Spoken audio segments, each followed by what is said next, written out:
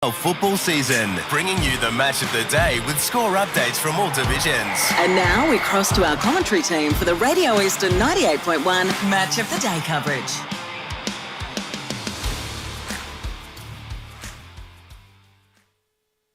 First division clash of the Eastland match of the round between the two Division 1 heavyweights in the Montrose Football Club and, of course, the Mitchum Tigers Football Club. And a huge clash here.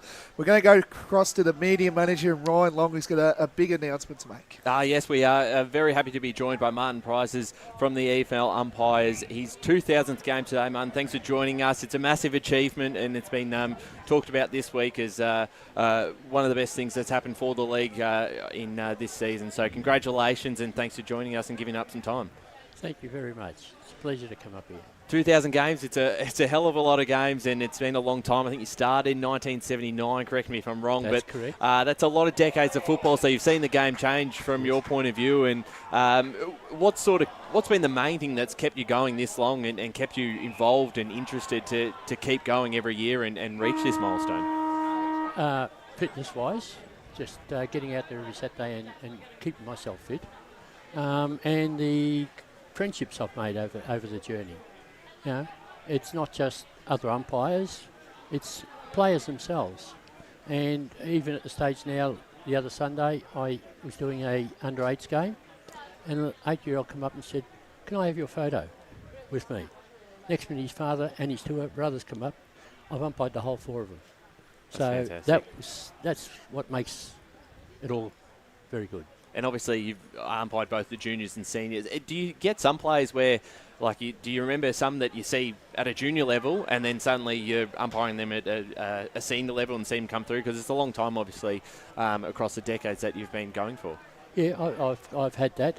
There was a kid from Vermont. I was walking my dogs around Fair Park, and he was running around down in the TAC system, and he come up to me and he said, "Remember umpiring me when I was an 8-year-old?"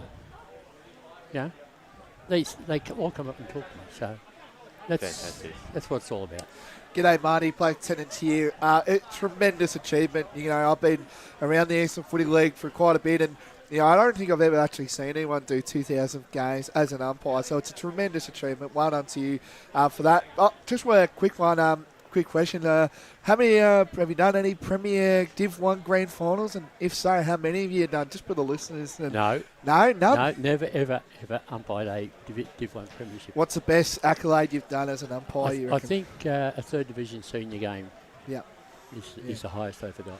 So, and of course, do you see yourself going on for the next couple of years? Because you know, it's a big achievement and all that, but. How long do you reckon? I reckon I can give you another 3 more years. Can you? Can you try and give me another 3? I'm trying to work on that. I'm 76 at the moment. Yeah, wow. And I've got something in the back of my mind that I'd love to do it and say 80. 80. So there we go. I'm working towards it. So yep. We'll see how it goes. Yep. If the body holds up, I'll still be around some sort of capacity. No worries. And it's a tight group, the Umpires Association, and I've learned a bit from Scotty since I've come into the league. And what is it like during a week? Of course, you get to train with the other umpires. It's a very socialised a group, and it's always been a very tight-knit group. Yeah, it's like a football club. It's basically the same as a football club where we encourage each other, we help each other, we try and improve each other's game. As we should, yeah, and especially I'm one of the elder statesmen now, and I try to help anyone else. Anyone's got a problem, come and ask me, and I'll help them. And you're a very humble man, and obviously on the week you would have had, I'm sure, quite a few messages. It was a big night on Wednesday night, yes. and you're well celebrated. Do you enjoy that side of thing, or do you sort of look at it as are you a bit more of a... I enjoyed that, yeah, yes, you did, and you got to share that with family as well? But I'm sort of a backseat guy. Yep. I'm not really into the flamboyance, out front sort of thing. Yep. All right. Well, thank you for coming on board, Marty. You know, tremendous achievement. 2,000 games. As I said before, I've never seen that as an umpire myself. So mate, congratulations. All the best for the next 3 or 4 years that you said. Hopefully Thanks, we can Blake. get you on there, and all the best for today, and do some good calls and all that, and have a good day today, mate. Always do good calls, mate. Yes, always. Thanks for that, fellas. No worries. There you Good night. go. So Marty, there from the Umpires Association, 2,000th game, of course, tremendous achievement as well. So.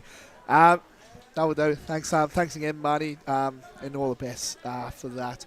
Joining us as well in the pre-game is Paul Laconey as well. Paul, welcome, of course, to the pre-game. Great to have you on board. Thank you, guys. It's interesting day out there, but I'm looking forward to what should be a big contest. It is indeed as well, and then politely get to Rod on how he's feeling. Of course, he called the game today, female women's game between South Croydon and South Belgrave. How was that this morning? Oh, it was a great game, Blake. Two top Premier Division sides, and South Croydon were very impressive. They ran away with that late. It was quite a close contest for 2 and a bit quarters, but they were sensational. Black and Martin had 5 goals each, so really impressive. So there you have it, and now we're going to be joined by the Montrose senior head coach in. Now, I've been doing this, trying to do this the whole week. I like building impressive resumes, and I think I might have a crack at this one. But joining us is Gary Ayres, a 4-time Premiership player, 2-time Norm Smith, five already. You missed 91. There you go, and 2-time Norm Smith medalist, a 2-time VFL Premiership coach from Port Melbourne, Gary Ayres. Welcome aboard, and good to see you back for another EFNL Saturday, mate. Yeah, thanks, Blakey. Thanks for the introduction, mate. No worries. So coming into today, a bit of a form streak at the moment for the Demons, winning your last 3 games again. So you've beaten Montana, Doncaster in a big win last week against South Belgrave. Do you feel like you're trying to, after a couple upsets that you feel like questionable losses, that sort of thing, do you feel like you're back on track where you should be in this middle part of the season? Yeah, I think so, Blakey. We probably had a really close win over North Ringwood at home, and I think that was a bit of a catalyst for this sort of momentum that we've got in the last 3 weeks. But I think we've had a fairly settled group too over the last month. We haven't had too many guys miss, whereas that sort of period from Park Orchards to Murrelbark, we were having guys miss, and we were having to make 3 or 4 or 5 changes as well. And I think that's the same anywhere. In this division, it's just really, really even. And I think if you've got your best players on the park, more often than not, then that performance should be relative to what you put out there. So, but, today's a challenge. Obviously, they're the reigning premiers, and they're on their, or we're here on their home deck. So all we can do is adapt and adjust to the conditions, because it looks like this rain might be setting in today. And, the ground looks in really good nick, but, we're just going to have to play the percentages and take our moments when they're there, I guess. Yeah, and as well, I think we've got to mention the big fellow in Ryan Garthwaite.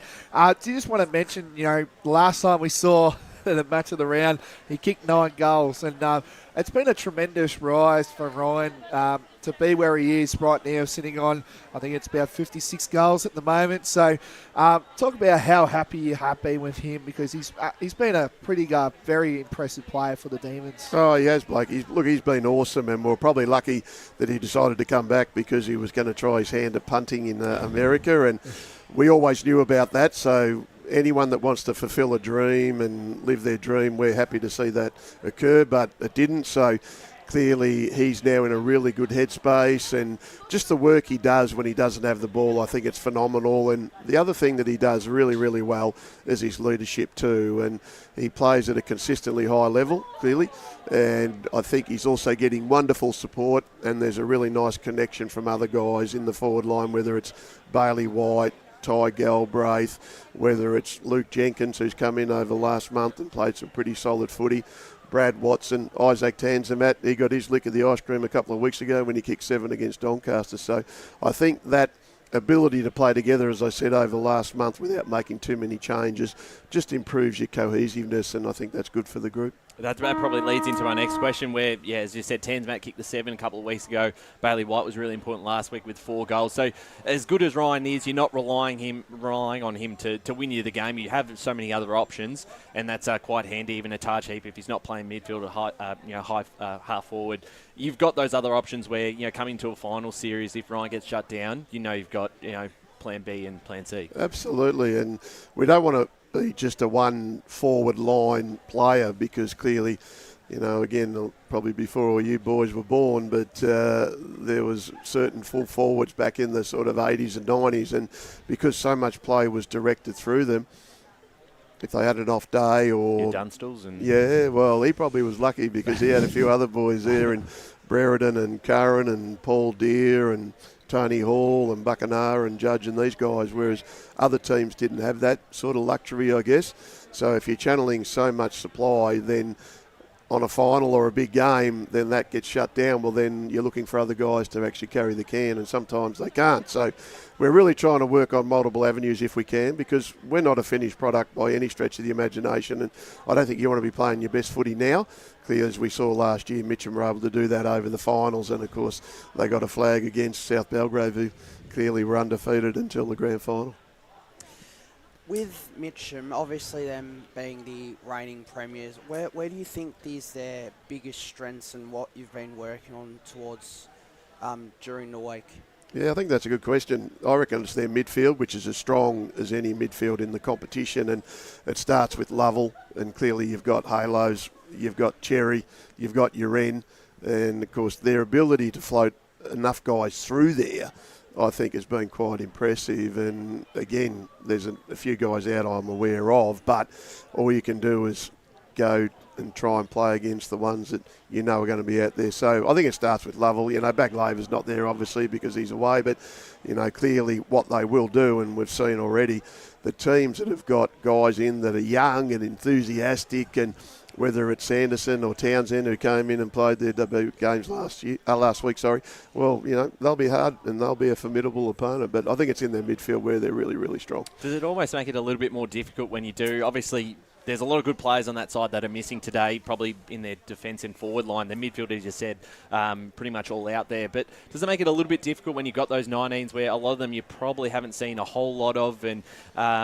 certainly we had a few last time we were here in that game against Park Orchards that were really impressive, and they jumped him out of the gates. Does that make it a little bit more difficult to plan ahead? It does to a degree, but one thing you do get when you've got youth is that enthusiasm and that, I guess, ferocity at the ball, and because they really are still learning the game and they don't know their game. It takes about 50 games, I think, before you understand what works and what doesn't work. So, no, we're as prepared as we can be, but I think these games are really about your mindset and your attitude. And if that's, in our case, as good as it has been the last month, then I think we'll play okay. But if it's a bit off, then obviously the opposition have an opening, and of course then they can sort of be doing what they need to do. Just one more as well, Gary. Jesse Uren, you touched on him, of course, and you don't have to tell me a player, but all that. But will you have someone on him to, he's having a very good year, as you can tell. But is he going to be, you're going to be looking into him a bit today? Yeah, we will, Blakey. We'll certainly try and, I guess, work as much to what we want to do and how we want to play, and clearly give the respect to the opposition, which they need to have, clearly.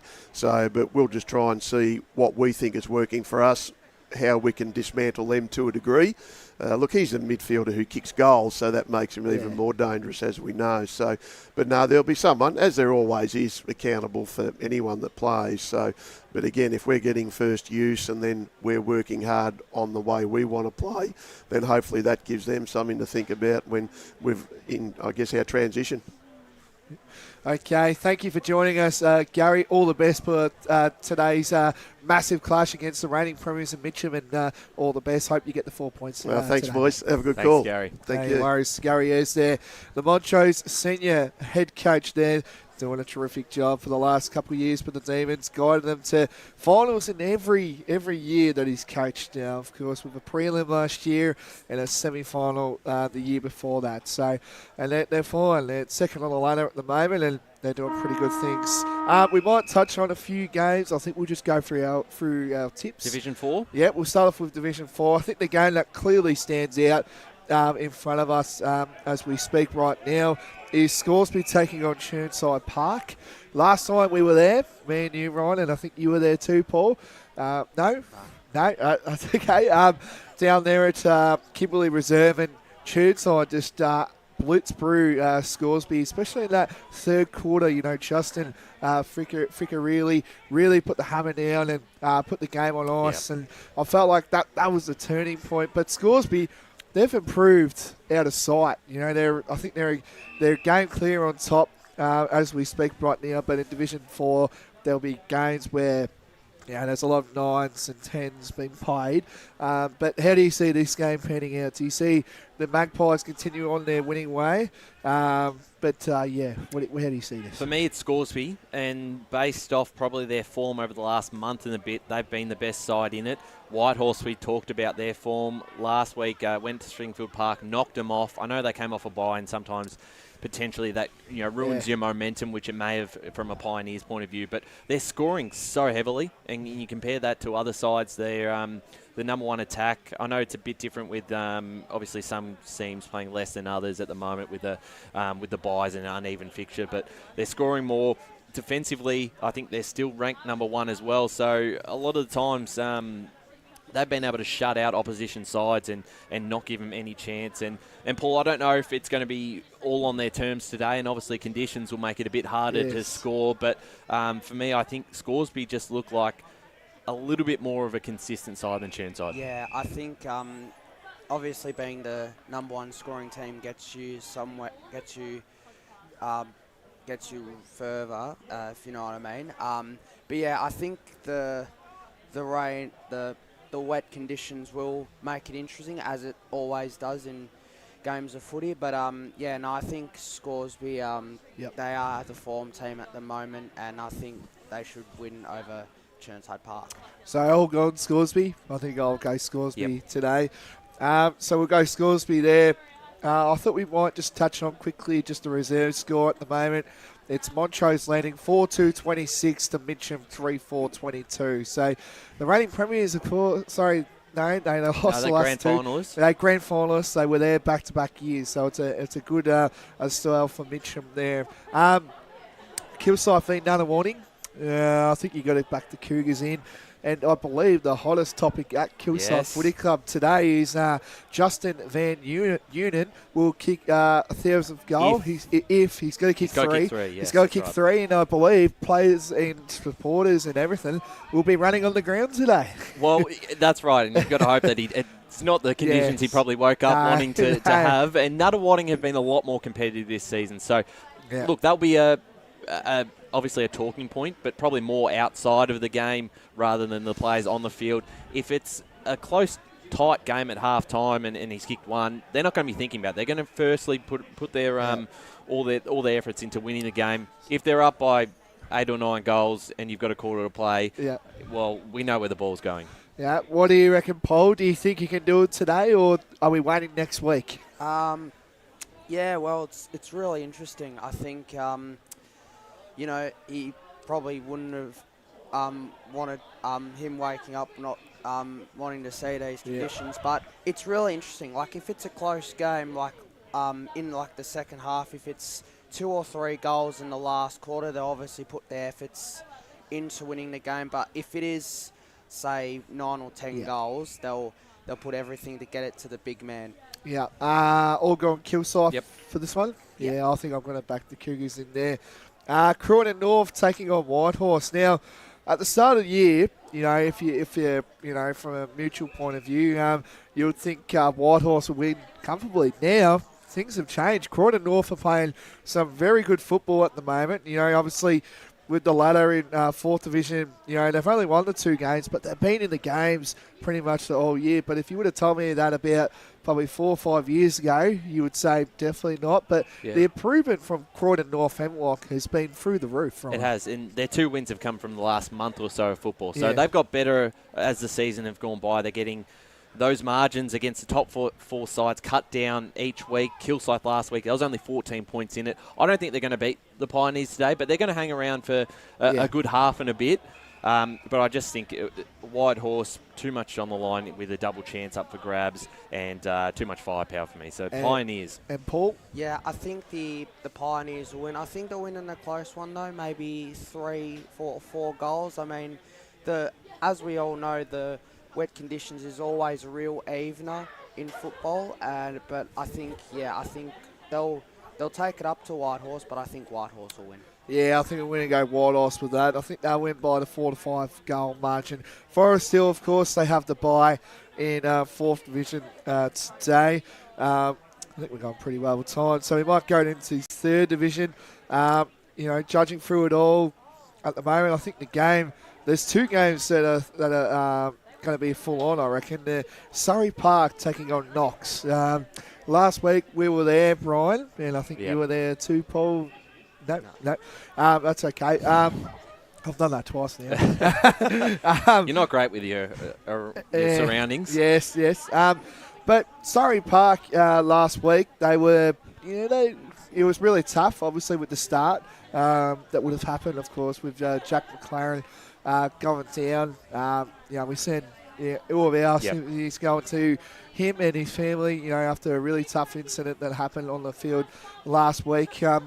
But Knox have been playing some good footy, of course, but Coldstream got the best out of them, winning by 27 points last week. But you would say Surrey Park, they would want to win this game just due to where they are on the ladder, because I think if they drop this one here... Coldstream are in range. Yeah. They've actually moved into the same amount of wins. Surrey's percentage still superior.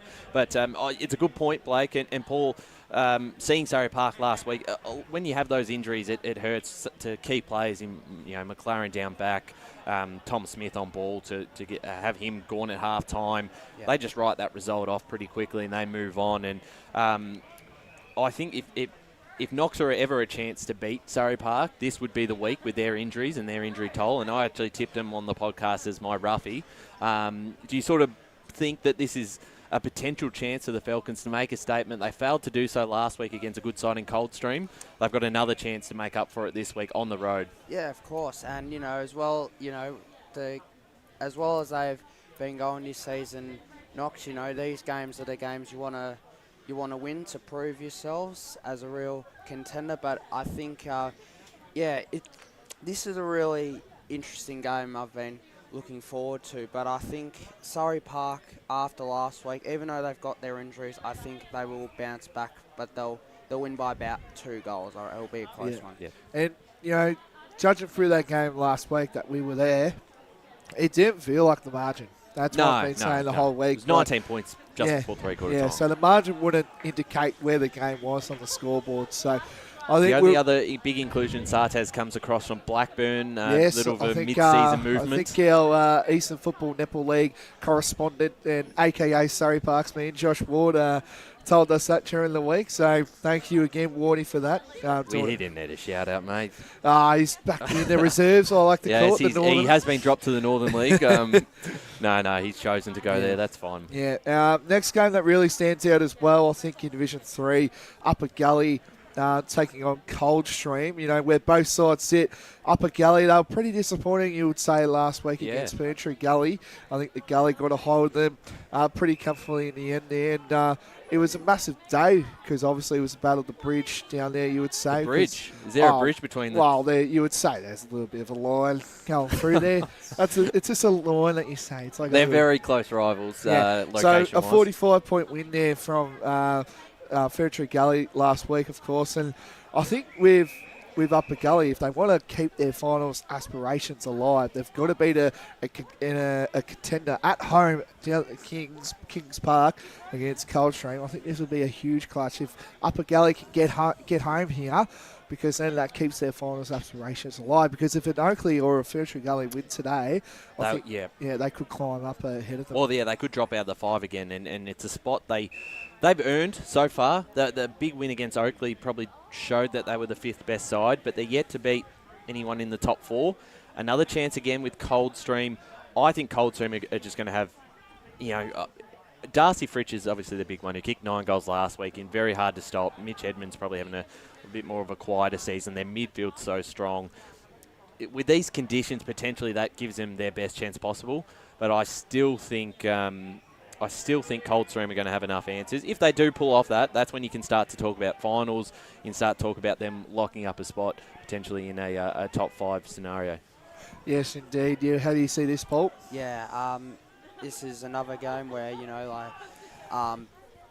Upper Gully are looking to prove their finals aspirations. Obviously, they were disappointing last week against Ferntree Gully. I think, for me, I'm going to go Coldstream in this one.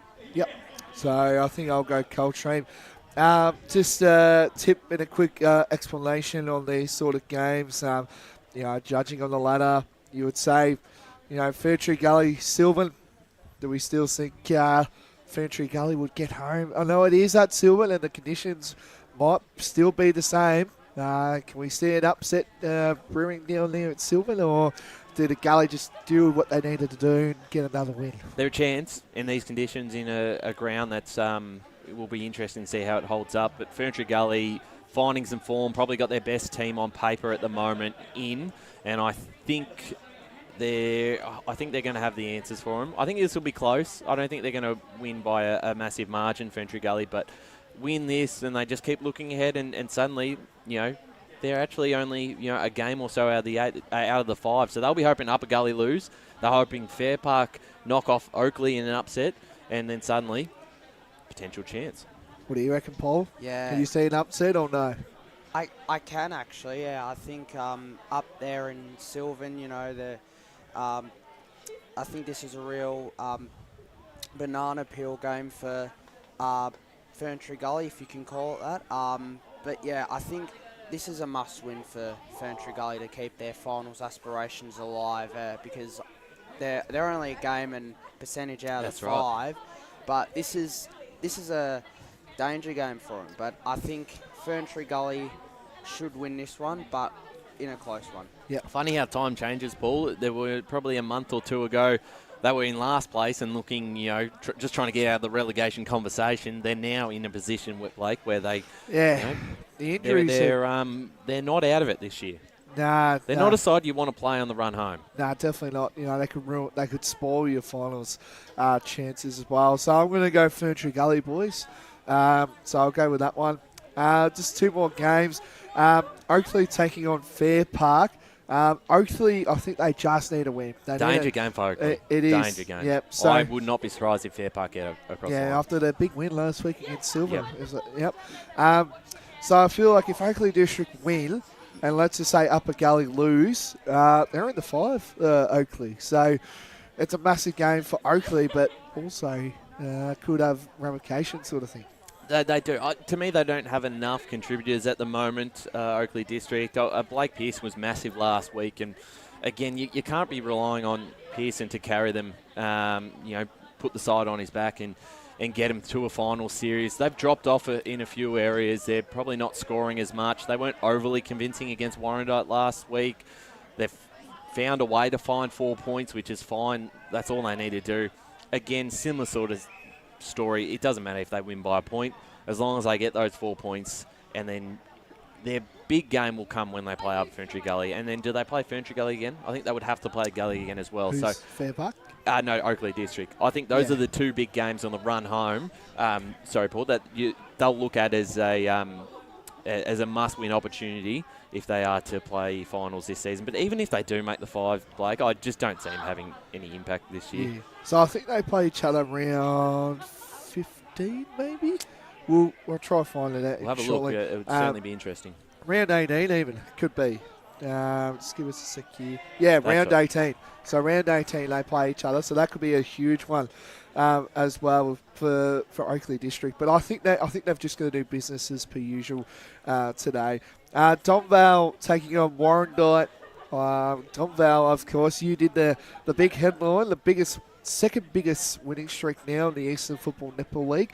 I think it's about 28 now, I believe. 28, yes. Yep. Second biggest for the senior men's. We spoke on the podcast this week that the Eastern Devils in the senior women's in Premier Division now are at 31, I believe, which is a side that looks like they might just about go through for another grand final.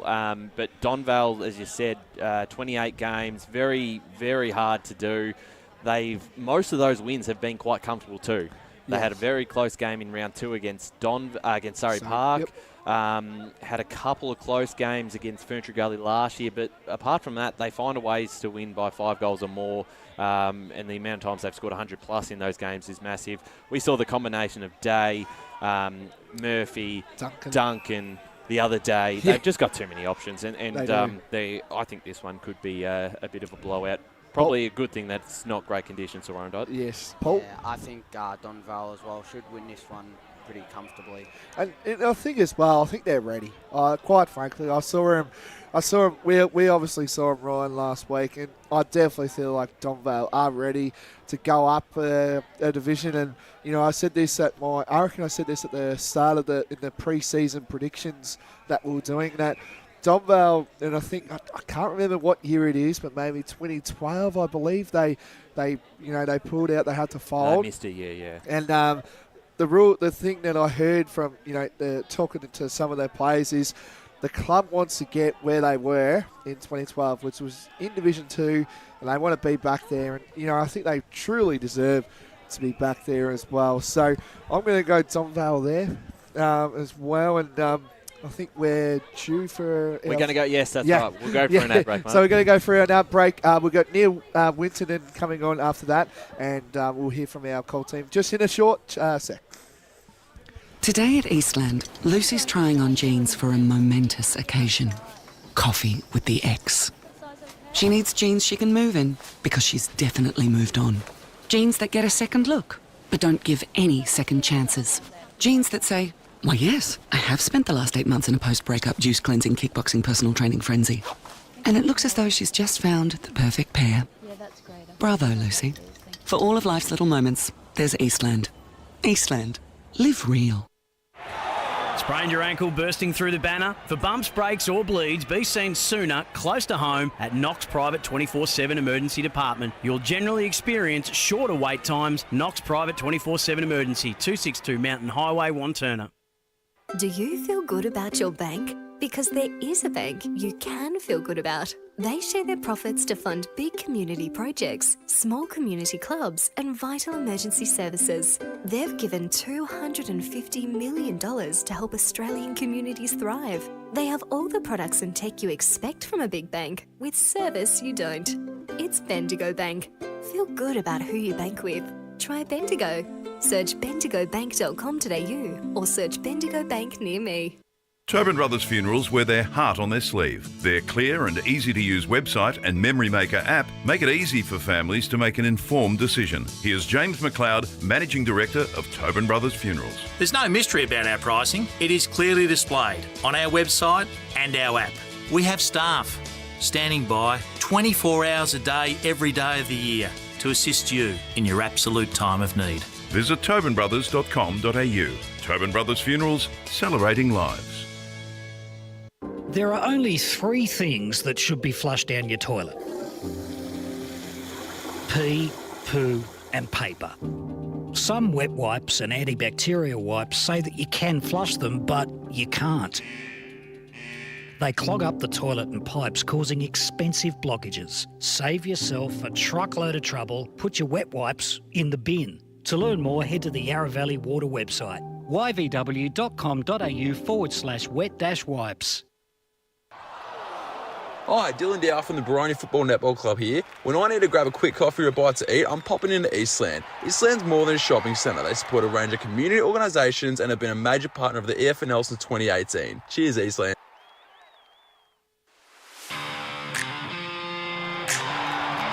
You are listening to Radio Eastern FM 98.1. With live and exclusive coverage of the EFNL football season, bringing you the match of the day with score updates from all divisions. And now we cross to our commentary team for the Radio Eastern 98.1 Match of the Day coverage. Yes, welcome back to the huge Division 1 clash here between the two Division 1 heavyweights in the Mitchum Football Club and the Montrose Football Club. We'll go to the reserve score first. It's Mitchum 5-5-35 to Montrose 4-4-28 in the third quarter. About 19 minutes gone, and I think there's about 10 seconds to go. So Mitchum up there as well. Grand finals, of course. And speaking of grand finals, they were there last year and they were holding up a cup. I thought I'll build this resume up for you, Neil. I'll keep going, mate. You can talk all day if you want to. So we got a 2-time premiership player as well, and of course just recently got his third premiership as a coach. So welcome aboard, Neil Wilton, into the show, mate. Thanks for having me, guys, on a beautiful day for footy. Absolutely. Was the resume top notch there? Were you you could have pumped me up a bit more, mate, but that's all right. You haven't got enough time. You've got to speak about some other things. Yes, of course. Neil, just a quick one. Very. I would say it's a bit on and off start. I think you lost to South Belgrave early days, and of course, and you won, I think, the 3 in a row, and you had the big win against Park Orchards. But do you feel like today, with the game today, how it's been planned out, do you feel it's an 8-point game? If you can win this game today, it will keep you, maybe even your top 3 aspirations alive if you win today? Yeah. There's not a lot of room between sort of 2 to 5 at the moment. So yeah, it is a really important game for us. You're right. We've sort of been a little bit up and down. We've had some availability issues early on in the season and a little bit now. But yeah, we did get rolling before that break, and then sometimes it's not a good time to have a break when you're playing really well. And we came back, and South Belgrave gave us a bit of a touch up after that. But we got a nice win last week against Mooroolbark, and obviously today against Montrose, who were arguably going as well as anyone in the competition. They took care of South Belgrave pretty comfortably last week. So yeah, it's going to be a really, really good challenge for us today in these conditions. Yes, as well. And before I hand it over to the boys, of course, for a couple of questions. Roland Garthwaite, I think he kicked maybe 4 against you guys last time you played. Is he a player that, you're going to put someone on him to make sure that he doesn't have as much impact? That sort of thing. You don't have to give me a player, but will you I put don't think it matters if I tell you who's playing on him. Riley Nicholas is going to play on him. He's kicked, 55? 56 goals, yeah, so he's clearly the number 1 forward in the competition, and he causes headaches for every opposition coach. So it's more so about trying to support Riley as much as possible. Riley's going to be giving away a bit of height and size today on Garthwaite, but yeah, it's more about making sure the supply chain gets cut off and it's as messy as possible going forward, because there's not too many defenders in the competition that can stop Garthwaite if Montrose are getting clean possession down to him. So it's more about the onus is on our midfielders to make sure that Montrose don't get clean footy down to him. Yeah, without sugarcoating it, there's a lot of injuries at the moment, and that's throughout the club. Particularly, I think the midfield's pretty solid, but probably your 2 ends of the ground defensively. Obviously, May's still at Coburg, Elms, other players like Wex and so on. Prenti's not there. Did guys. Wexy tell you to mention him? No. He is listening down there, but there is a lot on both ends, of course. And, we look a bit different from the last time we saw you a few weeks back. Yeah. How do you sort of deal with that? There's a lot of guys in their 19s getting their first chance, first look at it. Who's exciting you that you think might stand out today? Yeah, so the upside of having injuries is, it gives some young guys opportunities that probably wouldn't have it if you were at full strength. So we've got 5 under 19 kids in there today. Lockie Curtis comes in for his first senior game this year. Last week we blooded Jai Townsend and McKay Sanderson, who played really good roles for us as well. Ant Merrick's now in his 3rd game out of under 19. So yeah, that's the exciting part about it. And that's why last week's win was really exciting, to concede the first 6 goals to Mooroolbark. And then to be able to fight back with all these young guys sort of playing a role for us was really good. Yes, I'm excited to see what they can do today against, probably the benchmark team in the competition. Has that been one of the biggest positives, the 19s overall this season? Got enough numbers for 2 teams. Yeah. The first team, I think, is still on top of the ladder. A lot of these guys obviously now getting a chance at senior level football, and it certainly helped you out, particularly not just this year, but I'm sure for the long run in the future of the club. Yeah, 100%. This is, in my time here, this is without doubt the most talented under 19s list we've had. Which is great. It gives you that opportunity to be able to play these kids, and when you do get some injuries, you can give these kids a go. And as you said, they're on top of the ladder as well in the under 19. So yeah, the future's certainly bright. Over the next few years, the more games we get into these guys, obviously the better they'll be for it. So we look at Ryan Garthwaite, who's kicked 56 goals so far this year.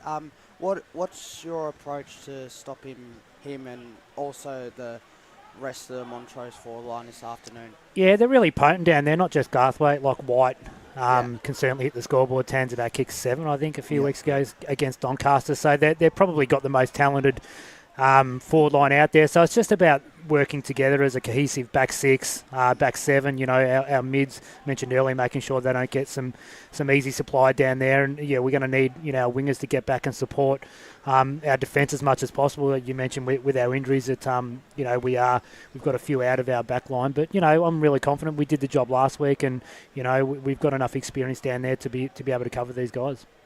Just want to talk about a player, you know, I really loving his season this year.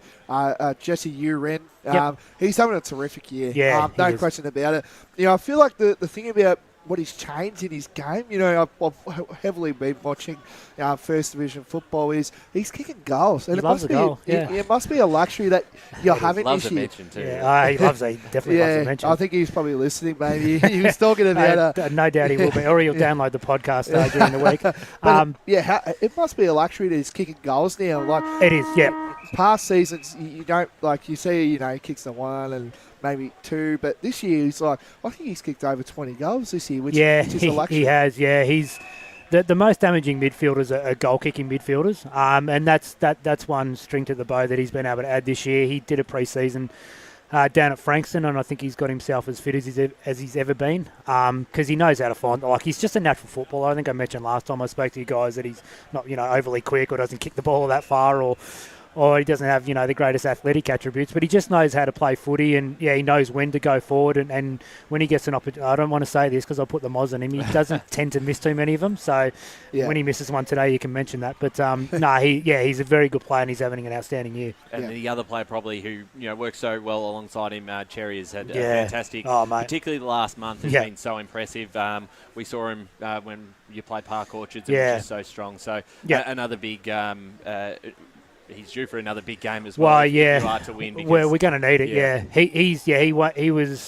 He come second out of best and first last year, Chesa. So probably for whatever reason, maybe flew under the radar. I'm still perplexed how he didn't sneak into the team of the year last year. So hopefully that gets rectified this year. But yeah, his last month has been unbelievable, and last week in particular, like he was the catalyst for us getting back into the game. And yeah, he's taken his game to another level. His last two pre-seasons have been huge. He's got his fitness levels up as good as they've ever been. And yeah, we're going to need a monster game out of him today. And just on that as well, but obviously, you know, I think you had maybe two in the team of the year last year. And I think that probably speaks more to how well coached you are in firstly, but also the structure and the system that you play. So you do. Obviously, you can't replace guys like Jake and Zach and so on, but you can have players come in and do their role and stick with some sides like Montrose. Yeah, I mean, and that's all we ask of these guys when they come in. We can't expect a 19-year-old or, you know, a guy who's been playing in the reserves to come in and play like Jake does or Zach or Josh May, but it's about playing their role and just adding value to the team, whether it's, you know, through competing or putting pressure on, or as long as we're clear in the role that we want them to do and they go out and execute that role, we're confident that we can win.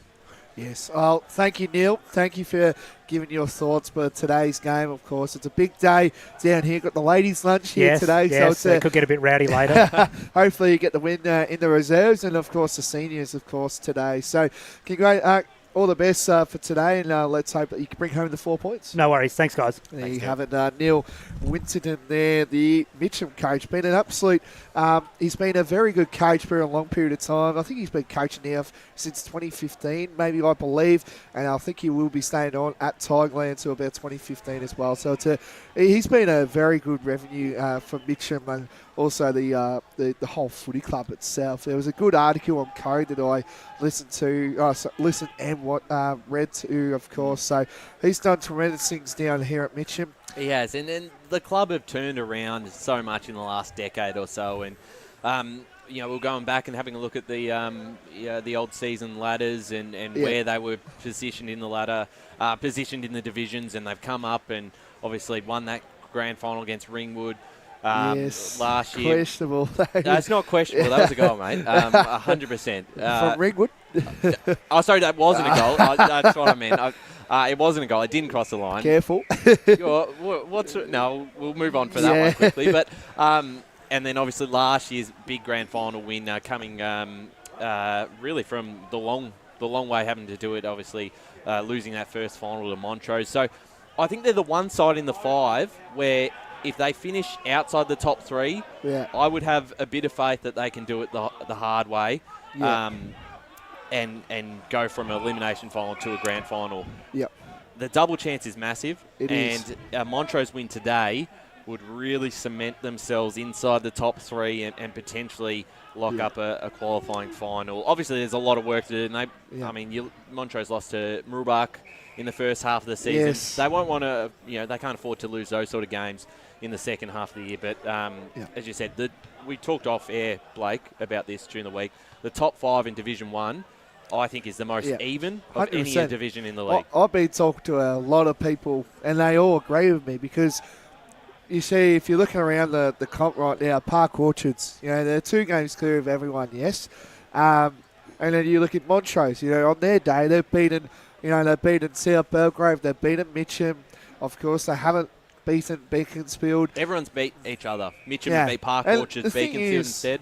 We don't give much. Like, I feel like we don't give a little bit much to a lot of love to Beaconsfield. I feel like there just needs a little bit more love there because I think they're a really talented. I love Beaconsfield. Yeah, I don't mind it, mate. They do a really great facilities, great culture down at the club. Good chicken burgers. The chicken burgers are nice down here, down there. They're doing a very good job. Beaconsfield, and I think for me the only reason they only reason they don't probably get as much recognition is the fact that their VFL players come in and out, and that causes some changes. Sorry, Lee. Oh, no. I was under you. Just going to barge in and say... This is big burger talk, won't it? It is, because you said they're chicken burgers, but are you sure that, it's down the coast? Maybe they're seagull burgers. Who knows, Lee? Who knows? So we might just jump quickly into Division 2, of course. And I think that the game that we're heavily going to be talking about is the Ringwood-Heathmont game because it's Brett Rowe's 100th game as senior coach. He's done what a great man. He's a tremendous man. He obviously wasn't happy with my pre-season predictions, but that's a story for another day. But I feel like with Ringwood, a 1 point win against East Burwood last week, and I feel like they've just been on and then off and then on and off. But I feel like we just need to start. Can Ringwood win this game? Heathmont, of course. Heathmont in better form. They are in way much better form, I would say, as well. So I'll start off you, Paul, with this one. Ringwood and Heathmont, who do you see winning and why? Sort of thing.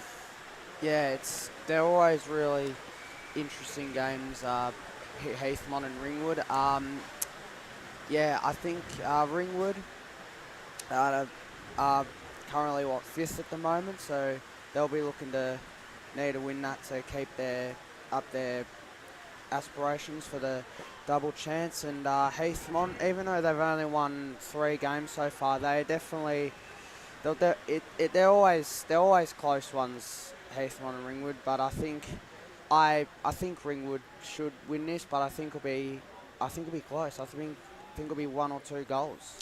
I agree that'll be very close. I've leaned towards Heathmont just on form, and Jet Latchford was a big out on the weekend, this weekend. So I'm leaning towards Heathmont, but I still think it's a very tight game. And if Heathmont do win, they close that gap on Ringwood and potentially keep their very slim finals chances alive. They're actually going to a win. Where would that put them on the ladder? Mulgrave would obviously play Lilydale, so that might change things. But yeah, I feel like if Heathmont win today, this is how I see it. I think they're back. I think they're, we all saw it last year, didn't we? They finished 4th or 5th, and of course they spent a lot of petrol tickets. 4 wins, not 3 wins. I stand corrected. Yeah.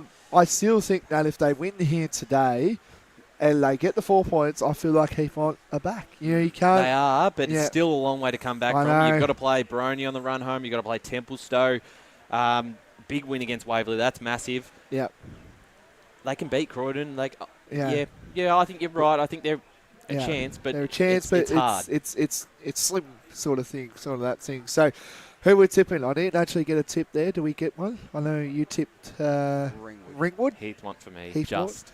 Okay, I'm going to go Ringwood. I'm liking Ringwood lately as well. So we'll go through a couple other games. There isn't much. I'd say Baronia Templestowe is another big game as well, just due to where they are on the ladder. If you're looking through at the moment, Boronia are 2 games ahead, and then you see Templestay 3 games behind. But Templestay, they just need to keep winning. I think they need to get a big one. They're not getting it today. You don't reckon? And not tomorrow. Mitchum out, Fogarty out, Wooten out. That's 3 of your most key players, and you're playing a Boronia side that have an average winning of over 10 goals at Tormore Reserve.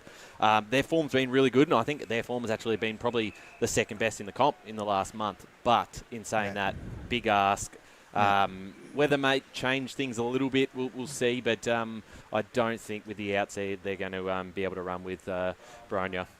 Yeah, I think Boronia at Tormore Reserve should get the job done. I think if Templestay are a chance, I think they need to get the jump on Boronia, but I think, Boronia at Tormore should get up. Yeah, Croydon v Basin, I think we'll all go Croydon there. Croydon? Yep. But Basin a slight sniff. Yep. Croydon been disappointing. Mulgrave Lilydale. Adam Boost 300. This There is we massive go. for the That club, is. and That's I think I was scared to that. Mulgrave will get it done for him. Is it kind of like the Dustin Martin field kicks the first goal and the whole Mulgrave Reserve erupts? It'll be kind of like that. Can you picture that today? Well, for Mulgrave's sake, hopefully then after that they continue to perform, unlike Richmond did a couple of weeks ago. We don't talk about that. It's disappointing. But A lot of Hawks fans probably listening on laughing at us. So anyway, Waverley taking on East Burwood. East Burwood very disappointing. We had our great mate Spider not happy with the performance. 5-13 they kicked last week, the Rams, and you usually say if you turn that around, you usually win 10 times out of 100 pretty much, you would say there. But how do you see that? Do you see Waverley getting the job done, or do you see the Rams getting home here? Paul Waverley got a few outs, so potentially they've got a under 17s debuting. They've got a couple of debutants into the side, so a chance at East Burwood. Both sides' form hasn't been great in recent weeks. I'm just leaning towards maybe the home ground advantage for Waverley. Yeah, I think same with home ground advantage. East Burwood are a bit like Heathmont as well. They've got the same number of wins, and they're looking to keep their slim finals chances alive. It's a really hard game to pick based on form, but I think home ground advantage will lean my tip towards Waverley. Oh, so Mitchum would just kick the goal there. They put the margin back to 11 points, the Tigers. So reserves. Yep, 6-5-41 to Montrose, 4-6-30. 2 losses in a row in the reserves for Montrose. Oh, well, you've called it early. Still 9 minutes. Meanwhile, it's so dark out there. It reminds me of I'm pretty sure it was either a match of the round or a final out at Boronia where it was that dark. We were calling on anyone to turn their lights on. This is before they got the new lights out there, but I see no lights on here. Yeah, they might have to get the yellow ball. But I am seeing a whole lot of cars with their lights on, so maybe they're the lights. They've given it a go. Yeah, so there you have it. So Mitchum not over yet, as Brian touched on, but it's 6-5-41 to Montrose, 4-6-30. It is in there 450. No, Are you going to call the game? No, we won't call the game, no. So we'll go quickly. I reckon we'll just give our tip, boys. I think we'll probably go Mooroolbark versus Beaconsfield. Where are we going with that? Beaconsfield?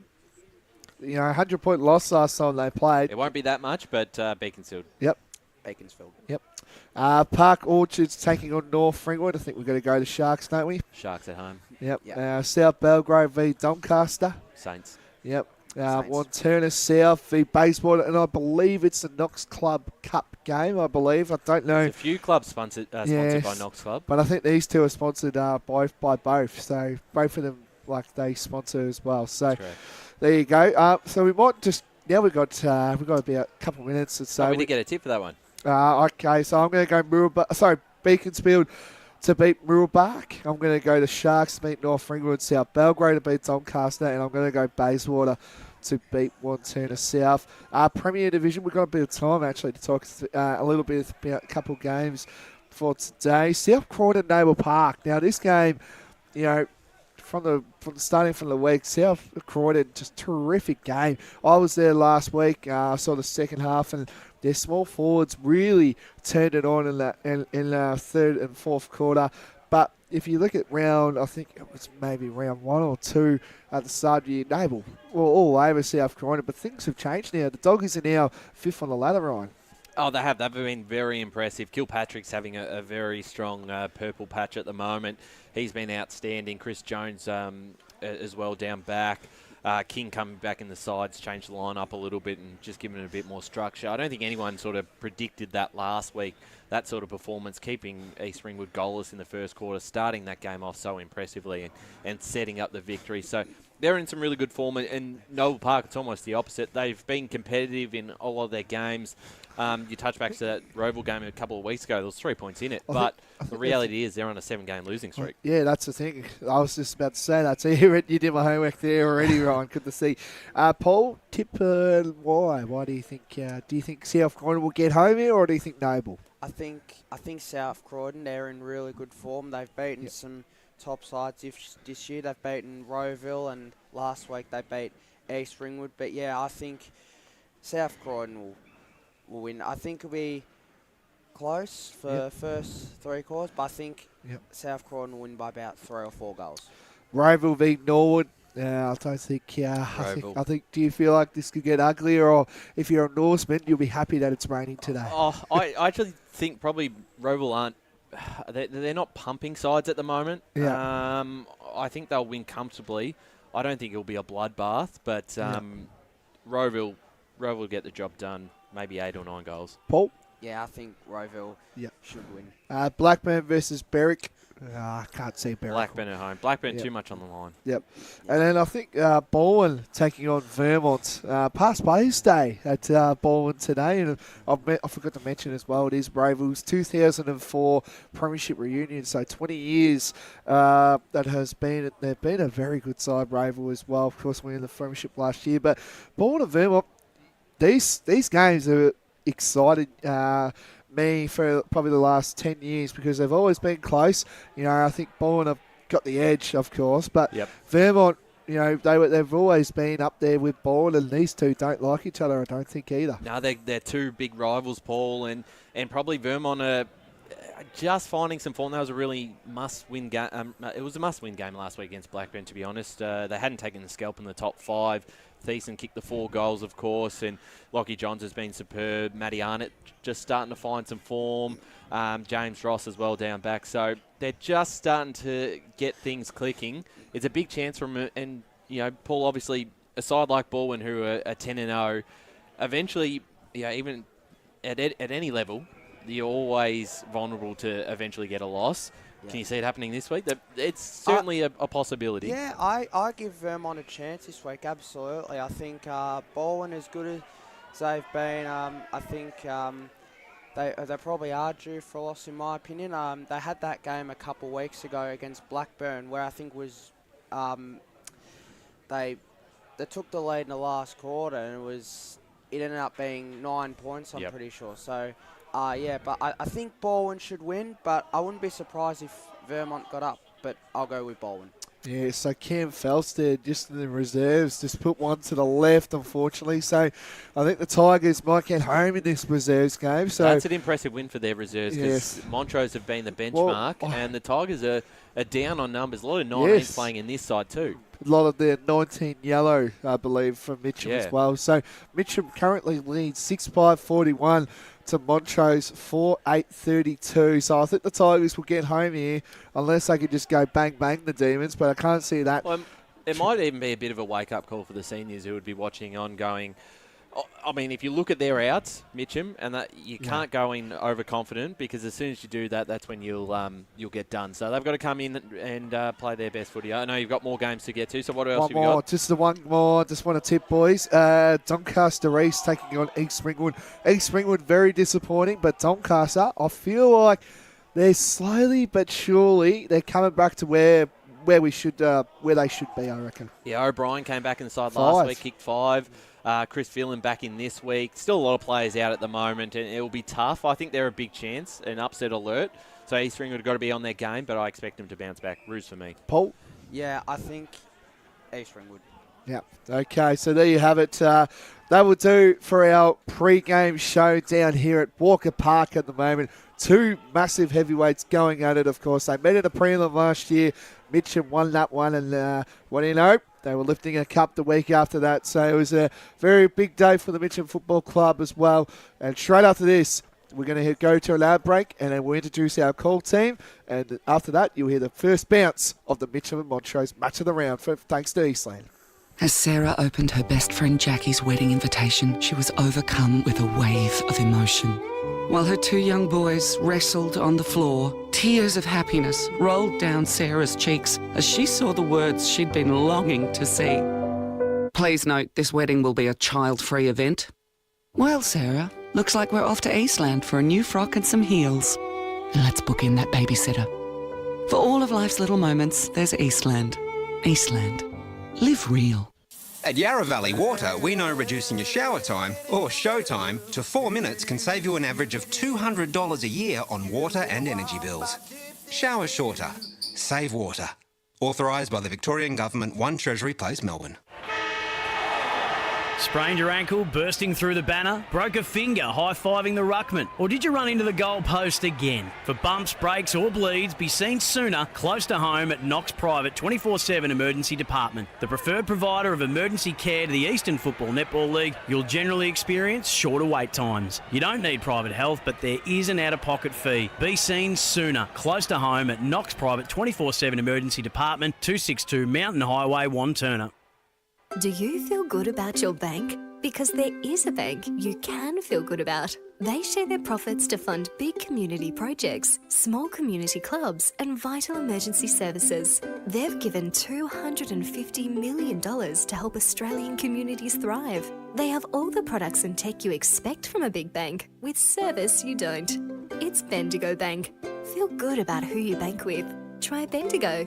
Search bendigobank.com.au or search Bendigo Bank near me. The first time I met the team at Tobin Brothers Funerals, I felt like I'd known them for years. They're so caring, honest and passionate. James McLeod, Managing Director of Tobin Brothers Funerals, sums it up best when he says, Every day our people get out of bed to assist client families in their absolute time of need.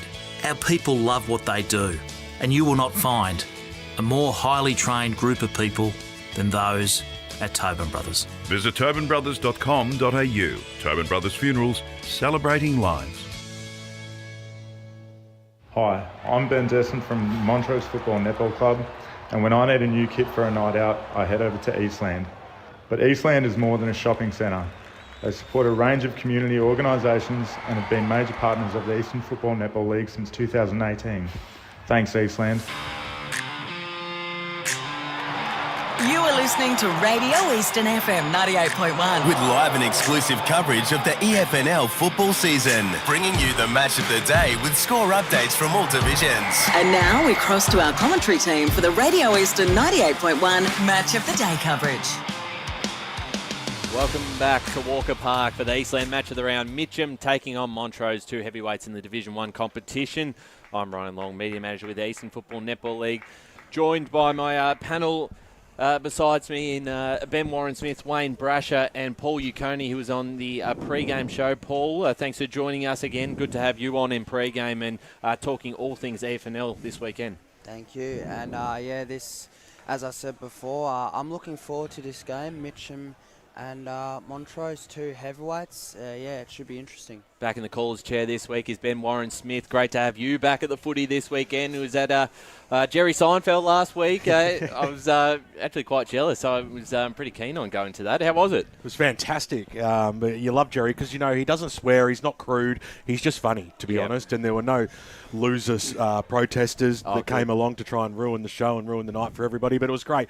But it's not as good as coming back to the local football, although the day's pretty miserable out there. Hopefully the weather gets better as it goes on. But I love coming out to Walker Park, and I was just saying to Brash outside, the good thing about on a bad weather day is the grandstand up here will be jam-packed, so we'll get a good atmosphere surrounding us, which will no doubt be great for the effects. But love listening to pre-match. I love listening to Neil Winterton talk as well. I've known Neil for a very long time now, and he was a polished footballer, and he's such a seasoned coach now, and He's very clever. He talked about Jesse Uren and how clever he is. He's like a sort of a model of Neil Winterton. He was a very, very smart footballer and a very good one at that too. And they've got a big challenge today, the Tigers, coming into this game. Obviously, they're injury-riddled, which makes things tough. But I think the way that the weather is and it being on their home deck all of a sudden brings the game back a lot tighter. And I think there'll be that hunger and that drive from that young brigade that come into the side that will really push Montrose today. I couldn't agree more. And a good point about Jesse Uren, because he might follow the same path. He's currently coaching the under-19s alongside teammate Daniel Wex. He coached the interleague boys in the under-14s this year, so potentially a future senior coach at the Mitchum Football Club. But that's still a long way. I think a senior coach anywhere. Yeah, well, Ryan. definitely not. Doesn't have to be Mitchum. Doing a very good job there. And Brash, great to have you back on board for the special comments out at South Croydon this morning, and did a fantastic job. And looking forward to hearing your expert opinions across the afternoon as well. Yeah, thank you, Ryan. Look, I echo the thoughts of BWS. Even though the weather's not great, it's probably our first true taste of wet weather football for the season here. Yeah, it does. And once again, the contest that is in front of us this afternoon is a very, very interesting contest. I think it's basically the way I sort of interpret the game early. Montrose are a very good and fast starting side. If they can jump out of the blocks and then get the game on their terms and run at the tempo that they want for the rest of the afternoon, it would. I think that'll set the tone. Mitchum, a little bit hit and miss, Ryan, in first quarters. They started slowly against Muralbark last week and came home with a barnstorming finish in the second half, but I don't think they can afford to do that today against a more credentialed side who at times seems to have the wood over them. Yeah, well, they cannot afford that. And the last 4 times these two sides have played, they've given up starts to Montrose, and most of the time it's been 5 goals or more that the Demons have kicked. And a few of those games, they worked themselves back into it and even were able to pinch that preliminary final after coming back after probably a slow first half. They're not going to be able to do that if they give away a lead today, because it's a different lineup. Particularly, their midfield's good. Midfield, everyone seems to be there, from Cherry to Uren to the Hallows. Barton Smith, if he does run through the middle. So their midfield quite strong, and I think they can match him in there. It's just defensively, it's a very different side, and I'm very worried with no Elms. Josh May still remains at Coburg. They're 2 very important players. Other players as well, Conlon, Wex, Glossop, the captain, the co-captain, comes out of the side as a late out. It's going to be very hard to stop a forward line which is really functioning very well for Montrose. Yeah, and that it is at this particular stage. I mean, last week they once again seemed to have South Belgrade's measure, so they've knocked them over twice this season, which sets them up with a little bit of a psychological advantage when it comes to the finals.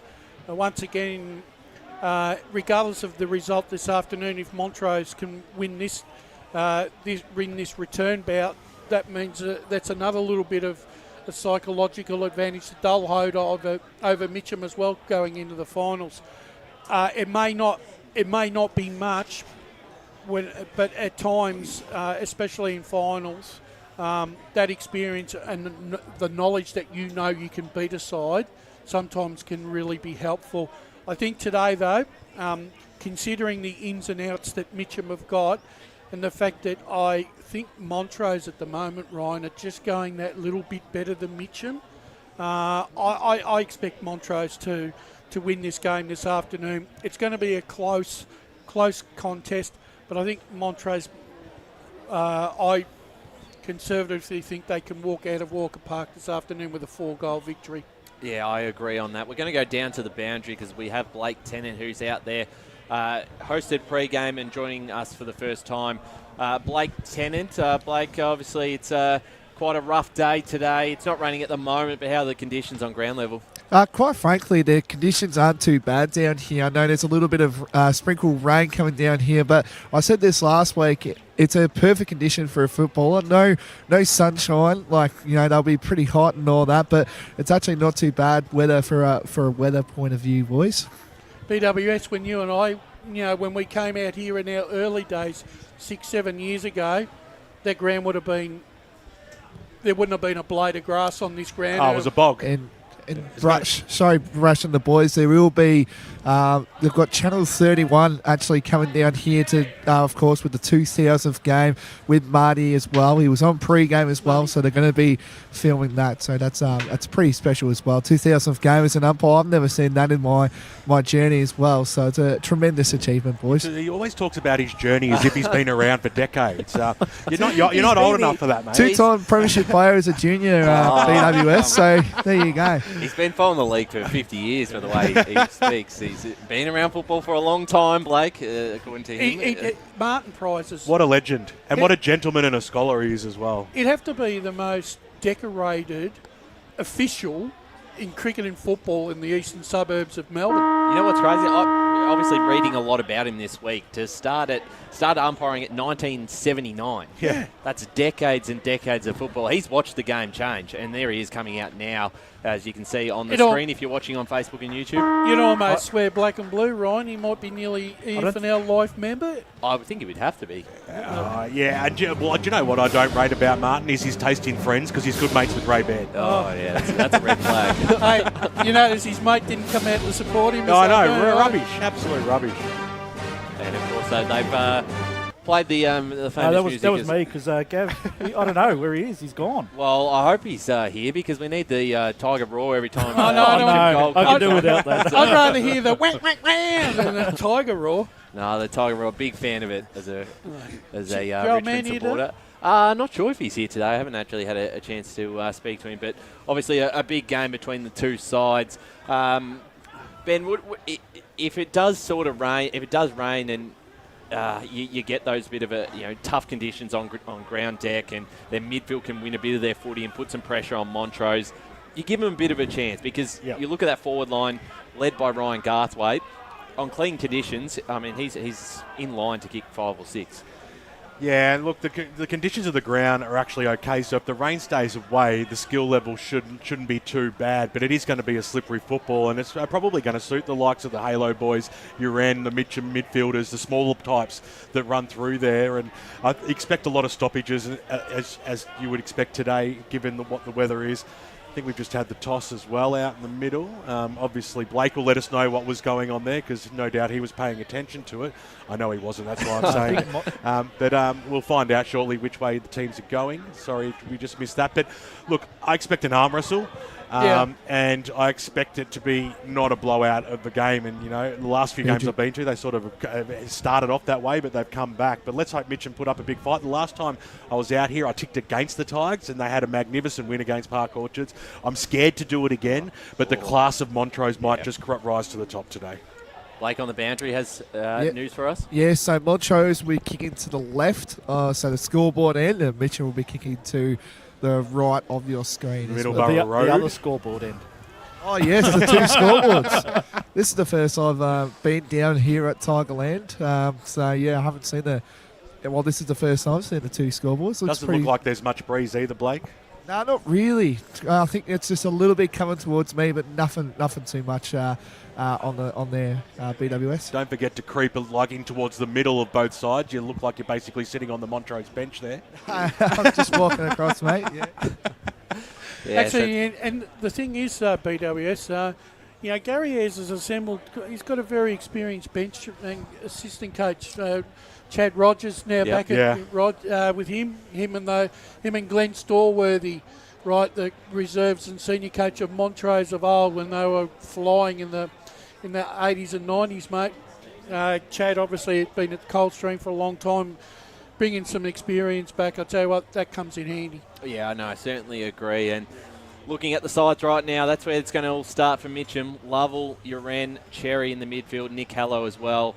They're going to be due for a big, big game if the Tigers are to get an upset this afternoon against a red-hot Montrose side who are in ripping form, coming off a big win against South Belgrave last week. Thanks for joining us, Radio Eastern 98.1 FM, as well as our Facebook and YouTube streams. We've got a massive afternoon ahead between the two sides, and as you said in the pre-game, it is very important for both teams to just keep winning and improve their chances for a double chance this season. But we're all set. We're ready to go from Walker Park for the first quarter of the Eastland match of the round. Ben Warren-Smith to get us underway. So it'll be Lovell and Rossetti to go up in the ruck contest as the umpire finally starts this game, and this time a little palm down by Rossetti. Was looking for his teammate there in Heap, who dived over the football, couldn't quite get it. The big ruckman Lovell picked it up and was brought to ground, but let's restart this one. Just forward of centre for the Tigers. Midfield battle will always be important on a day like today. This time it was Lovell who got the chocolates. Little fresh air shot in the middle of the ground. Ball is slippery. You can sort of see that already. As a quick kick by Montrose goes up towards the half-forward line. But getting down and taking a sliding mark was the hyphen Barton Smith, who wastes no time either. He had a teammate up across centre half-forward. It goes over the top of him. Here's Jesse Cherry, who runs after the ball. Had to give the little quick handball away. Crampton, he had to break the tackle. He just dropped it like a hot potato. In came Gardle. The veteran laid that good pressure. They've got the numbers now. Montrose, quick kick around the body by Eels. Along the boundary she goes. A good spoil by Blake Lee. Over she goes for a boundary throw-in. Great to see Blake Lee back in the side this week. He was best on ground in the reserves. So we're going to get a boundary throw-in on that far side. No score yet in the first minute of this game, but Montrose, Mitchum doing all the attacking. Rossetti went up as the ball comes down, and inside 50 here for the Tigers. Bouncing footy over the line. We'll get a boundary throw-in. Inside 50 for Mitchum. Minute 20 into this game.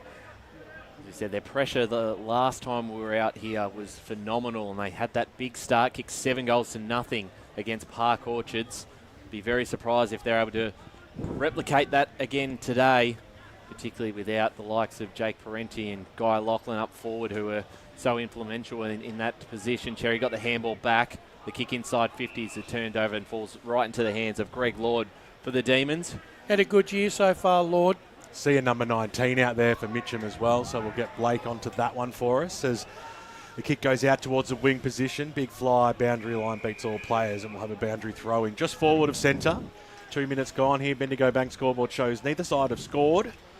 That might be a bloke that I picked up in BWC. It might be Curtis, Lachlan Curtis, number 19. That was what was on the website. Yes. Good call, Brash. Can always rely on you, mate. As Halo of the Nick variety spun on a throop, kicked the ball inside forward 50 or thereabouts, and getting right on the line was Crampton, who just goes short. He was looking for Halo, went over the top of his head. Nicely chopped off that time by Eels, who wasted no time. Thumped it on his left boot, kicked it up in towards the centre of the ground. The Tigers, though, have got the numbers. Quick scrambly kick goes inside forward 50 or thereabouts now. Cherry, he took it on the second bite, on the bounce, I should say, but the umpires pinged him for holding the ball. He got quickly wrapped up. Eels has had a lot of it early. Got the quick handball away, put his teammate under a fair bit of pressure there. Scrambly kick out towards the grandstand side. Mitchum have the numbers, and the hip and shoulder was timely by Liam Canny, and over she goes for a boundary throw-in. Right in front of our camera woman, Megan Green, the best camera woman in the country. There's no doubt about that. As the Rucks go at it, at the fall of the ball, Heap was in there. Got dispossessed of the football. They've got numbers. Ducking underneath of it was Hams. Uren was on top of him, and let's restart it all again.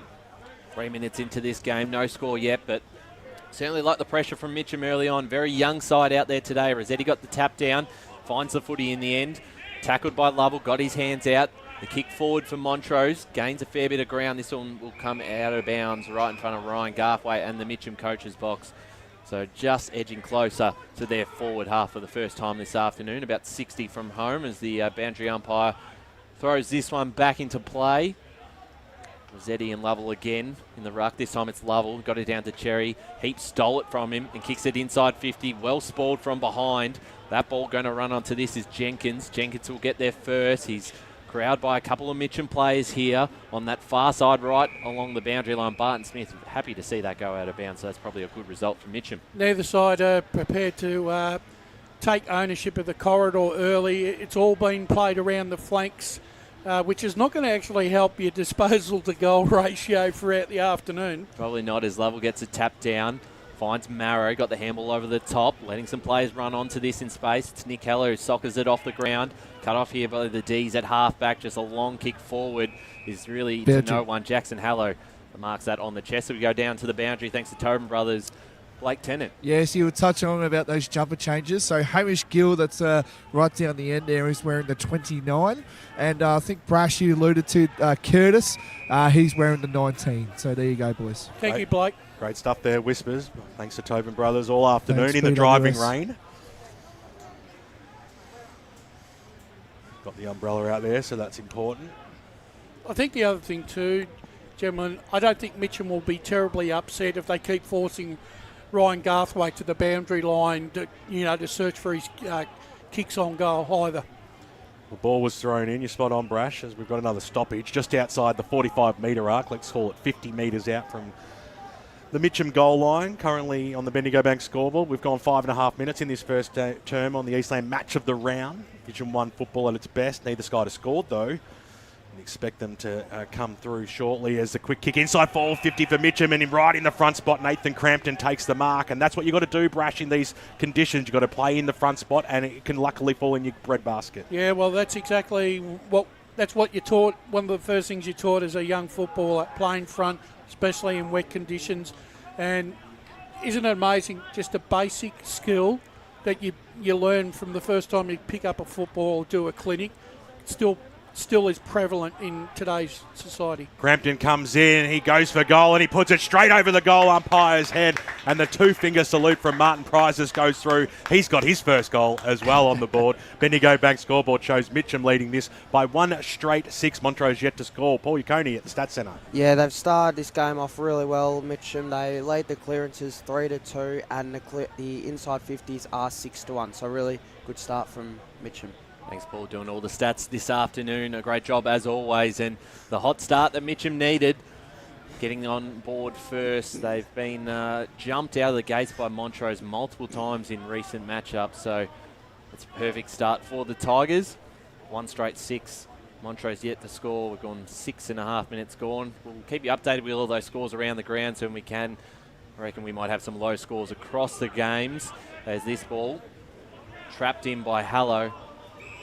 We'll get a secondary ball up right where we started. 7 minutes gone. I think Sam Carney's been given the big job on Tash Heap in the midfield this afternoon. He's wearing like a cheap suit there. Yeah, well, he was very dangerous when we saw them earlier in the season against South Belgrave. Played a few different roles. This kick coming out, great mark by Alex Barton-Smith. Playing a more defensive role this afternoon and in recent weeks. So Barton-Smith will send the Tigers down the line, pushing towards their forward 50. Big pack of players flew. Couldn't quite take the mark there, Sanderson. The ball comes out to Heap. Goes backwards there and finds Eels. Eels goes a kick down the line towards the middle of the ground. Barton-Smith again is finding plenty of the football. And he did well, got the handball away, and the Tigers are out on the wing. They're looking for Jesse Wren. He's beaten here by a opponent in Daniel Frith, who is unable to hit up a target. He's kicked that one out of bounds on the full, and Mitchum will take this. Well, nice little hurdle there by Nicholas to retrieve his own football over the fence. Started okay, Mitchum. Yeah, they have. They've doing everything right so far. Yeah, the pressure's certainly on. There's no doubt. That's what we expected as well. Big pack forms. Hits the ground level and then trickles over for a boundary throw in about 65 metres out from the Mitchum goals. They currently lead this game on the Bendigo Bank scoreboard by 1 straight goal. 8.5 gone first term on the Eastland match of the round. Picking the right balance of talls and smalls in your lineup is one of the big skills that you, as a coach, you've got to come up with, especially on wet days. Big fly over the back by Lovell. That was very clever. Crampton came charging through. He was quickly wrapped up by Minterplay. And the umpire says, give it back to me, boys. They've edged closer. They're inside the 45 arc. Wasting no time as well. Lovell will give that one to him. Knocked it out wide. Montrose through Potter. Got brought to ground. Strong tackle by Jesse Uran. It's not rewarded though, but he's managed to hold the play up. And once again, they've gained that extra 10 metres, so it's about 35 out now from the Mitchum goals. Fresh air shot by both players coming through. Hams, who had a fresh air shot. The umpire could have almost paid holding the ball then. Little handball over the top there by Curtis. There's a lot of players around this football at the moment. Smythe was in there. Goes after it again. Second, third effort was great and managed to just get the hand on the ball to knock it out. Montrose got the quick kick, but it was smothered. Crampton came in. He was brought to ground. Strong tackle. Lots of pressure in here inside the forward 50, offensively and defensively. And we'll have a ball up. I think these conditions are suiting Crampton at the moment. He likes getting in and under, and that's exactly what Mitchum need at this moment to hold the ball in their forward 50. Comes out now. Trying to break his way through was Eels, but he was happy just to probably just do that slowly and force the restart. Almost 10 gone now. Rain has stopped, which is also a plus. going in after it and getting slung that time, I think, was Uren. He's about 50 metres out from goal. It's just beyond his range here. He's not a selfish player where I think he'll go back and have a ping. He is looking for options. I think he knows it's just beyond him, so the short pass was on and he just had enough time to get it to Lovell, who dropped what he probably should have taken, the big man in the end. Got the quick handball out. The ball slips out the back. Montrose looking for that clearing kick. Scooped upon this time, though, by Potter on the left boot. Spotted up a teammate, linking up nicely now. They run through the middle of the ground. Here's Galbraith, inside forward 50, bouncing football. Looking out for Garthwaite. He trapped the football, got the handball back. Here's Laurie. Goes backwards to Nagel. Nagel snaps it around the body, inside forward 50. In fact, now it's out towards the Garthwaite direction, right near Bailey White, who was the intended player originally, and over she goes for a boundary throw-in. Big job for Riley Nicholas playing on Ryan Garthwaite this afternoon. We get a boundary throw in inside 50 for the D's. Hasn't been down this end of the ground too much in the opening 11 minutes. Ball back in. Lovell got the tap down. Who is able to grab this one is White.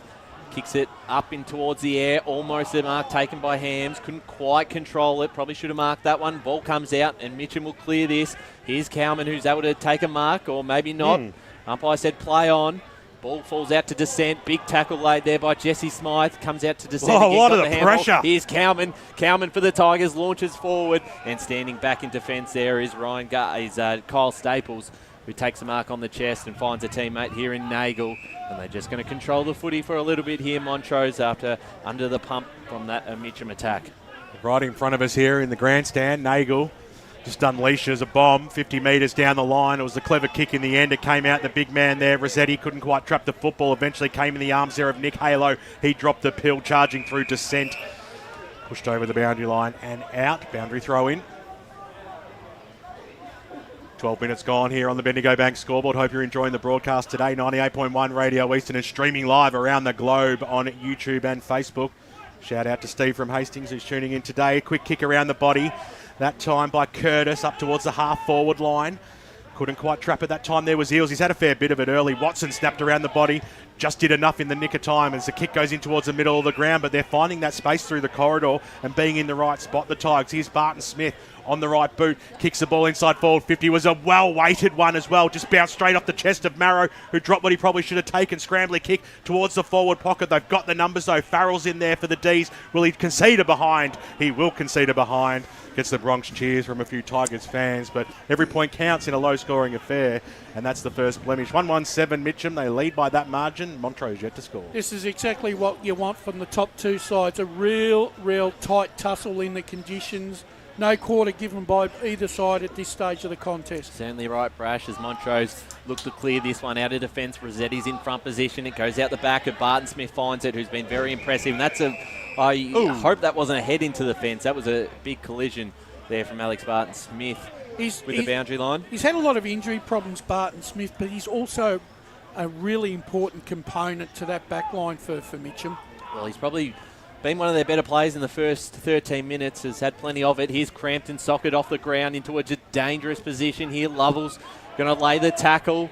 Is the ball coming out? No, it's not. So ball up inside 50 for the Tigers. Probably like Kyle Staples was very lucky not to get penalised there because he did drag the ball back under. Yeah, he did. And Brad umpire Pulley was just on the wrong side of the tackle there. That's right. Lovell the tap down. Dangerous spot for the Tigers. Marrow picks it up and he's wrapped up. We'll get another ball up inside 50 here for the Tigers. 13 coming up to 14 minutes gone on the Bendigo Bank scoreboard. 1-1-7 to no score in favour of Mitchum. This one coming out to Marek into the side for the last few weeks. A big tackle there from Nick Hallow. No free kick either way paid. We'll get another ball up. I'm going to go with you. It's Hallow, not Halo. Is that it? I've been going with Hallow. Okay. Been going with Halo for a decade. However long. I feel bad. I think, well, they probably both got a halo anyway because they're superstars of this football club. As it comes out now, trying to work his way out of it was Nick Halo. And Brad Pulley has called this one high tackle, so it'll be Mitchum to have a shot on goal at 30 metres out, and 45-degree angle, and a chance to extend the lead out here, Brash. Yeah, another player that's been in and out of the side over the last 2 years because of injury and form. But when Nick Halo is in form, he's a very, very dangerous forward.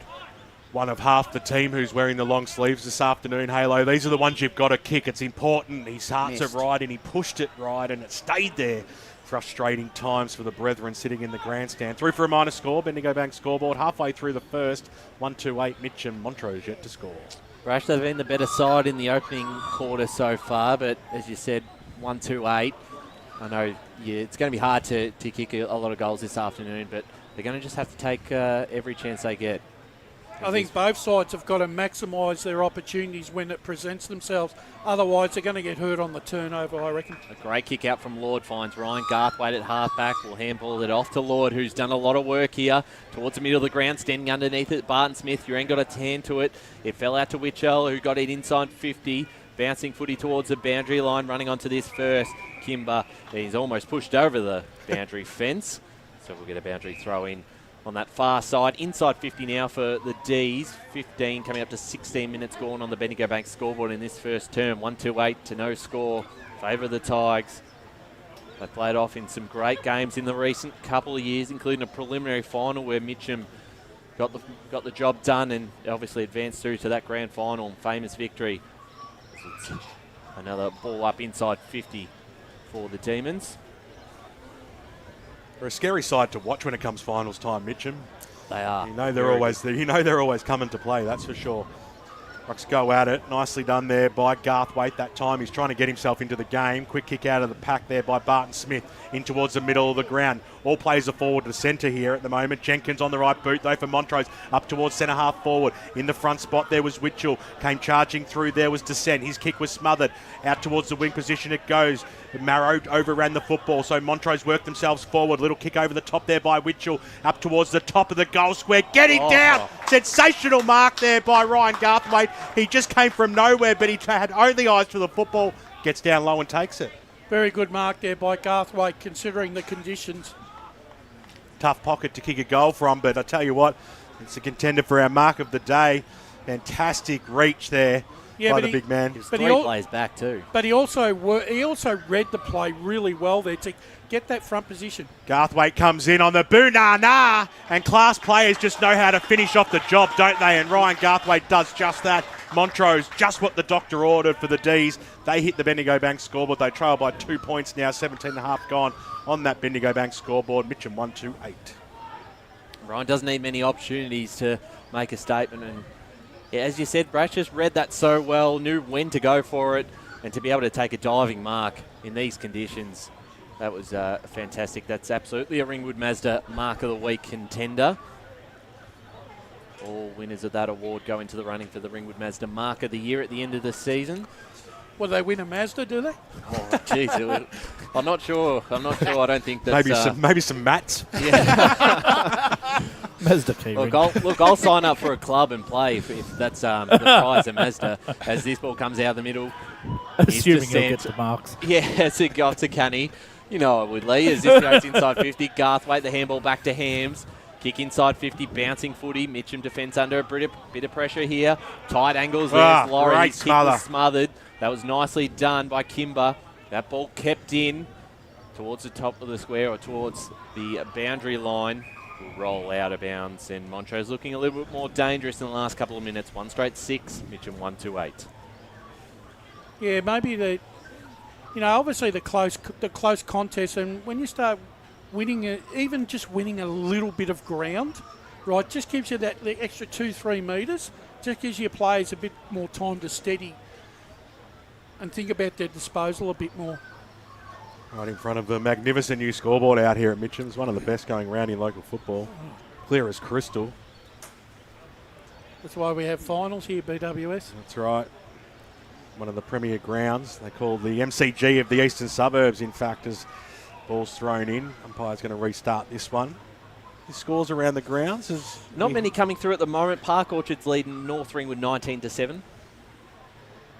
Going up there, Garthwaite. He left it. Eventually, Heat went for the kick, and he was brought to ground. Strong tackle, and that game almost has a sense of inevitability there already, right? Yeah, I think you're probably right. 19-7. Free kick's going the way of Heat, so he went for the kick there. He was brought to ground. It might have been called a dangerous tackle there. Not too sure. I thought that was going to be a perfect segue for Whispers, but we'll let that one slide. Taj Heat, though, he'll have a chance to put Montrose in front. He's going to kick from just inside the 45-metre arc. They've just looked a lot cleaner in the last couple of minutes. I agree. Montrose, as Heat comes in now, gets up and under the kick. He pushed to the left. It wasn't good. It wasn't pretty, let's face it. And over she goes, out of bounds on the full. Jesse Uren to bring the ball back in. Boundary. Cross down boundary side, thanks to Tobin Brothers. Here's Blake Tennant. Yes, BWS, yes. Bit of a high tackle free kick there too. He ducked his head a little bit cautious there. Thanks there, Blake Tennant on the boundary. Tobin Brother Funerals celebrating lives. Fentry Gully versus Sylvan, 28-12.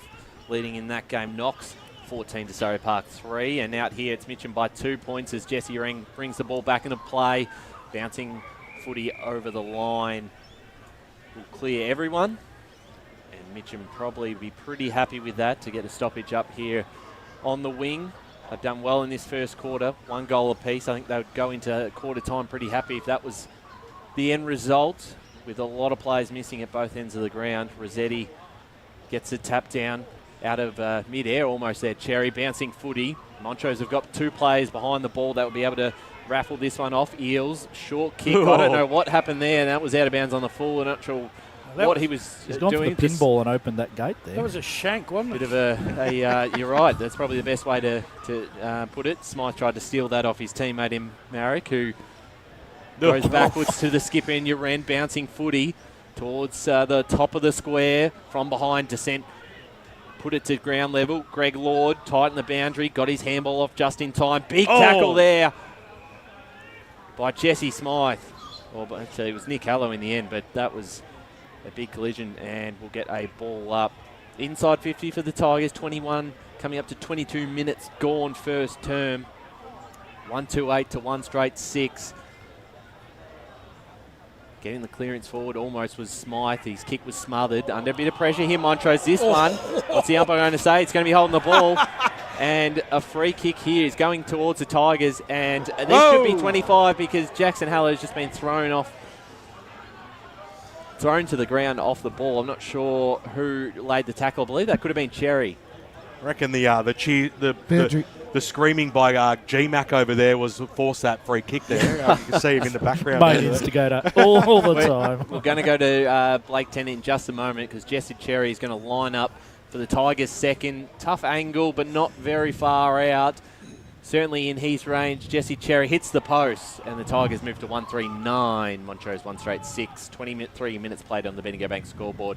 Blake Tennant on the boundary, thanks to Tobin Brothers. Yes, I've just seen a lot of spot fires going on here, boys. There's down the back there. I don't think you quite saw that, but there has been a few spot fires lately. So I don't think these two like each other. That's what I gather here. Yeah, Potter and Halo were Halo involved a little well-to-do there for a little minute there. Yeah, he was put down right on the other side of the ruck contest. Jackson Halo loves a bit of that. So I've seen a lot of his football, and I've seen a lot of him doing that, stirring the pot a bit.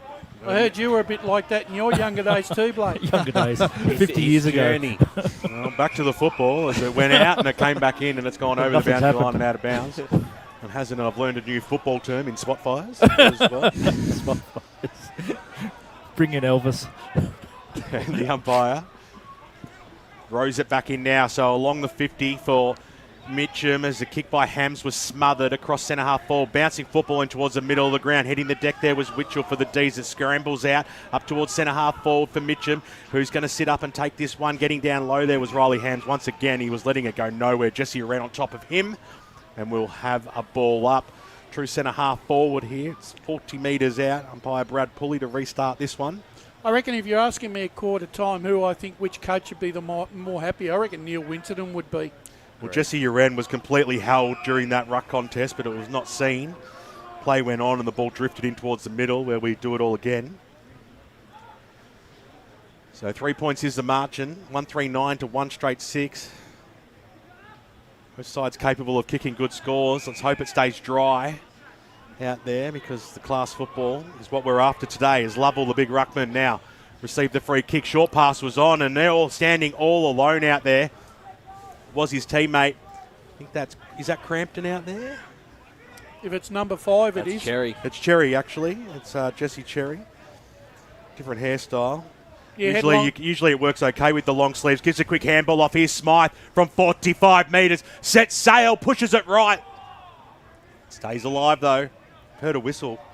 Free kick going to Montrose. Greg Lord to take this out at full back. Not long to go in this first term. 25 minutes played, 1-3-9 to 1 straight 6 in favour of the Tigers for the match of the round. A short kick to Eels. Deep in the back line for Montrose. We'll go down the line, keeping it tight towards the boundary line. White was the target. It was just forward over the line. So we'll get a boundary throw in right in front of us. Out here at Walker Park. Great to be back. Two great sides going head-to-head. Montrose have been in fantastic form coming into this game, as we've talked about. And they probably haven't had many opportunities early in this first term. Tigers had more of the play, and here they go again. Crampton off to Uren, inside 50. Bouncing footy, coming at it with Staples. Misread it. We might get a stoppage. Deep in attack for the Tigers. Famous burger out here, Lee, for quite some time. What's it like these days? Tiger was absolutely delicious. Yeah, I had a Tigger burger today myself. It was pretty good. The bacon was smoked. Yeah, it was lovely. Oh, it was over the grill. Here we go. Anything smoked is delicious, let's face it. As it comes out now, Lucas Marrow trapped inside the boundary. Quick kick up towards the top of the goal square. You've got to be smart in these instances and get players back, and that's exactly what Kyle Staples did. And the short pass was on to Winchell. Let's cross down to Blake Tennant. Yeah, was it 8.5 out of 10 or whatever that was? 8.5 out of 5. Yeah, that's the one. 8.5 out of 5, thanks to Blake. Thanks to Tobin Brothers Celebrating Lives as our sponsor of the Boundary Riders throughout season 2024. And I'm sure James McLeod will be very happy that you mentioned that, BWS. Yeah. Great guy, James McLeod. Yes. No doubt. They do send-offs better than anybody. There's no doubt about that. As the ball goes up towards meant to play, couldn't quite trap the football. Trickling over, Alex Barton-Smith sees it over. People are just dying to line up at Tabor Brothers, mate. If it's legal, it's possible. That's the motto. Good on you, Brash. It's great to be sitting alongside you. No doubt about that. As a knock-in comes from Rossetti. Little flick over the back that time. There's a lot of players around this football. It's hard to get that clear disposal out, so stoppage upon stoppage as we cross the 27.5-minute mark. Not too sure how much longer this game might go. Any stats in the stat centre, Paul Yaconi? Yeah, so the clearances at the moment are Mitchum on top in the clearances 11-5. The tackles are 12-11, so it's very even there, but the inside 50s are 13-6. That's telling. Going the way of Mitchum. Doing a great job, as always, Paul Yaconi at that centre. As a quick kick goes in, is there a last chance here for the Tigers? Running back, it's a foot race in shoes and just couldn't quite trap it. There was Brendan Gardle, the veteran from Montrose, and a slippery football is easy to disguise today. He's not going to get pinged for something like that. And over she goes for a boundary throw-in. Left forward pocket. There's only a minute or so left. Chance for the Tigers. It'd be very unlucky to get pinged there as the ball comes back in. Rossetti gets the tap down. It's all Tigers level. The handball really was to no one. Staples picks it up.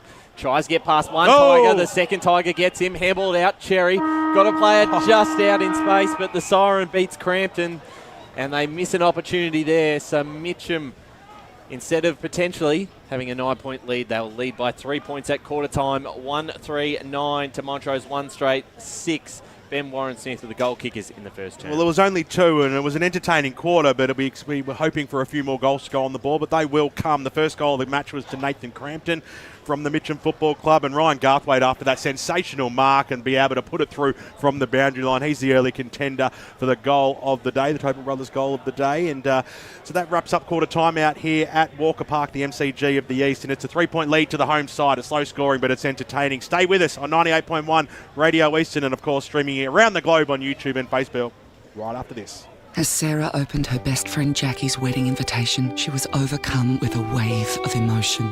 While her 2 young boys wrestled on the floor, tears of happiness rolled down Sarah's cheeks as she saw the words she'd been longing to see. Please note, this wedding will be a child-free event. Well, Sarah, looks like we're off to Eastland for a new frock and some heels. And let's book in that babysitter. For all of life's little moments, there's Eastland. Eastland. Live real. Sprained your ankle bursting through the banner? Broke a finger high-fiving the ruckman? Or did you run into the goal post again? For bumps, breaks or bleeds, be seen sooner close to home at Knox Private 24/7 Emergency Department. The preferred provider of emergency care to the Eastern Football Netball League, you'll generally experience shorter wait times. You don't need private health, but there is an out-of-pocket fee. Be seen sooner close to home at Knox Private 24/7 Emergency Department, 262 Mountain Highway, Wantirna. Do you feel good about your bank? Because there is a bank you can feel good about. They share their profits to fund big community projects, small community clubs, and vital emergency services. They've given $250 million to help Australian communities thrive. They have all the products and tech you expect from a big bank, with service you don't. It's Bendigo Bank.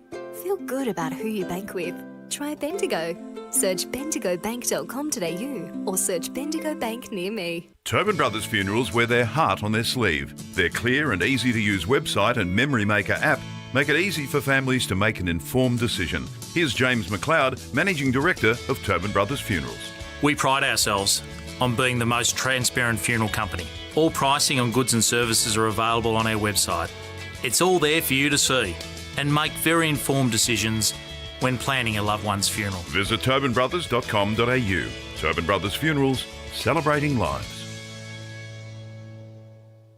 At Yarra Valley Water, we know reducing your shower time, or show time, to 4 minutes can save you an average of $200 a year on water and energy bills. Shower shorter. Save water. Authorised by the Victorian Government, 1 Treasury Place, Melbourne. Sprained your ankle bursting through the banner? For bumps, breaks or bleeds, be seen sooner close to home at Knox Private 24/7 Emergency Department. You'll generally experience shorter wait times. Knox Private 24/7 Emergency, 262 Mountain Highway, Wantirna. You are listening to Radio Eastern FM 98.1. With live and exclusive coverage of the EFNL football season, bringing you the match of the day with score updates from all divisions. And now we cross to our commentary team for the Radio Eastern 98.1 Match of the Day coverage. Welcome back to Walker Park, Eastland match of the round. Mitchum and Montrose, big Division 1 clash, and it is Tigers at quarter time leading 1-3-9 to Montrose 1 straight 6. I'm Ryan Long, joined by Ben Warren-Smith, Wayne Brasher and Paul Uconi, and Blake Tennant on the boundary, who will be grabbing an interview just shortly. I'll start with you, Brasher. Thoughts on that first term? Obviously the weather's going to play a big part in today's game. Very low scoring, but the Tigers' pressure was quite good, I thought. In fact, I thought both sides' pressure was good at the appropriate times. I think, though, if there was a clear winner in the quarter, I thought Mitchum were the clear winner. They just didn't show it on the board, but Montrose had their opportunities as well, and they couldn't take advantage of their forward 50s as well. So it's a really tight contest between two very, very evenly matched sides because of the conditions. I just sort of feel like that Neil Winton will probably think, considering the squad that he's got on the park this afternoon, he'll feel that he gained a little bit of a moral victory here after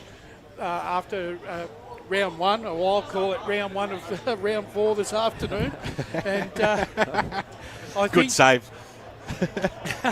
And look, I'm still expecting the game to be really close. I really don't think this game's going to open up till the second half, I reckon.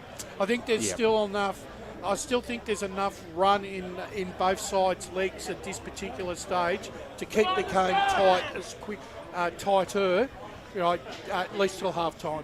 Yeah, I agree. I don't think Montrose have really they haven't fired their shot yet. No. And they're going to have a patch in this game where I think they're going to be able to hit the scoreboard and make the difference and certainly steam ahead. But we've got Blake Tennant on the boundary, who's got Neil Winden with him. Yes, just got Neil down here. You were talking about how you were ticking the boxes that quarter.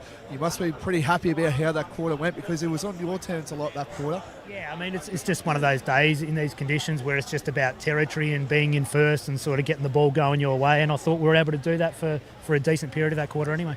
Yeah, and touch on as well, the 450 a lot. I think it was 13 inside 50s, so about 6 to Montrose. So that's another brilliant coaching aspect that you've done this quarter, I'm tipping. Yeah, in these conditions, you just want to play like a territory-based sort of game, and if we can lock it inside forward 50, that's a bonus. No worries. Enjoy the rest of the game, Neil. Great stuff there by Blake Tennant. I wish we had the camera on him because Blake was avoiding everything to get him to let go underneath the umbrella with him. And then eventually Neil's like trying to creep underneath it and Blake's walking backwards. Sensational stuff. Great interview, Blake. And we're just about to get this game back under wraps. But Paul Yacconi at the Stats Centre for those all-important first quarter stats. Yeah, so the clearances were 11-5 the way of Mitchum. Inside 50 marks, 3-1 Mitchum. Intercept marks 4 apiece. Tackles 13-11 the way of Mitchum. Inside 50s 14-6 the way of Mitchum. And free kicks 3-2 the way of Montrose. Well, they're looking to get the clearance here as the kick goes inside forward 50 there from Lovell. Bouncing football over she goes for a boundary throwing 45 metres out. Seen over by Jacob Farrell. You know, it's interestingly where the ball automatically feels like it's attracted to the boundary line and flanks, doesn't it? Doesn't want to go down the middle. It just wants to go down the flanks. So took a while to get this ball back into play, but eventually it happens. Stolen that time by Witchels. Slams it on his boot out of the danger zone. Lucks a fortune, but in the right spot was Jenkins. One of the best haircuts in the league. There's no doubt about that, if you want to call it the best. Or the worst, one of them. As it goes up towards centre half forward, big plaque flies. Little kick off the ground that time by Canny. It almost went into the arms of Garthwaite. They've got the numbers though, the Tigers. Getting down low was Jackson Halo. Got a timely fist on the football. Going in there and laying a strong tackle was Tanzimat to hold the ball inside forward 50 for Montrose as they try to kick their second goal here as they trail by 3 points, 1 minute into the second term. Ball up here, Garthwaite and Lovell going at it. Lovell, the big punch, went down to Hams though for Montrose. Got the handball off to Eels, who sends it long in towards the forward 50. Bouncing footy wasn't enough for Tanzimat to get a hold of. And we'll get a minor score. Montrose 1-1-7, Mitchum 1-3-9. We've played a minute and a half into this second quarter. We'll have some more, pardon me, I've been gargling betadine all morning. I'm getting a bit croaky, but the ball comes back into play now over the top of Lovell's head. Bouncing football. They had the numbers at the back of the pack here, the D, so the kick goes straight back inside forward 50. Getting underneath it and almost pulling down a strong mark was Tanzimat. They come charging in over the top of him, but we're going to have another restart. Halo hands the ball back to the umpire, who's quick to restart this one. Garthwaite this time went up against Lovell, who got the knockdown. Slammed it on his boot out towards the wing position, or someone might have copped a corky there. Boundary side, it was right in front of Blake, so we'll go down to him shortly. You will have seen that one. Cherry on the right boot, though, for Mitchum. Up and under kick. There was nobody home, though. It was touched off the boot. Guard will drop what he should have taken. Although it was touched, he probably still should have taken it. He was under pressure. They're under a lot of pressure. Nice little handball, though, by Hams. They're going backwards to go forwards. Lordy.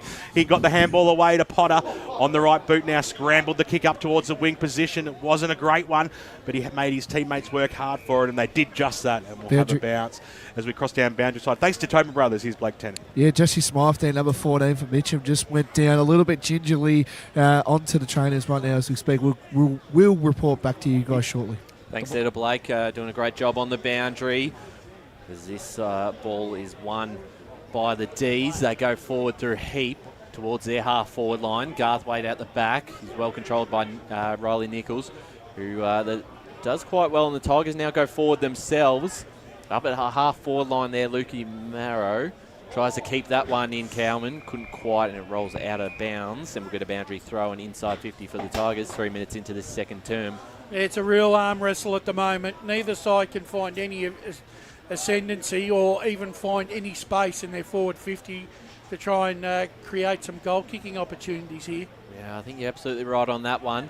Rossetti gets the tap down. Lord's there for the Ds. Two Tigers just jump on top.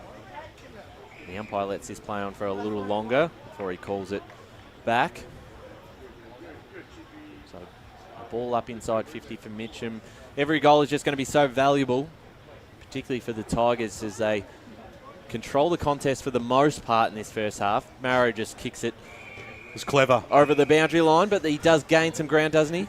So we'll get a boundary throw in. Very close to Mitchum goals. You almost feel like whichever side gets a couple of cold break, because you know the rain's going to come down again. Yeah. It could turn it into a 4-goal lead, because you're going to have to find it. You find it doubly hard to kick another. You need to find 2 goals. Umpire throws it in now. It's deep in the Mitcham forward line. Strong tackle there, Lucas Marrow. Is his opponent to deck, and let's quickly cross down to Blake Tennant. Yeah, I just feel like it's just going to be a low-scoring affair in all games this week. I'll love to see some of the scores, of course, if you guys have got some, because I reckon it'll be a low-scoring affair all weekend, boys. That's a hint, nudge, nudge, if ever I've heard one, to the boss. You get sacked if you start keeping up those sorts of things. As a handball comes out towards Marrow, he was dispossessed of the football as the kick goes across. Well, the ball goes across centre-half back, working their way through the middle. Heat picked the ball up, did really well. Looping handball over the top. It was a risky one, but he had Garthwaite in there who wanted to link up nicely to his teammate then in Galbraith. Dispossessed of the football, and here's Mitchum on the rappel, up inside forward 50, bouncing football. They've gone wide once again over the top there. Cowman got the handball away, but it was making things pretty tough out there for his teammate, whose umpire is going to just let this one continue to go, and I think he's been pinged there, Marek, which is pretty bloody stiff if you ask me, as Lord takes the kick, kicks it across the face of dropping what he should have taken, but the umpire paid the mark, so Brad Pulley's come in and had the whistle to the gob, except he's actually changed his decision there. A smart play there. Yeah, he's admitted that it was his mistake, and so he's just going to throw this one up, and that's what I call very good umpiring. It is what it is. Blake, I got some scores for you. Kilsyth lead Nuttawading 36-15. Scores be in front of Churnside 16-13. Do we reckon Van Newen's already kicked his 1,000th already, boys? We'll keep an update on that. I'll have to follow the socials. So, Brad Pulley to restart it again. It's been lingering around this Mitchum forward line so far. 6 minutes gone. They've had most of the play in their forward half. Yeah. That is a free kick. Why would you want to do something like that? What are you trying to prove here? The umpire had blown his whistle, and then he dropped him. You tell him, Brash. Spot fires. Yellow card, I reckon, coming up, boys. I could see it. Hang on. He's taking him away. Yeah, here he goes. Here he goes. He's reaching for it. And here it He comes. can't find it. Cannot find it. Yeah, it's out. There he goes. I think it might have been Hams, number 34. Yeah, it is. It's Riley Hams. Yep, Riley No, Hams. I don't think that doesn't look like Hams. That's number 69. Is that Gardle? Oh, it's Brendan Gardle. Brendan Gardle, sorry, yep. Doesn't know his own team. And other boys, other news as well. Jesse Smythe is coming back onto the ground just shortly. He's just waiting for the rotation too, boys. Hey, Blake, what's Brendan Gardle done? Deserve to wear number 69 when he's always worn number 9. Well, if you have a look, Brad, Gardle actually said that he's going to announce his retirement, so he's coming out of retirement. So, pretty interesting stuff there, and the famous 69, as we can tell, Brad. So maybe he thinks it's the last hurrah, mate. Who knows, mate? Who knows? Jesse Cherry now. A big opportunity here for Mitchum. They need to make one of these stick. He comes in, hop, skip, and a jumper, and he floats it through for one behind. So another let off there for Montrose. Another chance gone begging for Mitchum. 1-4-10 on the Bendigo Bank scoreboard, leading by 3 points. 8 gone, second term. Just get that feeling that it might come and bite them in the butt at some stage, as Lord looks to clear this one out for the Ds. Almost a mark taken. Down at ground level, trying to fight his way through it there, Galbraith. Boundary. As we go down to the boundary to Blake Tennant. Thanks, Tone Brothers. Just a quick one as well. Big Gav has been found. I report Big Gav is around, so he could be on the mic anytime soon now, boys.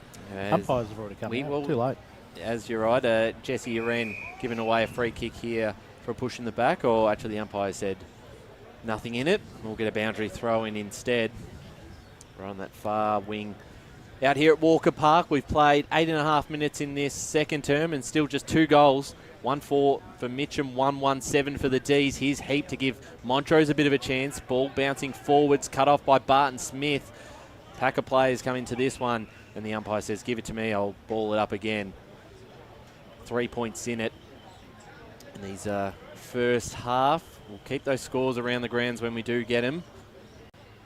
Tap forward there from Lovell. Out the back is Greg Lord, gets his kick away just in time.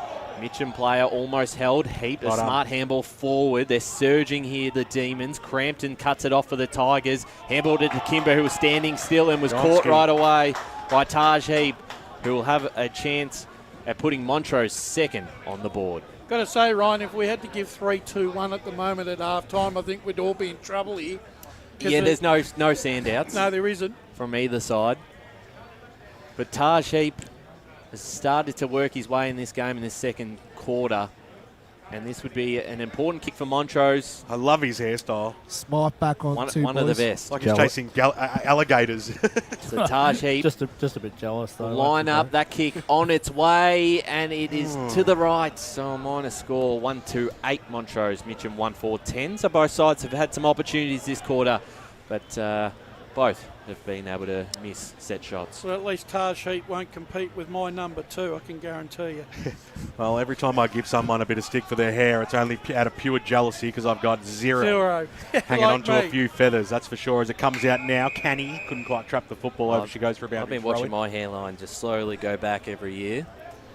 Yeah, it's going to happen. It's a worry. It won't happen overnight, but it will happen. Get the Rachel You're Hunter basically going. already married anyway, mate, so you don't have anything to worry about. It's all good. As the umpire throws the ball in. Ozo knock over the back. Quick kick inside forward 50 there by Heap on the opposite. Charging out there was Garthwaite. Got the handball away. Nicely done there, Blake Lee, who wrapped up his opponent there in Luke Jenkins. Hi, Brad Pulley comes back in. He's covering a fair bit of meterage. Joel Bradley today. Former member of the media team from years gone by. Yes. Back in the day. As it comes out now. Quick kick by Rebecca. Was just hit his toe on the end because he got brought to ground. Ball alive. Uran tried to duck under the tackle. Nicely done, Bailey White. Almost should have been rewarded for that. Umpire comes in and says, give it back to me. Looked to be holding the ball from where I was standing. Any scores around the grounds, Ryan Long? We'll keep you updated. Baldwin lead Vermont 23-9. Big slap over the back that time there by Lovell. And over she goes for a boundary, throwing right near the Jealous Creek side. Some more at the moment. Yep. Blackburn 31, Berwick 10, Doncaster East, East Ringwood 6 apiece, Roval 26, Norwood 9, and South Croydon Noble Park 1 point in it. Bulls lead 16-15. Garthwaite went up unattended in the end, almost falconed himself. Slapped it back into his own face as the ball comes down to ground level and will bounce it up again. Well, it's wet weather football. We haven't seen too much of it so far in 2024, and today it's all coming at once. So low-scoring affairs right around the traps as you go local for your football. As Rebecca on the left boot picks the ball out of bounds on the full, and it'll be Ben Descent to bring the ball back in for Montrose. Could be heading for one of our lowest half-time scores in the season too. 1 goal apiece, the way it's going. Yeah, it's a good question. Descent goes inside 50 here, looking for Garthwaite in the pack. Doing very well there was Lovell, who tapped it down into a dangerous spot, though, for the Tigers. They're appealing for a free kick here, but we're just going to get a ball up inside 50. Dangerous spot. Mitchum 1-4-10. Montrose 1-2-8. 12.5 minutes gone. Bendigo Bank scoreboard. Lovell the tap down. Heap was there for the Ds. Here's Descent, who charges through, gets the forward kick. Comes off to a player whose kick was smothered out of bounds, but in a very good spot for Montrose. Right in the pocket. Just starting to get a bit more on their terms. A bit more of the territory. Just watching Barton Smith at the moment. Looks like he's holding that left shoulder. Potential cause It's a of good worry spot there. up in that scoreboard. Lovell got the tap down. I don't miss BWS. What's that? It was a good spot. Is that what you said? No, I'm saying like I can see all these people sitting in the scoreboard. I thought you said great spot that I Oh, yeah. BWS. No, I know you can read. That's the corporate box that Mitchum have. It's the corporate box. But you basically got all the ladies downstairs, about 100 of them, and all the guys have been relegated to this one little box up in the corner. So Jesse Aren's kick clears out of defence, and right here on the wing we'll get another stoppage. Guess what, Lee? I think they'd rather be in the little box. I don't know. I think I'm pretty sure I saw they've got Dilruk Jai Singer downstairs for a bit of entertainment. So Ball comes out now, bouncing over, and she goes, and backing away from the play there was Blake Tennant. And a boundary throw in shoes. Usual effort there. He's a two-time junior premiership player, Lee. 5-time premiership. 5-time umpire. It's a 1-1 draw here with 4 penalties going 4-2 here, I reckon. Well, 10 plays 8. Well, we hope you're enjoying it if you're tuning We in. are. We're having a wonderful time out here this afternoon. Yeah, Nick Halo. The jumper over the head there. A little bit of how do you do. slash spot fire, if you like, as the kick goes inside forward 50, bouncing football, looking for Lord, who went after it again. He copped one high for his troubles, probably unnecessary in the end. There was a bit of roughness there. Get the extinguisher He's copped one really badly there. I think he copped like a chin to the face. Yeah, there was a little bit of... Face to the chin. A lot going on at the moment. He's very sore to get up. Yeah, look... and card. Nick Halo was very, very late. Look at this. Cherry and Descent have been going at it for the last 3 minutes. Who's got the yellow? I think Nick's got the yellow. Jackson, that is. Jackson, is it? I don't know. Jackson Halo's been doing this for years, boys. Oh, come on. Turn it up, Blake. It just got a little bit willing, didn't it? So is it a yellow card? I think that's what the umpire's signalling out at the moment. So Jackson's coming off at them. I haven't seen the card no yet, card, boys. but he's just saying get out of my 50. Oh, okay. Well, he's coming off to the bench either way. You might have to go and do some research there. Yeah, look, I think... Mr. Tennant? I think there was a little bit of high tackle there by Halo as Lord was ridden into the ground there.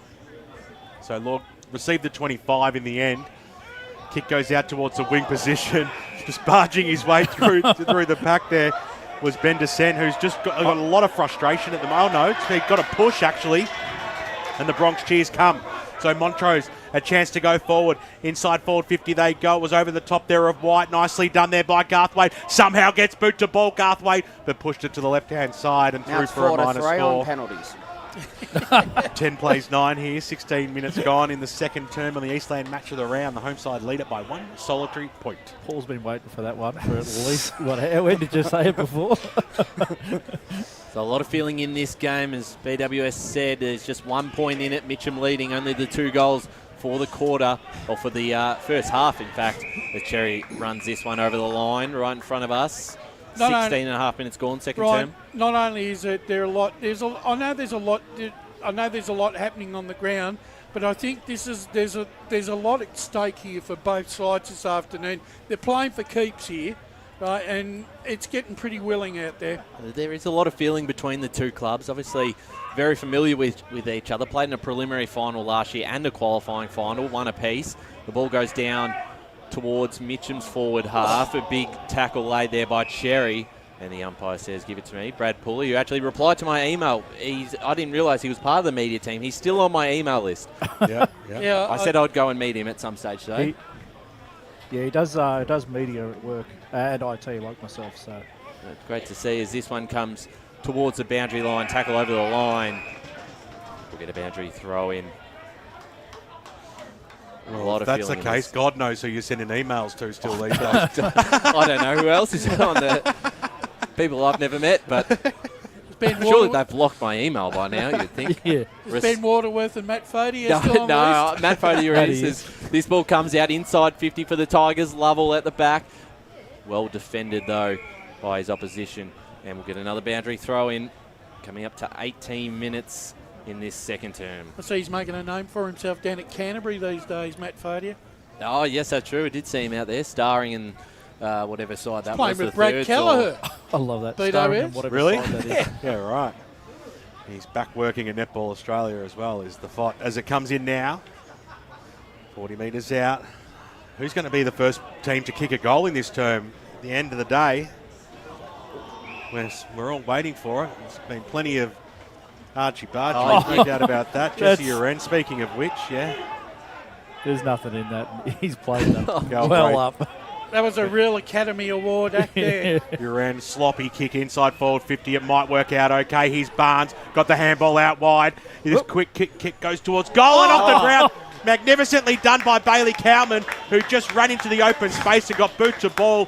And when they're struggling to kick him from 20, 30, 40, you're not going to miss him from the goal line. And they get their second, the Tigers. Bendigo Bank scoreboard as we almost hit time on in this second term.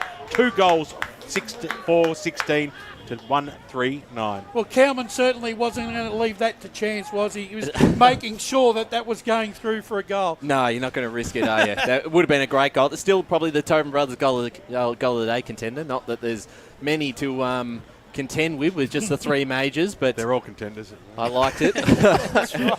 As Mitchum go to 2-4-16, Montrose 1-3-9, coming to red time in this second term. We'll keep you updated on those scores around the grounds when we get them. A few results to look at. Baronia lead Templestowe 15-10. Eastfield 21 to the Waverley Blues 7. Back in the middle again we go. Almost cop one high. No free kick and we'll get a ball up. Gee, aren't they in a poor spell at the moment, Waverley Blues? Oh, ever since we've gone there in that second half, I don't know what's happened. They've just started to fall off. A few players out of this side this week as this ball falls into the lap of Jesse Uran and wrapped up in another tackle. We'll get a stoppage in the middle. Gav Casey must be upset, Brash. Yeah, he would be. That's why he hasn't been around. Bai throws the ball back up.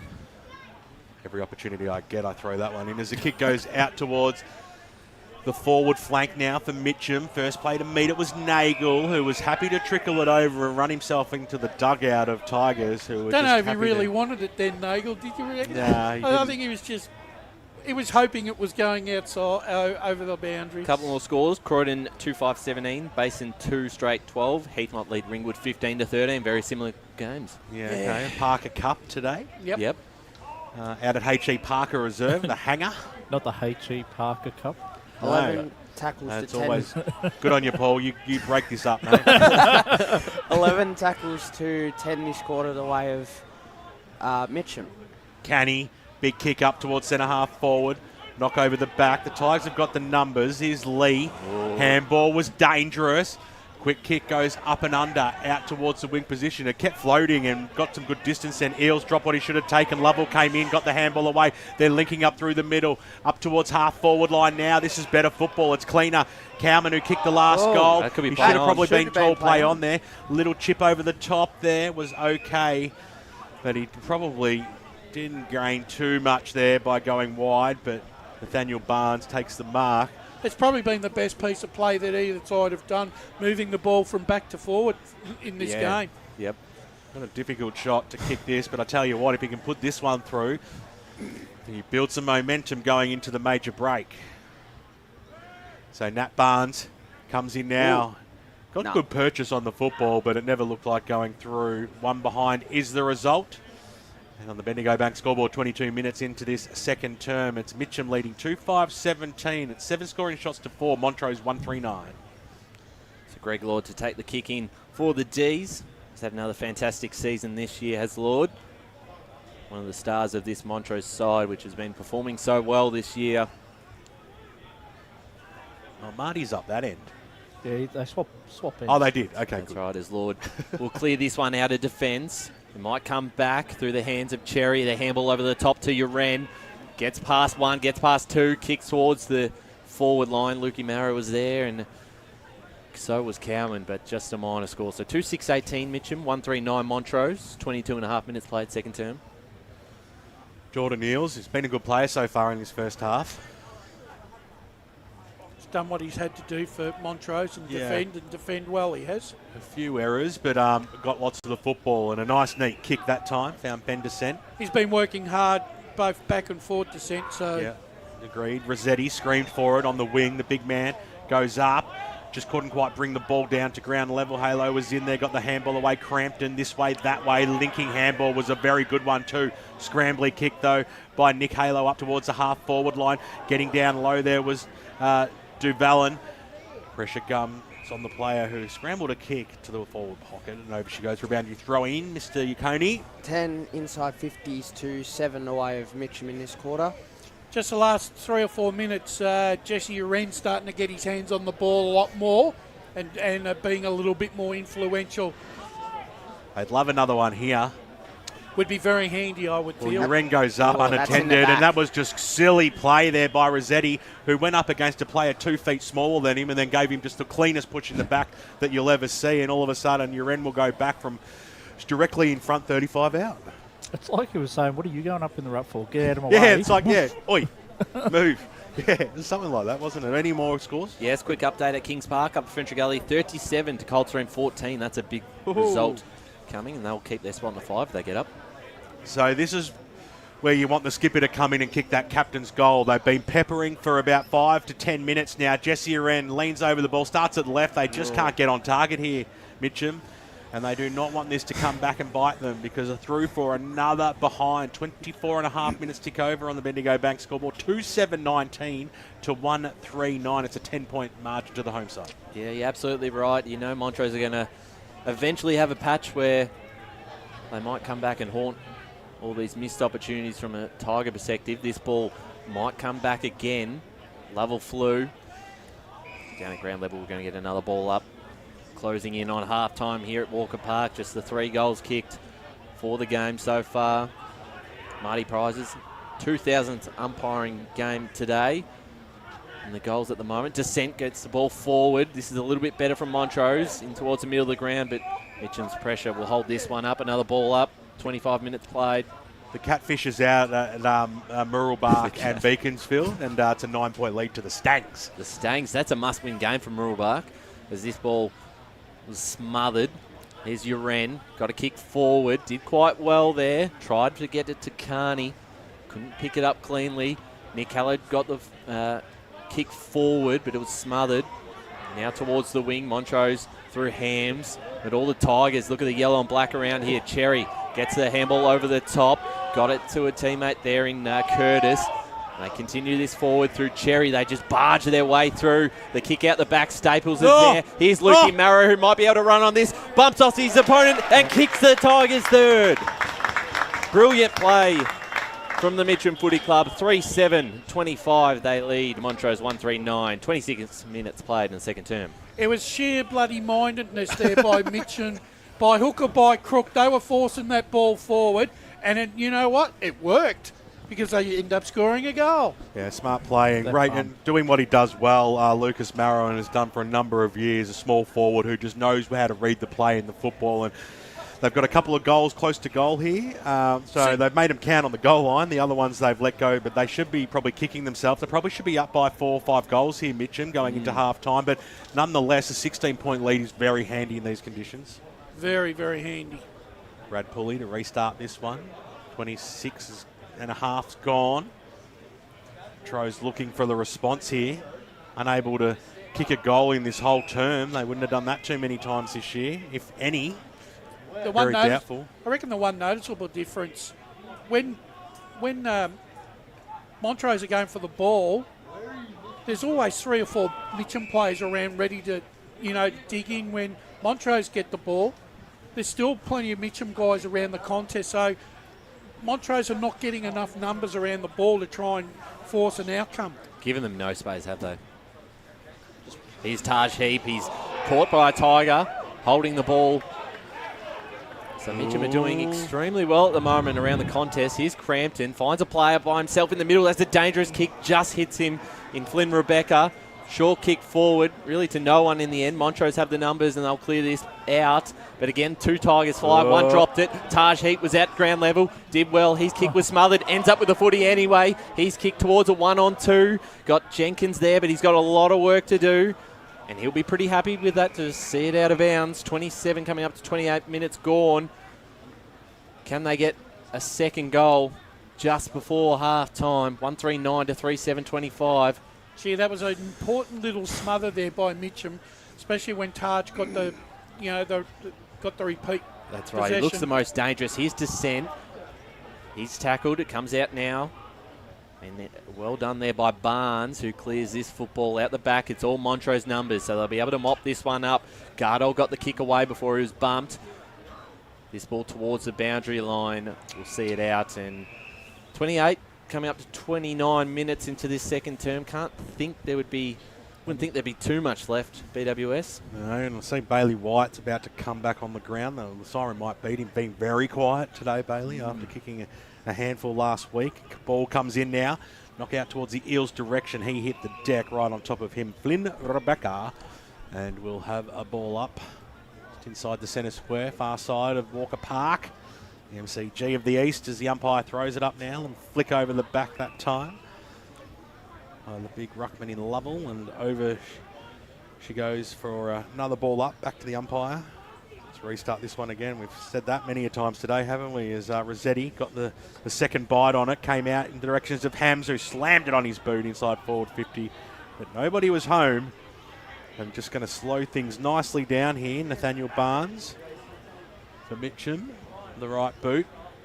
A nice bit of purchase on that one, right up towards the wing position. Got the end result he was looking after, and over she goes for a boundary throw. We've got a number of cars out there. Flash your lights if you're listening into the broadcast today.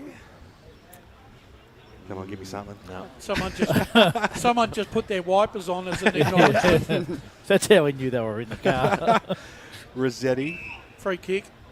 Over Trip. the back. Heard it. No. No. Too sure what happened there. Yeah, not a mine. Never mind, Brash. Yeah, I know. As it comes in now. Oh, no time. Beat the play there, and siren sounds to announce half time out here at Walker Park, and it's a low-scoring affair. It's a tough affair as well on the home side, who went into this game as pretty big underdogs given the cattle they have out on the park. They lead by 16 points out here after one half of football, 3-7-25 to 1-3-9. It's all single goal kickers on the park. Lucas Marrow, Nathan Crampton and Bailey Cowman have singles for the Tigers, while Ryan Garthwaite kicked a goal in the first quarter. They didn't kick a solitary goal in that second term, Montrose, so good defensive pressure there by Mitchum. Hope you're enjoying the broadcast of 98.1 Radio Eastern and streaming live around the globe on YouTube and Facebook. One half down, one to go. We'll be back to talk all about what happened in that first half and those important around-the-ground scores right after this. As Sarah opened her best friend Jackie's wedding invitation, she was overcome with a wave of emotion. While her two young boys wrestled on the floor, tears of happiness rolled down Sarah's cheeks as she saw the words she'd been longing to see. Please note, this wedding will be a child-free event. Well, Sarah, looks like we're off to Eastland for a new frock and some heels. And let's book in that babysitter. For all of life's little moments, there's Eastland. Eastland. Live real. Sprained your ankle, bursting through the banner? Broke a finger, high-fiving the ruckman? Or did you run into the goal post again? For bumps, breaks or bleeds, be seen sooner, close to home at Knox Private 24/7 Emergency Department. The preferred provider of emergency care to the Eastern Football Netball League, you'll generally experience shorter wait times. You don't need private health, but there is an out-of-pocket fee. Be seen sooner, close to home at Knox Private 24/7 Emergency Department, 262 Mountain Highway, Wanturna. Do you feel good about your bank? Because there is a bank you can feel good about. They share their profits to fund big community projects, small community clubs, and vital emergency services. They've given $250 million to help Australian communities thrive. They have all the products and tech you expect from a big bank, with service you don't. It's Bendigo Bank. Feel good about who you bank with. Try Bendigo. Search bendigobank.com.au or search Bendigo Bank near me. Tobin Brothers Funerals wear their heart on their sleeve. Their clear and easy-to-use website and Memory Maker app make it easy for families to make an informed decision. Here's James McLeod, Managing Director of Tobin Brothers Funerals. We pride ourselves on being the most transparent funeral company. All pricing on goods and services are available on our website.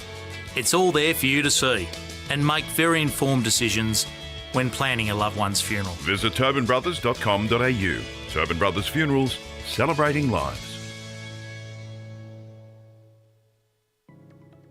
Do you want to study at the #1 sports science school worldwide? Study sport at Deakin and benefit from the most advanced sports facilities available, from running tracks to biomechanics labs, and decked out gyms to a climate chamber. Deakin have what you need to graduate ahead of the pack. Discover endless opportunities in sports science by visiting deakin.edu.au/sport. Deakin, proud sponsors of the EFNL.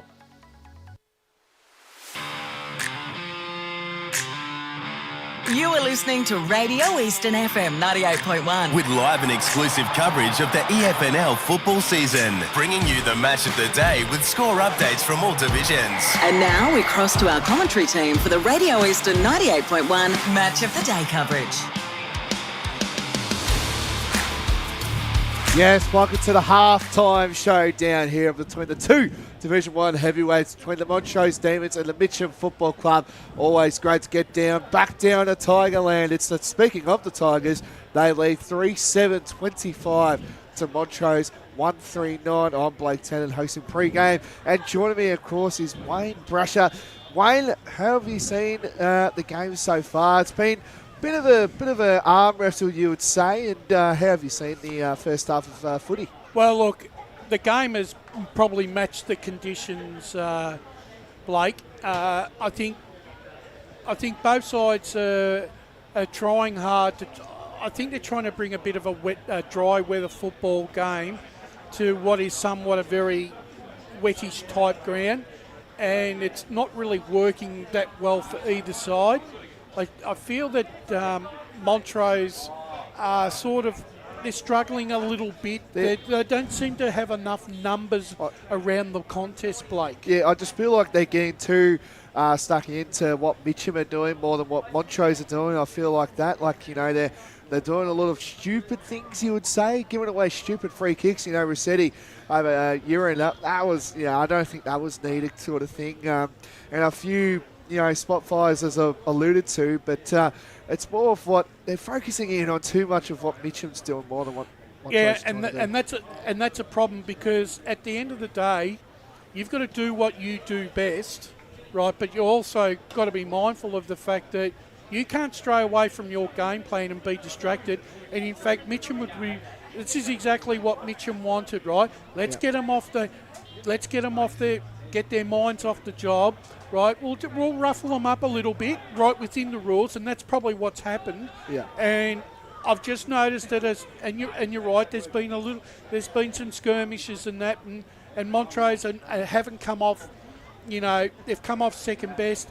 I just noticed as the captain, Ben Descent, he seems to be very exasperated at the moment, because I don't think the game is going the way that he wants it to go. Yeah. And I know he's trying really hard to influence the contest, but they're just not getting enough ball, and they're not getting enough inside 50s, and when they do, they're not scoring. I like to, if we can have a look, if you can, Brush, do you want to look at the stats scene there? Do you want to read off some stats for us there? Yeah. Brush, if you want. In the second quarter, we had clearances were 8-6, favouring Mitchum.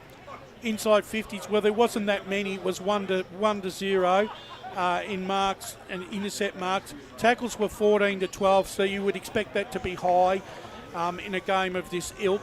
Inside 50s 11-8, and free kicks were 4 apiece. So it was a it was an even. It was sort of very even in those sort of stats, but Mitchum just won some clutch decisions and a couple of clutch plays, right, with really good ball movement, which helped gain the ascendancy in that second quarter. Yeah, and I'll throw a question before you get to some scores.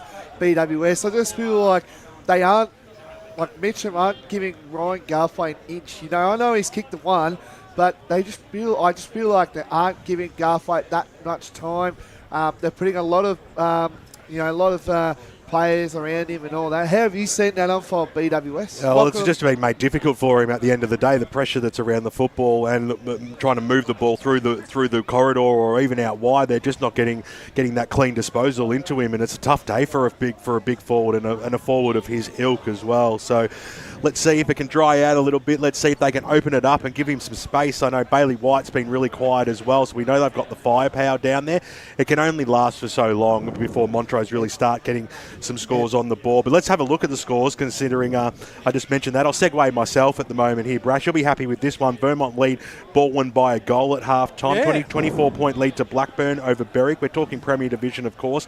Still waiting for an updated score out at Doncaster East and East Ringwood. There's no chance that's 6 apiece out there. 39 plays 22. Roval lead by 17 points against Norwood. Ray Baird will be happy about that one. Whilst down at the Kennel, it's a 5-point lead to South Croydon over Noble Park as we turn our attention now to Division 1 football. And, of course, we know the score in this game. It's a 16-point lead to Mitchum over Montrose. Murrelbach, Muzabi leading by 14 out at Heights Reserve, watched by the Catfish, 60-29. So a 31-point lead to Park Orchards over the North Ringwood Saints today. South Belgrave and Doncaster, get your act together. We haven't had any scores come through all afternoon. It's South Belgrave, BWS. The connection's not great down there. And so too for Wantirna South and Bayswater. So everyone wants to know what the scores are, so we need people to let us know that. Time to update the app. It's not that hard. Baronia lead Templestowe by 6 points in Division 2. It's Croydon by a comfortable lead of 40 points over the Basin at half-time. Heathmont in the Parker Cup out at the Hangar lead by 14 points over Ringwood. Those games traditionally are always very close. This is a close one as well. Mulgrave lead Lilydale by 5 points at half-time, while the Waverley Blues, they're creeping back into the contest. They're only trailing by 1 goal at half-time as we turn our attention to Division 3 senior men's football this afternoon. And Domvale, as we've seen them do so many times this year, they take a comfortable lead by 5 goals at half-time. Fair Park are taking on Oakley today. Still no scores coming through from there. It's a tight one out at the Cattery where Ferntree Gully leads Sylvan by 3 points. 4-point lead to Surrey Park over Knox. So a tight tussle between those two sides. Upper Ferntree Gully, we've loved hearing this score. Comfortable leaders at the moment, almost 4 goals over Coldstream. So good to see that out at Kings Park today as Division 4 football comes up now. And Croydon North, Emlock versus Whitehorse Pioneers. We've got nothing. Zilch, nada. Get your act together. Too many teams not letting us down today. Kilsyth out at Wacker Reserve, 44-21, 23-point lead there to the Cougars, while Scoresby and Churnside Park in an arm wrestle today. I think Ray Baird trekked out there today, the old man. 10-point lead to Scoresby at half-time, and of course Forest Hill have the bye, Mr. Tennant. What was the highest score, if you can recall, out of all of them? Yeah, the Templestowe, the Basin game. Yeah, the Basin had the highest score at half-time across all divisions. Yeah, 57. 57, yeah. That's ridiculous. Yeah, something like that, yeah. Yes, very nice. Keep those scores coming. Of course, that South Belgrave one. Got to get your act together. Come on, you've been quiet all day. So, anyway, I might, before we throw it up for the ad break, can we see Montrose winning or Mitchum, you would say, get the win today? No, look, Blake, the way that the local football goes, there's a period of time, and we all allude to it, that when a side gets a game on their terms, they get a limited amount of time to control the contest. That will be the same for Montrose. They will get a period where they'll be able to get back into the contest, but they can't afford to leave it too late, because if Mitchum score another couple of goals... And early, that's all important, that first goal also, isn't it, in this term? If they don't get the first goal and Mitchum score the first goal, it makes it extremely hard, because, as I said, as soon as the rain comes down, it turns a 4-goal lead in possibly to about a 6-goal lead. What do you think, Blake? I don't think Montrose can get home, unfortunately, today. I think Mitchum, they started off that second quarter really well, and I can't really see it. That is the halftime show. Thank you for joining in, Brash and BWS. Straight after this is the ad break, of course, and then straight after this we'll hear the second half action on Montrose and Mitchum in Division 1, thanks to Eastland. Today at Eastland, Lucy's trying on jeans for a momentous occasion. Coffee with the ex. She needs jeans she can move in, because she's definitely moved on. Jeans that get a second look, but don't give any second chances. Jeans that say, why yes, I have spent the last 8 months in a post-breakup juice cleansing, kickboxing, personal training frenzy. And it looks as though she's just found the perfect pair. Yeah, that's great. Bravo, Lucy. For all of life's little moments, there's Eastland. Eastland. Live real. Sprained your ankle bursting through the banner? For bumps, breaks or bleeds, be seen sooner, close to home, at Knox Private 24/7 Emergency Department. You'll generally experience shorter wait times. Knox Private 24/7 Emergency, 262 Mountain Highway, Wanturna.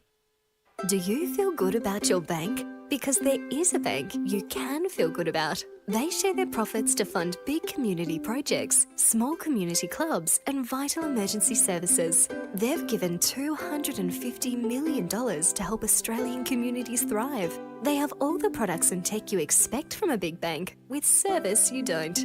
It's Bendigo Bank. Feel good about who you bank with. Try Bendigo. Search bendigobank.com.au or search Bendigo Bank near me. Tobin Brothers Funerals wear their heart on their sleeve. Their clear and easy-to-use website and Memory Maker app make it easy for families to make an informed decision. Here's James McLeod, Managing Director of Tobin Brothers Funerals. There's no mystery about our pricing. It is clearly displayed on our website and our app. We have staff standing by 24 hours a day, every day of the year, to assist you in your absolute time of need. Visit tobinbrothers.com.au. Tobin Brothers Funerals, celebrating lives. There are only 3 things that should be flushed down your toilet: pee, poo and paper. Some wet wipes and antibacterial wipes say that you can flush them, but you can't. They clog up the toilet and pipes, causing expensive blockages. Save yourself a truckload of trouble. Put your wet wipes in the bin. To learn more, head to the Yarra Valley Water website.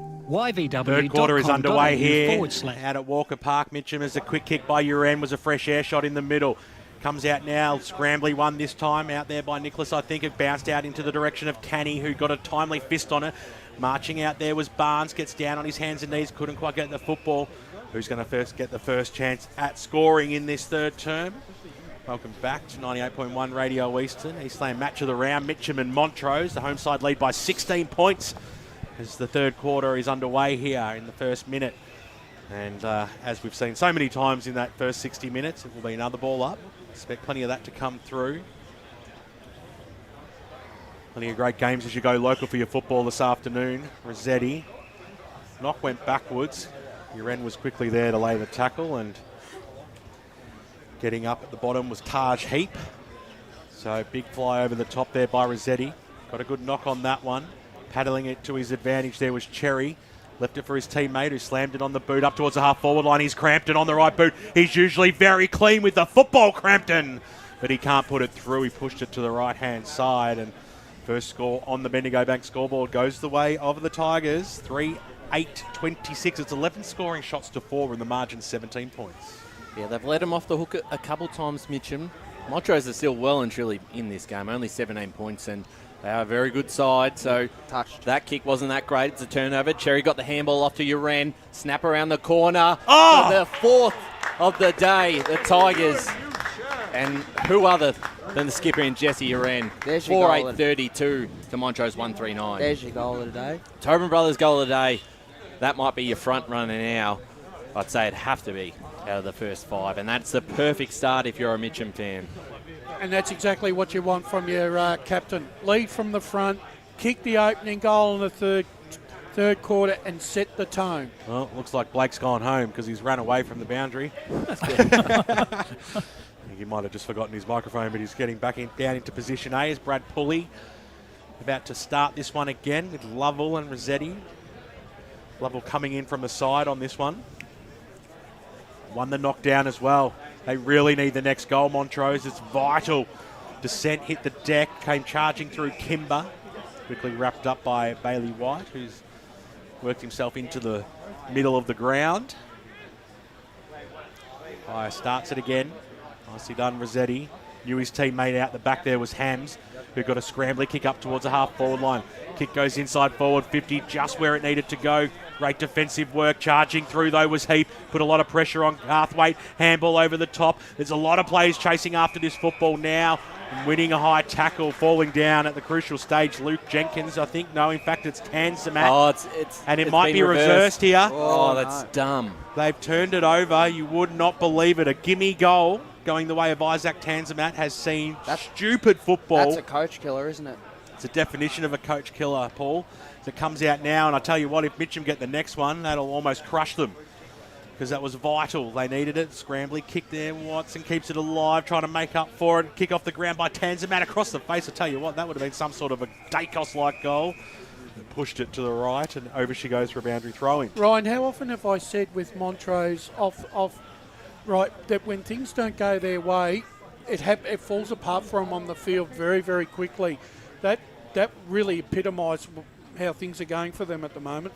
Yeah, that's right. As the boundary throw-in will lead to another stoppage, and I don't know who it was who gave away the free kick, but whoever that is, I'd be sticking very clear of Gary Ayres right now. Would not be going anywhere near Gary, because he would be fuming in that. That was a certain goal that they gave up, and they're so desperate to get one back. They're going to be hard to come by this afternoon. Clearing kick wasn't 15. Ham's got the kick forward. Mark almost taken. It just fell through the hands of the player up forward there for the D's. Uren's been fantastic today. He's stepped up big time. Certainly going to cop a lot of attention. Doesn't matter who he plays. He'll always cop a bit of a tag, but he's worked his way through it. Cherry as well has been outstanding. There's Jesse Uren. Bounced off Nick Hallow. Running onto this. The kick off the ground from White. And it soccers through. Actually, he may have hit the post, so we'll get a boundary throw in. possession to Marty as well. Oh, no, No, Marty's no. mate. Marty's You mate. keep moving. Marty's You keep mate. They moving. keep changing over. We'll get a boundary throw in here. 5 minutes gone, third term. Mitchum 4-8-32. Montrose 1-3-9. Deep in the attack for the Demons. Punch forward there from Garthwaite. And we're going to do it all again. Another boundary throw in. I think one of the big areas that Mitchum are winning crucial possession is from the stoppage. They're winning basically 2 out of 3 stoppages with possession. Garthwaite had the front spot, couldn't get it. White somehow got Butcher ball, kicks it into the pocket. Big fly over the back there by Tanzimat. But he wasn't close enough and nicely knocked over there by Blake Lee. Boundary throw-in. I think I need to put a column on for Paul for umpire stats, possessions. See, someone's thrown their chair away in the background and taken off as it goes towards the top of the goal square. Over the top there, Jenkins laying the tackle. It's not going to be rewarded. He's pleading with the umpire over the top there of Jack Kimber. 10 metres out from goal. Can someone do something miraculous here? Can it be Garthwaite? Knock away. Came through the arms there of Descent. Ball beats all players this time, so it's going to hit the deck once again. It's going nowhere. Rebecca's underneath that one on top of him. Taj Heap. We'd need a column. We need a column for stoppages, wouldn't we? Oh, tell me about it. About probably 50 already. Yeah, and like I said, I think Mitchum have won out of that stoppages. They've won 2 out of 3 possessions. Well, here's a chance for them again. They're working backwards to go forward. Potter tried to charge through, got dispossessed. Crampton, little handball. Uren was in there, fresh air shot. Rossetti, the big man, tried to pick it up. White was in there also. Rossetti, another fresh air shot. Couldn't get Butcher ball. Tanzimat at the bottom of the pack. Uren on top of him. Let's have a ball up, centre half forward. They just cannot find any clean ball here, Montrose. Every time they go for the ball, they are being besieged by this Mitchum side. Here's one for you that deserves a Mars Bar award for the day. Blake Tennant, who came up thinking he hadn't got the microphone, now has 2 microphones. He had the other one in his pocket, and he's grabbed both of them. That is classic Tennant. That is right up his alley to do that. Turnover here from the Demons. Here's Jesse Smythe, wheels around the right. Set a bit of a shank kick. It actually almost worked out okay to a teammate there in Barnes, who got a kick away to Crampton. Demons under a lot of pressure. White just dropped it. Laid the tackle then on Crampton, who's holding his head. Ball cleared out of defence of the Demons, down the far side on the wing. Well picked up there by Kimber, keeping it in play and going towards half-forward line. Jesse Uren underneath and crashed into by Montrose opponent. Rossetti's kick was smothered, and Cherry ends up with the footy wrapped up by hands. Let's go down to the boundary to Blake Tennant with 2 microphones. Yes, I've got one at the moment, as you can tell. Yes, I did think that I actually forgot my microphone, but I didn't check my other pocket. So there you go. BWS, I've got your other mic with me now. Love your work, 2 mics, as it comes down to Uren. Slams it on the boot inside. Bouncing football. Lucas Marrow wanted it. Whispers and 2 mics. He's got that many nicknames. Dueling mics. Whispers 2 mics, Tennant. So boundary throwing right in front of the Mitchum super box in the old scoreboard. Don't worry, Blake. We love you, mate. Try to throw this one in now. Rossetti, front spot, won the football. Handball to Hams. Quickly met. Ball hits the deck. Bounce it. Keep the scores coming in throughout the rest of the day, because we want to know what is happening as you go local for your football across the east. Of course, we're on 98.1 Radio Eastern. Ball up now. High tackle almost paid there on Jackson Halo, who... I think he was trying for a free kick there, Halo. The old Jesus headband on. High throws it up again. Rossetti got the knockdown, meant to play, got dispossessed. Halo of the Jackson variety. Little handball out. Scramble kick up towards the top of the goal square. Goes across the face of goal, and over she goes for a boundary throw. Umpire possession. 9 minutes played in this third term. Just starting to get a few nervous Montrose supporters in front of us in the grandstand here after just been a very disappointing day so far. Big tackle laid there in the back line, but as I said, it's only 23 points, so it's just 4 goals. But at the moment, they're finding it difficult just to get forward 50 entries, let alone goals. Mitchum have just played a really strong wet weather footy. Big tackle there laid by Smythe, who copped one hard. they're finding it nearly impossible to get a clean possession, Brian. That's right. Just an update, Alex Barton-Smith out for the game as well. I spotted that on the ground before. Well played. You Free can kick. see. Free kick here to the D's. It's advantage. They'll go down looking for Garthwaite. He's got Nicholas to beat. He ends up with a footy standing all by himself. There is Blake Lee who can run onto this one. The ball's might just beat him to the boundary line. Manages keeping in just in time. Gets his kick away before being knocked over by downfield. Montrose. Well, that was silly too. Yeah, he already disposed of the ball. So Jackson Haller will take this downfield, and instead, actually, it will come back to Lee in the back pocket, or we'll get a different decision altogether. We'll get a boundary throwing. Is that right? Yeah, it was out of bounds, but I don't know. So there you go. So yeah, but you're saying it was a free kick it regardless. It should have been a free yeah. downfield because it was definitely after it had gone over, he got put down. Well, Montrose will take this back inside their forward 50 again. Jesse Oren there first, tackled by Heap. Ball into hands of Lovell. Garthwaite wraps him up, 4-8-32, 139. Thanks for joining us today. Radio Eastern 98.1 FM, Facebook and YouTube. Throws it up. Garthwaite worked himself to the front. Uren was in there, little toe poke. Got a valuable 10 metres or so. Trapping the football was Eels, who copped one high for his troubles.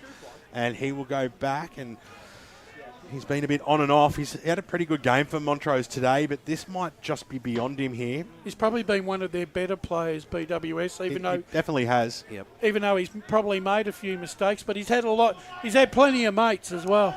And he comes across as like a bit of the helicopter punt, Peter Sumich styles. So we'll see if he can just unload on this one. There's a shocker off the boot, wobbled in towards the forward pocket, but they'll probably take that as a result. Out of bounds as the umpires have a little chit-chat, little chin wag about what happened there. Well, they're appealing for the out of bounds on the full, but they're not going to get it. And the boundary umpire was a little unsure, which is fair enough. No, left forward pocket. Middleborough, Maroondah Highway end of the ground out at Walker Park. Come on down and watch the second half. The gates are open and you get it for free. Comes in now Crampton, quickly trapped. Going nowhere, and let's have another ball up. When they need this 10-minute period, Montrose, to get back into the contest. Well, they just need a goal desperately.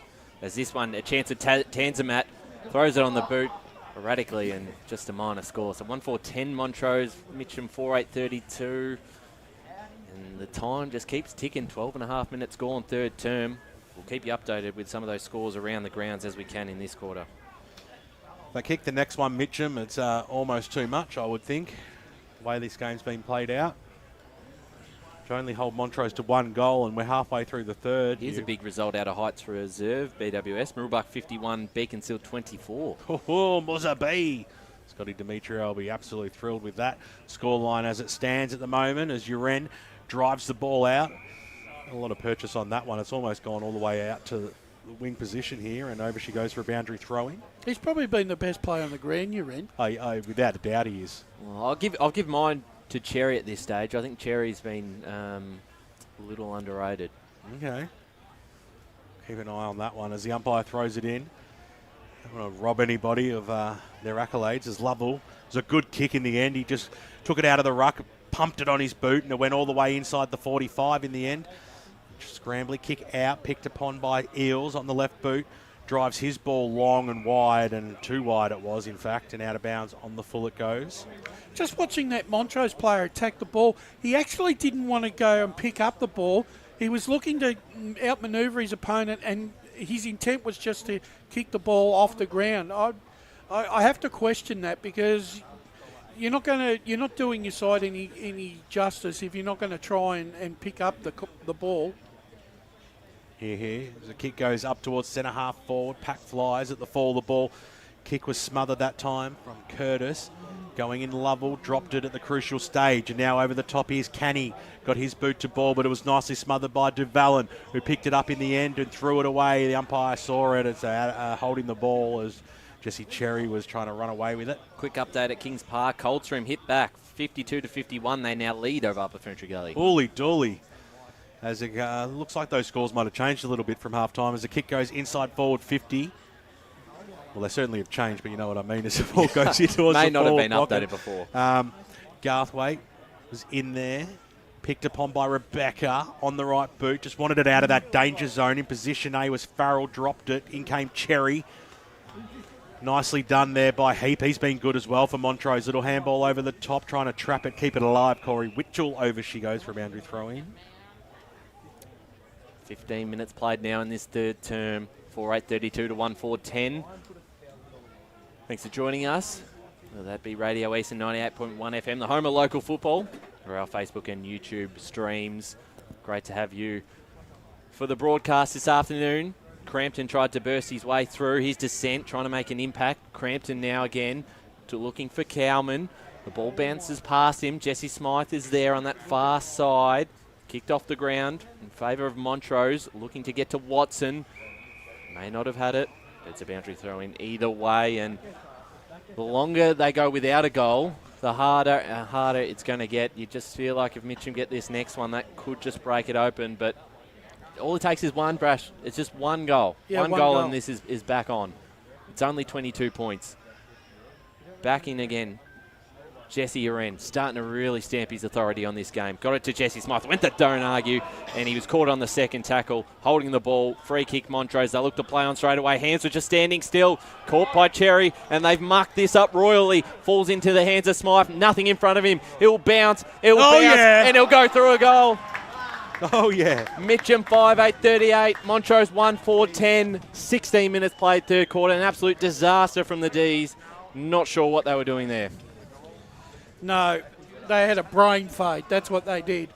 Their back two had a brain fade. They just couldn't understand. They just didn't understand what they needed to do to get the ball out of their back 50.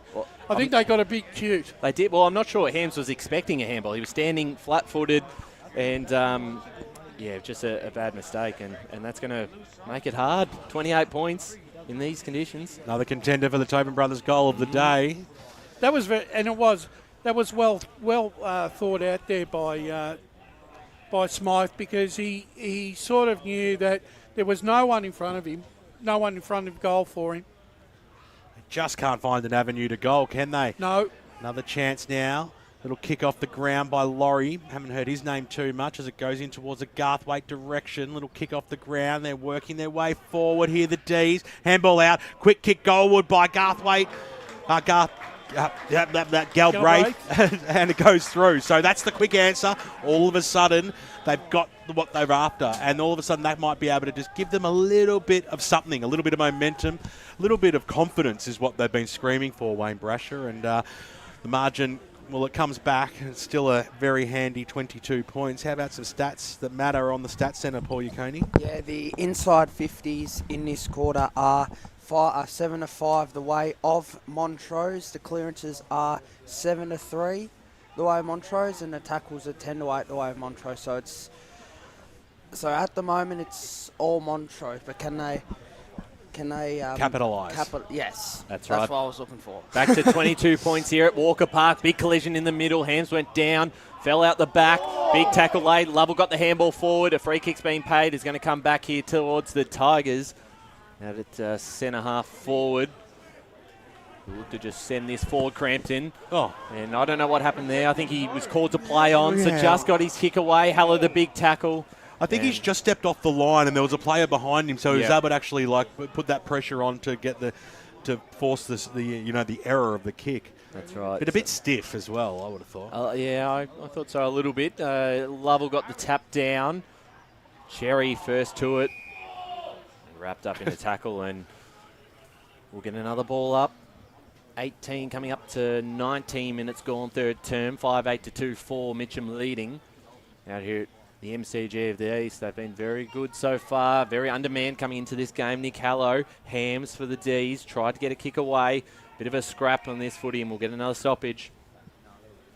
It's almost like the Mitchum of old, when they're under siege off the field with a playing group, they just seem to find another gear, and that's the backs culture. Against the wall sort of type scenarios. This kick out from White might come back with Hallow there. So's Carney and Rebecca trying to come into this one. Going forward, their Hams get another stoppage again outside the forward 50 for the Tigers. Paul Yaconi at the Stat Centre. The stats setter at the moment is 7 to 4 clearances to way of Montrose. Nicely done there, barging his way Great through job. and getting pulled off. It was Ryan Long's best on ground, Jesse Cherry. Meant to play, handball quickly off, and now the D's, who want a couple of late ones just to breathe some life back into this game. Over the back here, here's Tanzimat, who has tried really hard, paddled it to his advantage, handball over the top. It was clever enough in the end. Quick kick by Watson inside forward 50, charging out there is the big man in Ryan Garthwaite. Handball over the top. It was good enough. He might get it back here, and as the handball went awry, and over she goes for a boundary throw-in. 2 or 3 really good plays there, but they just didn't capitalise in the end. As I'm told to add another goal for just less talky, more touchy. Sorry, Lee. It comes out now. I don't know what to say there. We'll just restart it. Last time you were here, you made another comment about a different ground, but we won't go there either. The D. That was hilarious. Did not realise what I'd said there. It comes out now. Lucas Marrow, handball over the top. Strong tackle, Duvalin. Yeah, that's funny. Ball up again. Bailey White handing the ball back to the umpire. Interested to see what Blake Tennant makes all of this as we hit the second half of this third term. What it's like down on ground level, we'll go down to him shortly. It's a quick kick up by Montrose up towards the half-forward line. It was knocked away. It was a 1-on-3 situation, but they might win out here. But just the effort by the Tigers, once again, the will to win the football. In the arms there of Barnes. Over the top, it was Scrambly. He made Potter really work for that, but he might get it back here, Barnes. Potter handball couldn't link up well enough, so a chance now for men to play of Montrose kicking towards the middle. Cherry copped one high. The umpire said play on Taj. Heap has him wrapped up in a heap, and we'll have a ball up as we cross down to Blake Tennant. Yeah, just answering your question, BWS, what would you want? You asked me a question. I just wanted to know what it was like down there at the moment. What do you want? It's a bit cloudy sort of conditions down here, BWS, but I think no rain, so that's probably your bonus bet there, BWS. Probably more going for what the feel of like is by the players on the field and those around you. Is it what's it like down at Montrose at the moment? You've been very quiet What this is the quarter. vibe at the Montrose camp at the moment? Oh, well, I think they're just getting they're trying to do what Mitchum are trying to do, but it's not all about them today. It's more what Mitchum's doing with the footy. They're too worried about that at the moment, Montrose. Kick goes up towards the half-forward line. Garthwaite in the back spot. Jordy Nagel riding him like a glove today, Wayne Brasher. I've also had to go on up to the box twice because of the mic incident, and then my battery's running out BWS, so Yeah. I actually haven't seen much of this third quarter. And I noticed that because you are still puffing. I'm not puffing at the moment, BWS. Hang on, there's been 22 minutes in the quarter, and it took him 2 minutes to get the batteries. Well, Montrose will go forward now. This will be their best opportunity. Nice. A mark on the chest here. And they're going to line up for goal number 3, their second in a row, if they can kick this. And a big opportunity there. And they need it too. They really do need another goal, back to back. It's Ty Galbraith that will line up. Well and truly in his range. Not much of an angle. Probably kicking from about 30, 35 out. I'm backing him in. He's got one already this quarter. Looking for goal number 2 and get this game back to 16 points and give the D's a bit of a spark. Galbraith, kick on the way, hits the post, and that was one they really needed. 2-5-17 to Mitchum, 5-8-38. 24 minutes gone on the Bendigo Bank Sometimes it's scoreboard just third not term. your day, is it? Got some AFL scores going down there, Paul. You seem like you're really enthralled in this game. As the kick goes out towards the wing position now. Got to have some fun when the game's low scoring like this. Oh, yes. Yeah, it's an opportunity for you to get me back at any time, Paul. Don't worry. As the kick goes inside, forward 50, it's a gimme. Garthwaite, the big fly, over the back, trying to claim it there. Pye said no play on. It was a silly option in the end. Could have been dangerous as trying to barge his way through. Just sent. Somehow got the ball out. Strong tackle in there. Umpire's going to come in and bounce this one. It's only just outside the goal square. Mustangs have a handy lead at three-quarter time. 8-4 to Beaconsfield, 3-7. Nice work by the Catfish today out at Muzza B as the umpire throws it up. Garthwaite, you'd expect him to take it out of the ruck, which is exactly what he did. Descent, trying to get boot to ball. He's not getting through that pride of Tigers. And another ball up. Mooroolbark fans will be hoping the Tigers get done today, because that will bring them within a game. Their percentage not great, but they'll keep them final chances alive as the D's look to get one back through Watson. Goes towards the centre of the forward 50 off the ground there, Laurie. And tapping that through very quickly there was Hamish Gill for a minor score. 2-6-18 Montrose, Mitchum 5-8-38, 25 and a half minutes played third term. Can't be much longer in this third quarter. No, I think it'll probably go about 26, 27 minutes. Kick goes out towards the Smythe direction, who was being held off the football. Rossetti just getting a little bit on the jumper and made his way to the front to take the mark, but the umpire was right there to see that one. So Smythe. Just play their percentages here, Smythe. Don't do anything silly. Kicked a cracking goal not too long ago. Just banged it on his boot, left boot from 50, and watched it wobble its way in. See Nick Halo just screaming for the short one. That's ignored. So the kick goes up and under. Low percentage, but, gained valuable meterage. Over she goes. Jesse Cherry sees it over the boundary line and out of bounds. Right in front of us, right in front of Megan Green, the best in the business when it comes to camera work and following the football. No doubt about that from LKLM Media. Knock over the back there. Nicely done. Crampton just put his body on the line. We'll go after it again. Diving down low, there was Curtis. Hands and knees football. Came out Uren. Somehow got his boot to ball. Only went about 5 metres, and the quick scrambling kick up towards Rossetti for Montrose. Charging through. Handball by Galbraith. Couldn't quite hit the target. Strong tackle by Darcy Laurie. Not going anywhere, Nick Halo, and we'll have another ball up. True centre wing position out here at the G of the East. Yes, there can't be much longer in this third term. Still only 20 points, so D's are not out of this, particularly if they can get one late one before three-quarter time to give them a bit of a spark into this last quarter. But got to be impressed with the Tigers' efforts today. A lot of players out of that side. That back line is decimated at the moment. Jackson Glossop was the latest out, the co-captain. Do you reckon it might be? I reckon put Garthwaite up to centre half forward. See if he can generate. See if they can direct some traffic through him up the ground a bit more. Yeah, potentially a move. Just hasn't had many opportunities. No, the ball hasn't gone down there very often. What's going to be telling at three-quarter time is how much pull Black Tennant has when he goes and approaches Gary Ayres. That's going to be good to see. Ball brought back into play. Jesse Uren was tackled by Heap, and the Demons win out. Going towards Garthwaite. Lovell came in there, did very well. Got the tap down. We're going to get another stoppage. Boundary. As we go down to that man. We're going to find out. To Mike's Tennant. I know it's not a one-sided game, but I'd like to see if he wanted to point at the scoreboard like he did in that video I saw a couple of weeks ago, but I don't think he'll be pointing at the scoreboard. I think he'll be fired up instead of that. Well, I haven't seen this video that you're It was on a flashback. It was on a Richmond v Adelaide flashback when Gary Ayres was at Adelaide. So watch it if you can, boys, if you have time. One from Blake's private collection.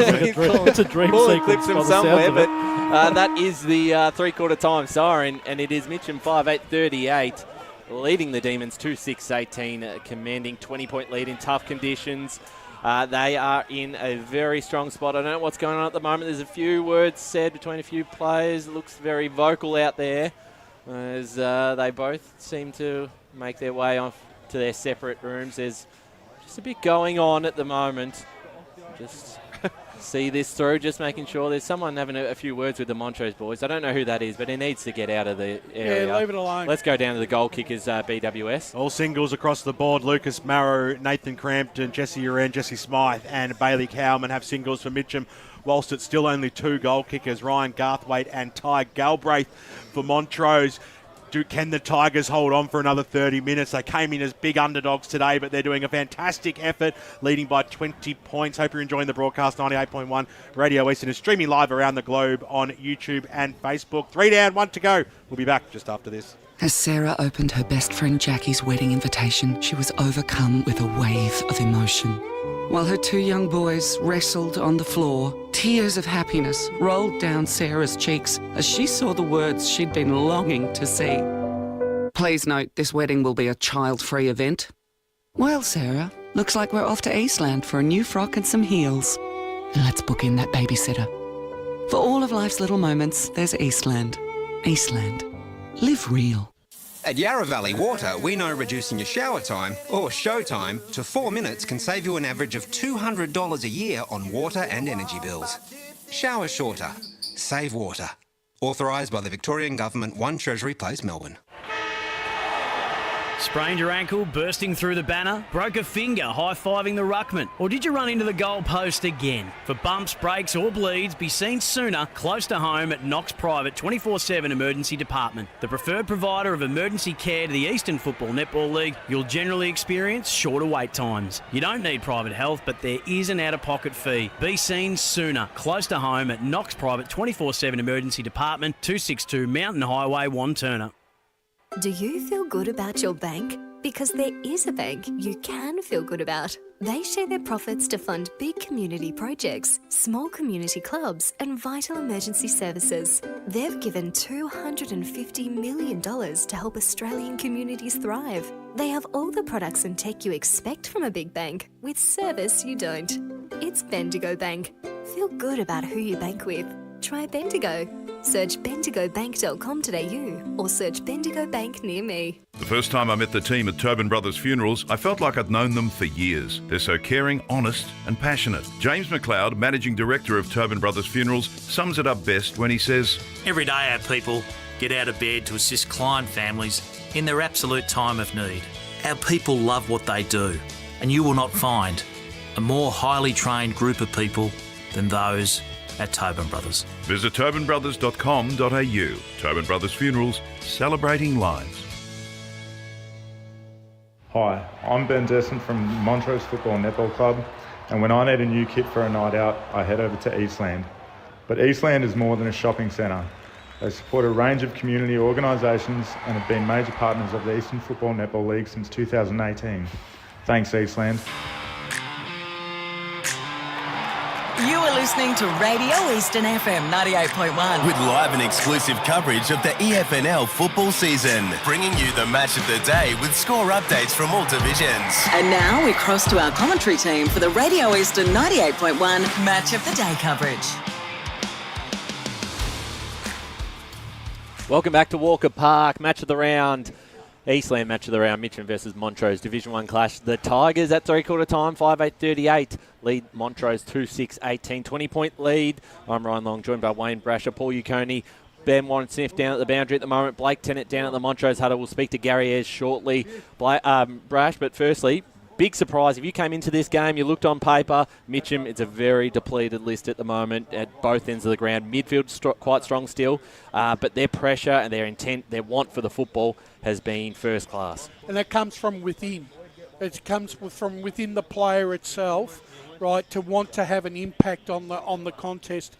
And that's exactly what Mitchum come out. I don't think it's been a siege mentality type thing, Ryan, but I think it's just the fact that they realise the position that they're in, and look, they really want to make a statement, and they're doing that so far. I'm not seeing it. Blake, what have you got for me, my friend? Yeah, just down here with Montrose senior coach Gary Ayres here. Gary, your message at the three-quarter time break was to be a bit more patient, you would say. Is that sort of the approach you're going to bring to this last quarter?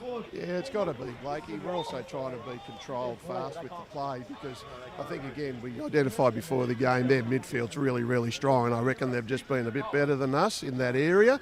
And, of course, then we've made a couple of blues, and it's only obviously 5-2, but they've just been able to hit the scoreboard and play the moments just a little bit better. Do you feel like you're falling a little bit into their plan more than, what you're trying to bring? It kind of seems like that way. Oh, we've tried not to, but of course then we get a free kick inside our forward 30 and then we give away a free to the opposition when we're having a shot for goal. So just a little bit of that too, but you got to give credit to them, mate. They've probably just beaten us, I think, round the midfield. No worries, Gary. Enjoy the last quarter. Thanks there to Blake Tennant down on the boundary with Gary Ayres, the senior coach of the Montrose Football Club. Just getting back, I would have liked to have seen Gary make a move, and like I said in that last quarter, and put Garthwaite up to centre half forward and maybe just see if they can direct some traffic through them, especially if they can if they can start winning the ball in the midfield a little bit. Certainly right. So we're back for the fourth quarter here. Lovell and unable to get the tap out there. Instead, it's Descent who wants to tap it forward to Hams, wrapped up by 2 Tigers. 10 seconds into this first final term. Muddling up all my words. Been one of those days. As Lovell gets the tap down to Nick Haller, wrapped up by Descent. And we'll get a secondary ball up back in the middle. And there's an upset brewing down at Cherry Road this afternoon. Vermont, 3/4 time lead by 21 points. 7-10 to 4-7. We'll see if they can hold on there as Mitchum looked to hold on here at Walker Park, which would be a famous victory for him. Cherry got it forward. Mark almost taken, just slipped out of the hands there of Sanderson. A chance off the ground, and it's still for a goal. And the Tigers are one step closer to a massive win here at Walker Park. And that was a fantastic finish. Number 2, I reckon. It was it Marrow again? I think it was. And it was too. Lucas Marrow. A fantastic finish off the ground. BWS 6-8-44 the Tigers, 2-6-18 Montrose. That's going to make it tough. It's going to make it very tough. I was out at Neil Winterton and the huddle at 3/4 time, and how could you not be impressed with the way the Tigers have played today? The midfield has been absolutely sensational. The clear message was they're going to take the game on. They're going to roll the dices and to not let them get any clear space. Just keep that pressure on it. Run this game out as they barge their way forward. Again, inside forward 50. Almost a strong mark there at ground level to Smythe. Couldn't quite pull it in. Ball hits the deck. We'll have a ball up. But I tell you what, another one comes down. It's all over if it isn't already, I think. The next one. They got to do some work on Cherry and Uren. The next sensational game they played, and the big man Lovell has been sensational as well today. As it comes down, knock around by Cherry across the face of goal. Probably an okay result. They'll take that. It might eventually bounce out. Chasing after it, Farrell sees it over. She goes. There comes a time where there's a point of no return. The next goal is the point of no return. Well, that's it, isn't it? One more would do it. It's going to take a lot when you've only kicked 2 goals for 3/4 of football to triple that score to take the lead. It's almost insurmountable as I would see it as it comes out now, but we've seen funnier things in football and we saw it a couple of weeks ago as well. Yep. So we won't write anyone off until it's legit. Remember the day at the Basin 2 years ago, that raining day, and Ringwood stormed home with 4 goals in that last quarter. Lee hated that day because the internet connection was bad there, and we're never going back to Batterham and all this. But it was internet. We had there was a river running through the middle of the 2 gazebos we had taped together. Oh yes. I don't think I've ever been out to the Bear Cave, and I'm pretty glad about that. No, you were there. Was I there? Yeah, you were there. You rode your motorised. Oh, that's right. The scooter. That's right. And it ran out of juice halfway there. Yes, you had to get an Uber. I did. Oh my God, I love that scooter so much. It's in storage at the moment as the umpire brings the ball back into play. What, you need $12,000 to replace the battery, do you? Kick off the ground, stolen by Uren, who slams it on his boot inside forward 50. What can they conjure here? Back there was Staples, got the handball away, timely. Kick goes up the wing position.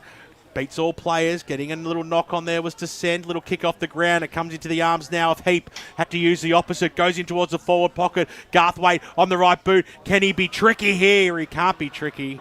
He got it to the top of the goal square where it was knocked through for one behind. They can't buy a goal at the moment, the Montrose Football Club, and they need to pull out the wallet and get a couple, that's for sure. 4 minutes tick over on the Bendigo Bank scoreboard. Final term out here and a 25-point lead to the home side. Blackburn 69, Berwick 23. Jesse Wren clearing that kick out. Thanks, Brash. We'll keep those scores coming in this final term. Montrose go back inside 50 again. Another chance for them. Handball forward was cut off. Tigers look to escape their back half. Bouncing footy and looking towards the boundary line. The other thing as well is the scoreboard. The longer those minutes tick by, the less chance Montrose have. So we're just about ready to call it. Tigers are in control. Roval 85, Norwood 30, South Croydon 51, Noble Park 23. The Dogs back in control in that one. That top 5's looking very interesting with Vermont. Also, here's the Weasel. Almost a big mark there by Smythe. He'll fly every time he gets a chance. Marrow, socket off the ground. Out in defence there. It's a lot of pressure. And look who's coming. Crampton's chasing Gardole, and Gardole just didn't want it. Went right for the boundary line. He didn't want it. In the AFL, that'd be pinged. Oh, Gonski. No doubt about that. Well, 29-point lead to Muralbark over Beaconsfield. Catfish has just said it's a 9-minute mark of the fourth quarter. Baronia 39, Templestowe 26. Weird game, that one. Yeah. Similar to this. Croydon 74, the Basin 12. Eventually, the ball comes back into play. Charging through there was Halo of the Nick variety. Through the head back at Joel Selwood Styles. It's Jackson, sorry. And he will go back, and if he can put this one through, and he's only 25 out, slide angle. Listen to the roar of the Tiger Army go up for this one. Well, been disappointed. There's been no roar on the actual speakers today, which I've actually would have been quite disappointed. I did find out Gavin was he had other duties. He was emceeing down the ladies' day downstairs. So. Heathmont 36, Ringwood 16, and Mulgrave 66, Lilydale 36. Jackson Halo comes in now. We're right behind him here on the broadcast. The crowd will tell the story. He winds on up, and he makes no mistake. It's going to be a Tiger victory out here at Walker Park today. 6 minutes go on the Bendigo Bank scoreboard, and they get their 7-8-50 to 2-7-19. Yeah, look, that's I think that's a really reward for effort. Mitchum have worked hard in these 3 quarters to nullify whatever influence Montrose were going to have on the contest, and now they're starting to reap rewards because of it. They've opened up, they've kicked the opening couple of goals in the last quarter, and they've basically put the game to bed now. Oh, absolutely. What is it now? 31 points. They're not coming back from that. The D's. White. Free kick to someone. Free kick going towards Montrose. So we'll come back to Bailey White back in the middle of the ground. No advantage paid. Waverley Blues 60, East Burwood 28. East Burwood done for the year now. That would probably put him out of calculations. Who did Spider tip? They actually tipped Waverley, surprisingly. Yeah. White goes inside 50. Tigers with 3 on 1 here. Ball falls out to Crampton, who's been quite good himself, and that kick, it's either going to be out of bounds on the full. It will be. So Montrose will take this. 7 minutes gone, 7-8-50 to 2-7-19. Brush has some more scores. Div 3, Donvale 79, Warrandyte 18.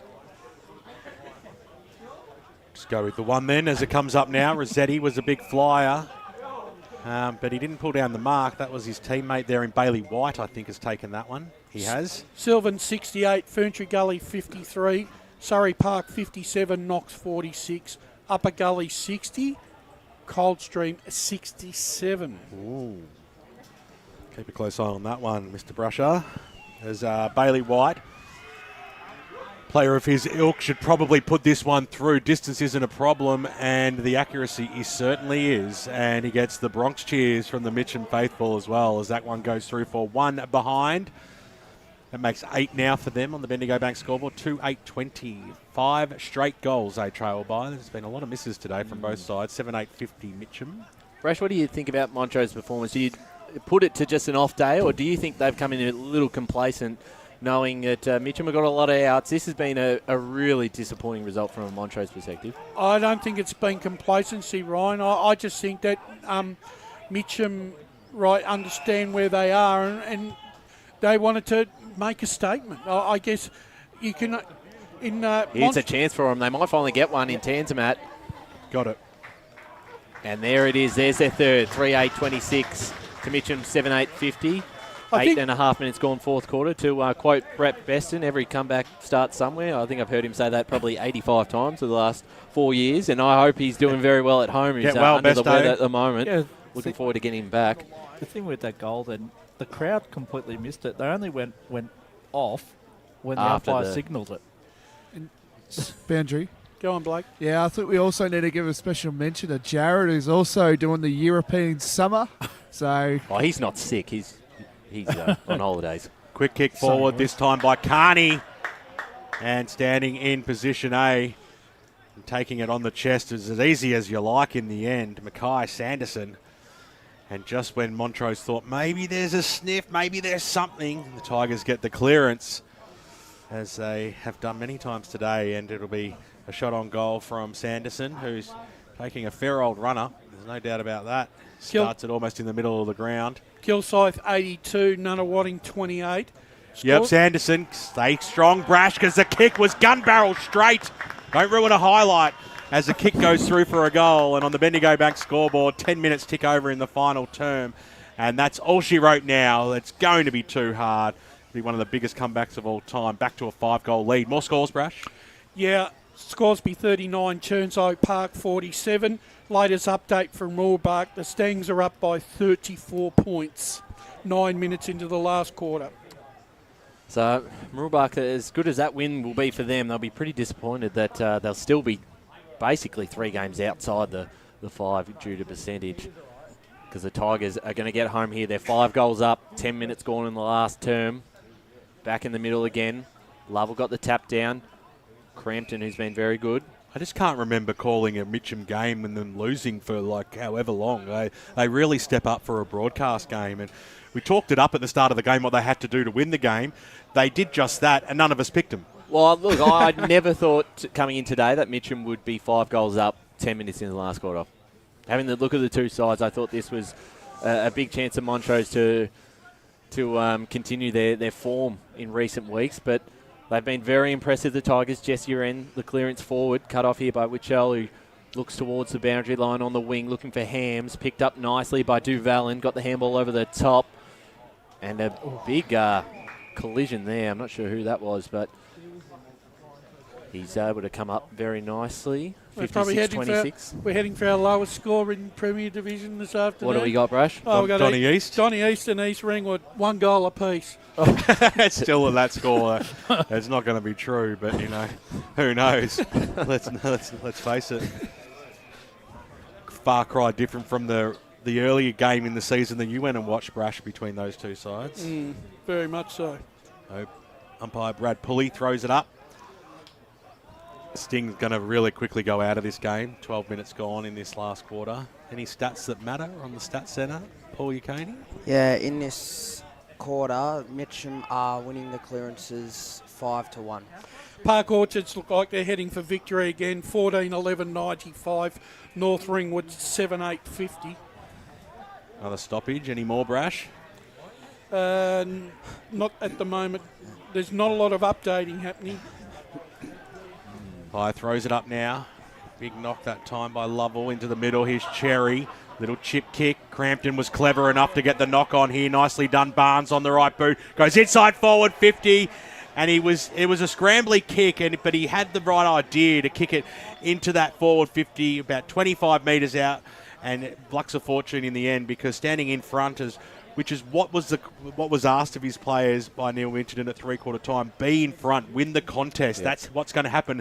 The kicks aren't going where they're supposed to today, and it wasn't going to change for the net last quarter, is what his message was. Standing in front, Bailey Cowman will go back and have a ping, the painted man, for his second of the afternoon. They've probably played the perfect wet weather football game this afternoon, Mitchum. Yep. They've done exactly everything that you should do when you're playing these conditions.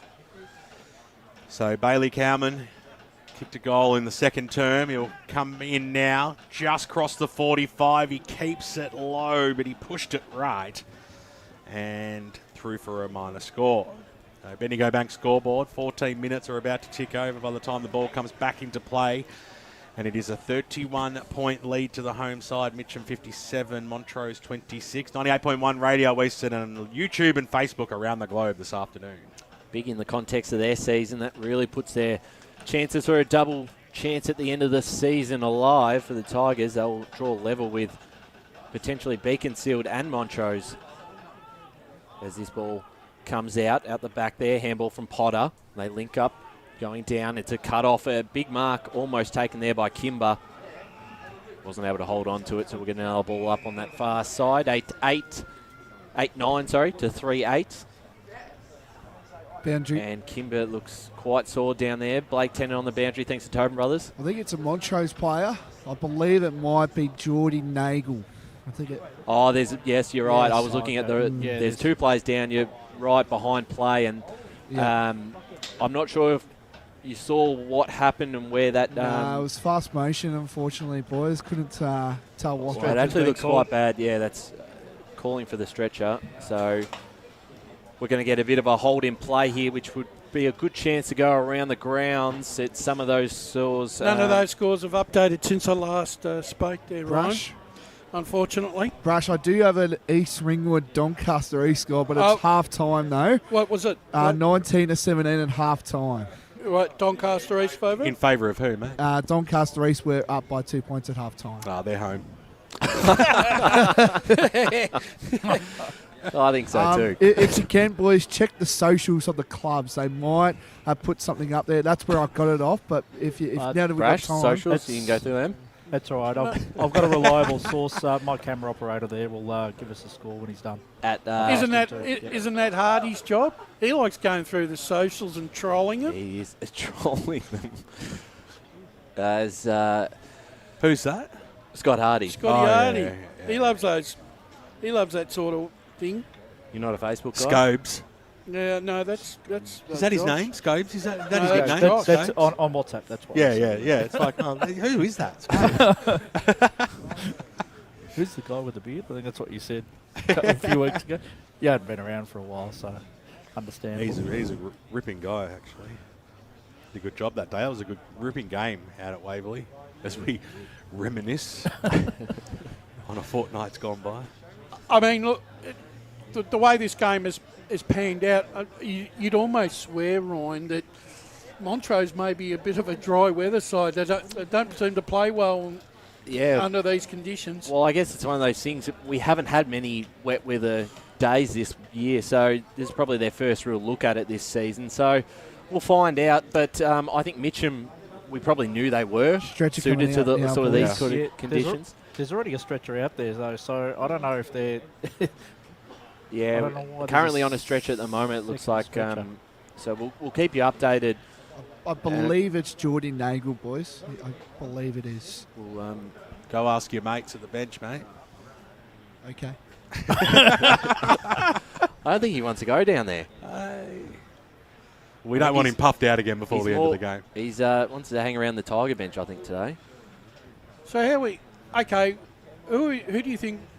Who are we looking at so far in our best players for both sides? I mean, Uren's obviously a standout for me, along with Cherry. I've been big on the Cherry train. Yeah, the midfield's been sensational, all of them, to be honest. Crampton's had a good game. Yeah. Halo's been good. Yep. I think down back, Riley Nicholas has done a super job. Full back. Let's go to Black Tennant. Yes, it is Geordie Nagel, number 15 for Montrose. Nice work, mate. Always back yourself in. Always. Up too, so that's good.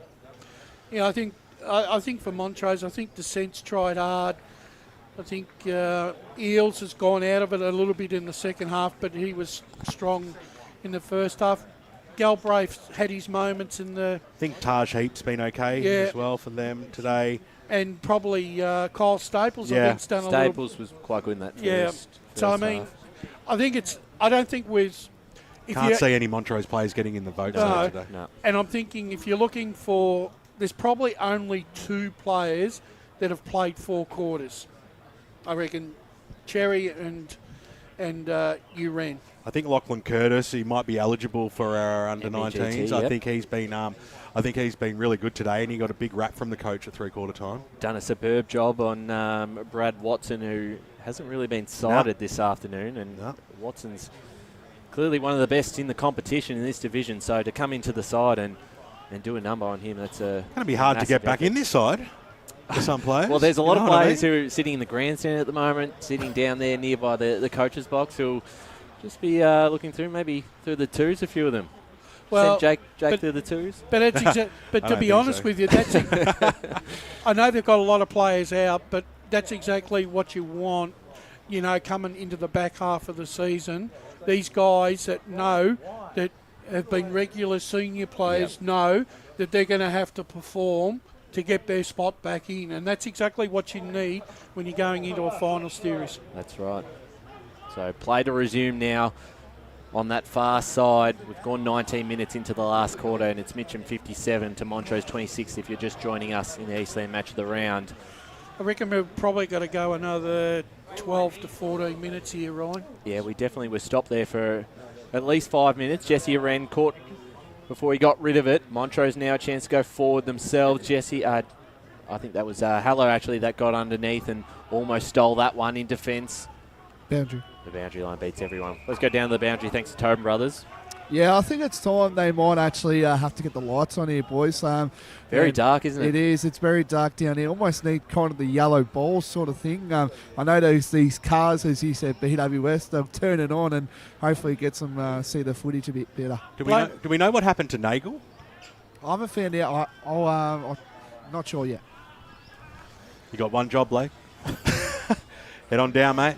Ball's gone forward and through for one behind, but we hope he's okay. I think that's more importantly is what we're wanting to know down there. Yeah, but it doesn't look great. It's not often that you see a player get carried off on a stretcher that takes every bit of 6 or 7 minutes as well. So they're obviously taking a lot of care with moving him off the ground. So we do hope that Nagel is okay. Geordie, as the kick goes out now, so wide goes. Kick goes up and under and out of bounds on the full, eventually coming through. Very stiff there, Kyle Staples. Just threw his head back in disbelief as that sort of happened. As once again that man, Uren, who's really stepped up to the plate as skipper. Don't forget, there's a cost of living crisis too, Blake. Just can't afford to put the lights on willy-nilly, mate. Willy-nilly. They were on at South Croydon this morning for the women's. Yeah, I know, but they've probably got a bit more money. That's what Premier Division does. Gives you a bit more in the coffers, doesn't it, Brash? Yeah, it does. Ball to be brought back in. It is dark, though. It's really dark. That's right. Yeah, but they probably think it's not worth it for 8 minutes. It won't warm up in 8 minutes. Well, they're all over in the super box. No one wants to go and turn the switch on. As the kick goes up towards about 25 metres out, can they snag another one here? Marek was in there, quickly wrapped up, and Sting's gone completely out of this game. The interest is below zero almost. An update through the Instagram. Upset. Wanty South have won their first game of the season, 40 points. Boundary. Cross down to Blake. Yeah, ambulance has been called from the trainers, and his neck's in not a good state. That's the problem with the injury there. Great stuff, mate. So ball's thrown up now. Quick kick forward by Cherry. Couldn't quite put it through. Minor score is the result. 22 gone. We know this quarter's going to go every bit of 32. At least the Eastern Football League treat head injuries as sacrosanct, not like other competitions I know. So the kick in finds a target for the D's, 8-10 to 3-9. They look to go down the line. Big pack of players side, just punched out of mid-air. Descent finds it, got off to Staples. Staples goes towards a teammate, but it's turned over into the hands of Jackson Hallow, who's been quite impressive himself today. Looking for Duvalin, bouncing footy. Able to keep it in there, doing very nicely there. That was Gill, big fly. Marked, almost taken, did a 360, got a handball forward. And that was almost a big chance for him. Cowman got the handball off. Right in the pocket there, Sanderson. There's some real tired legs out there now. They just can't boot the ball, really. There he is. There it certainly is. 23 minutes gone in this final term. 8-10-58 Mitchum, 3-9-27 Montrose. It's going to be a big win for the Tigers. And with Beaconsfield, if they've lost that game, depending on percentage, they might make a big jump up the ladder. Descent looking to clear this out for the Demons. Over the top of the head, just worked out very nicely there for Heap. Just couldn't quite control it. Garthway comes in, throws his body around, pushes off an opponent in Nicholas, and Descent underneath it all. And we'll get a ball up again. I reckon, Nick, Jackson Halo's probably played the perfect aggressor today, right, without, he's just sort of ruffled a few feathers, and I reckon it's just flown Montrose a little bit off cue here. Uran kicks it across the face. I've got the numbers. Rebecca just got a little something. It wasn't a handball, but it came in his way. Goes up towards centre half forward. They're trying to work themselves inside the forward 45 at the moment, the Tigers, but they're going nowhere. Kimber's on the bottom of the deck, and we'll have another ball up. 30 points is the margin. Game is done and dusted. The stoppage in this last quarter as Geordie Nagel has gone off on a stretcher. I believe he's copped one very high and being very cautious about the neck vertebrae area, and he's off to hospital, so we wish him all the best, and it's certainly in our thoughts. As Lovell gets a handball away now, throwing his head back there was Jackson Halo, and he's received the free kick as well. He's pretty clever at doing that. I don't know if I'm the biggest fan of players who do that sort of action. The short passes on, it was went awry in the end. So chance for Montrose just to get that clearing kick out, and the mark has been taken by Brad Watson, who's been very quiet today. Squeezed a kick across to Descent. It's been serviceable for Montrose. Descent usually is as well, as the kick goes in towards the middle.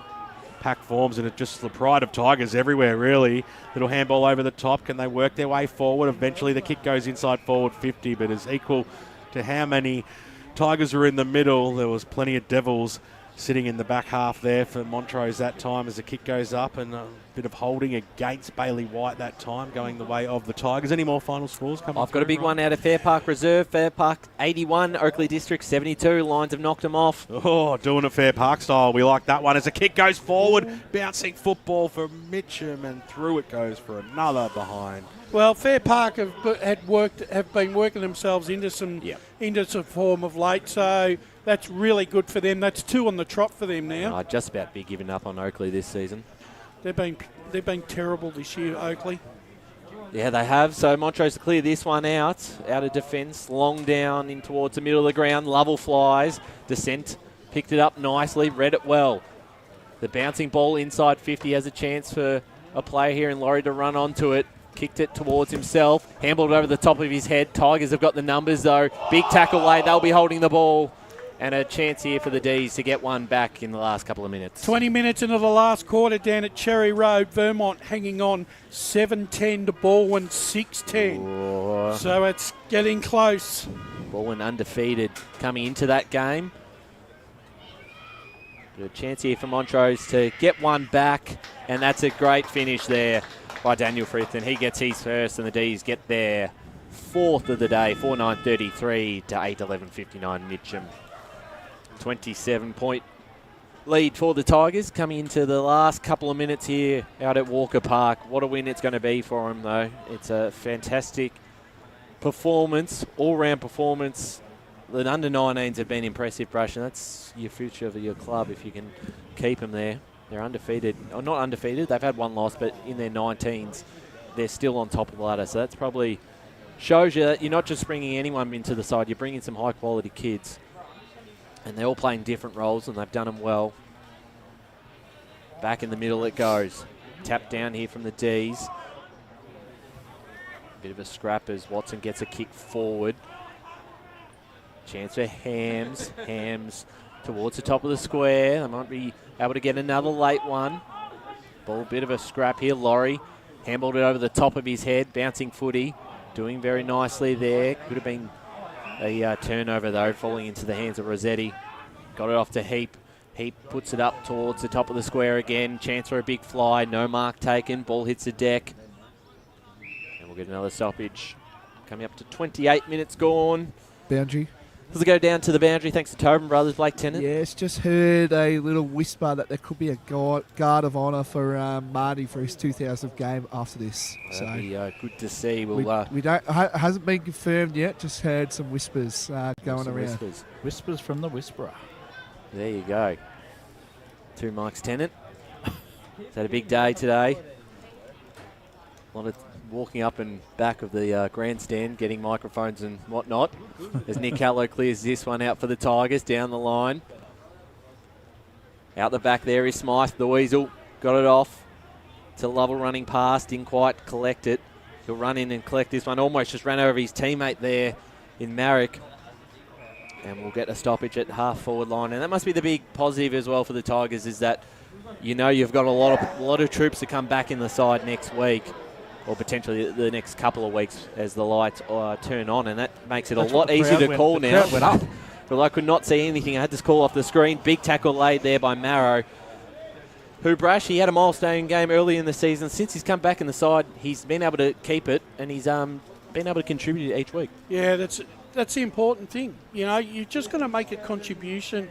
Doesn't matter, even 1%ers. They really count at certain times of the game. Absolutely right. As we get another ball up. Actually, it's a free kick here going towards the D's. Watson will take this one. Hasn't it been his day? And that kick out the back is Barnes. Got the tap down.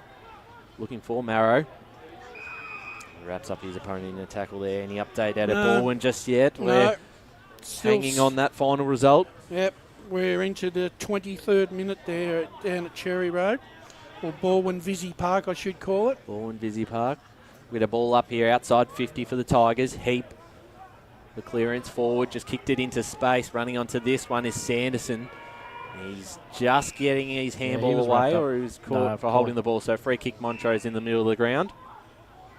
And that'll be Riley Hams, who hasn't been too bad today. I thought he's been impressive in patches. Blackburn 15, 20, 110, 81 points. Winners over Berwick 4-5, 29. Big win there for Blackburn. Full time by Davis. That's a big result there from Mooroolbark if that's a Mustangs win. Clearance forward here for the Tigers. Falls into the hands of Carney. Full time Mustangs 10-5-65 defeated Beaconsfield 5-11-41. Big win there. Mooroolbark got it to Jesse Uren inside 50. Bouncing ball, bounced off the chest of a player there and out of bounds, and it does really hurt the fact that Mitchum win for a Mooroolbark perspective, because it's just still the 2 to 3 game gap. Vermont have scored a crucial goal. They now lead 8-11-59 to Balwyn 6-10-46, and that's 24 minutes gone into the last quarter. I've got the full time for Donny East, East Ringwood. So just watch BWS's face.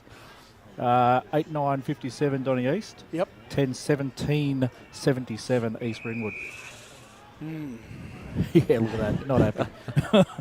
Not ideal. Just the look over the shoulder. Roval 16-16, 112. Norwood 6-9-45. Thanks there, Brash. As Montrose go inside 50 once again. It's going to be a bit of a longer quarter due to a incident on the field that had the stretcher out. Descent got the kick forward, not 15. Mark not paid to Daniel Frith, and we'll get a ball up inside 50. Final scores at Cheong Park. South Croydon 9-10-64. Defeat Noble Park 4-5-29. That's 8 in a row. Yeah. 8 losses in a row for Noble Park. Socket forward here. Maybe a late one for the D's. Ball comes out. Nick Hallow, socket off the ground towards the boundary line. And they've taken the sting out of this game.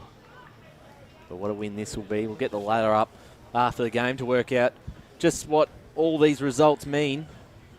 Certainly been shifting around that top 5 quite a bit, except for Park Orchards on top, who will remain on top with another big win today. We haven't got any updates from South Belgrave.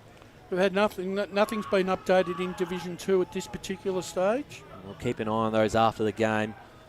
Trying to break through a tackle there is Descent. Just got his kick away. They're working out inside 50. Bouncing ball to Laurie. Socket off the ground here for the Tigers, clearing it out. It's not going to go too far because Tanzimat's there, sending them back into attack. Trying to just go the fist there. Couldn't quite make contact with it. Bit of a scrap inside 50 for Montrose. So the win for Mitchum will put them equal with Beaconsfield and Montrose, and due to their percentage, Montrose will remain in third. They've got a superior percentage, so not too much damage for them. No, but that's what happens when you build up early wins with big percentages early. Sometimes it covers these sort of games where nothing goes right, and all right, they've lost the game, but they haven't lost anything in position, and maybe just a tad of percentage. But yep, I think Gary Ayres will probably be a little disappointed with the performance today. They got to chalk it up as an off day, but you're right, it's a very disappointing result. And they coming into this game on paper, they looked big favourites, but it's the Tigers here at Walker Park that get across the line. 8-11-59 to Montrose 4-8-32. And Gav's back. I saw him walking in with his cord before, just ready to plug it in. Well, and listen to the song here, thanks to Tobin Brothers, celebrating lives.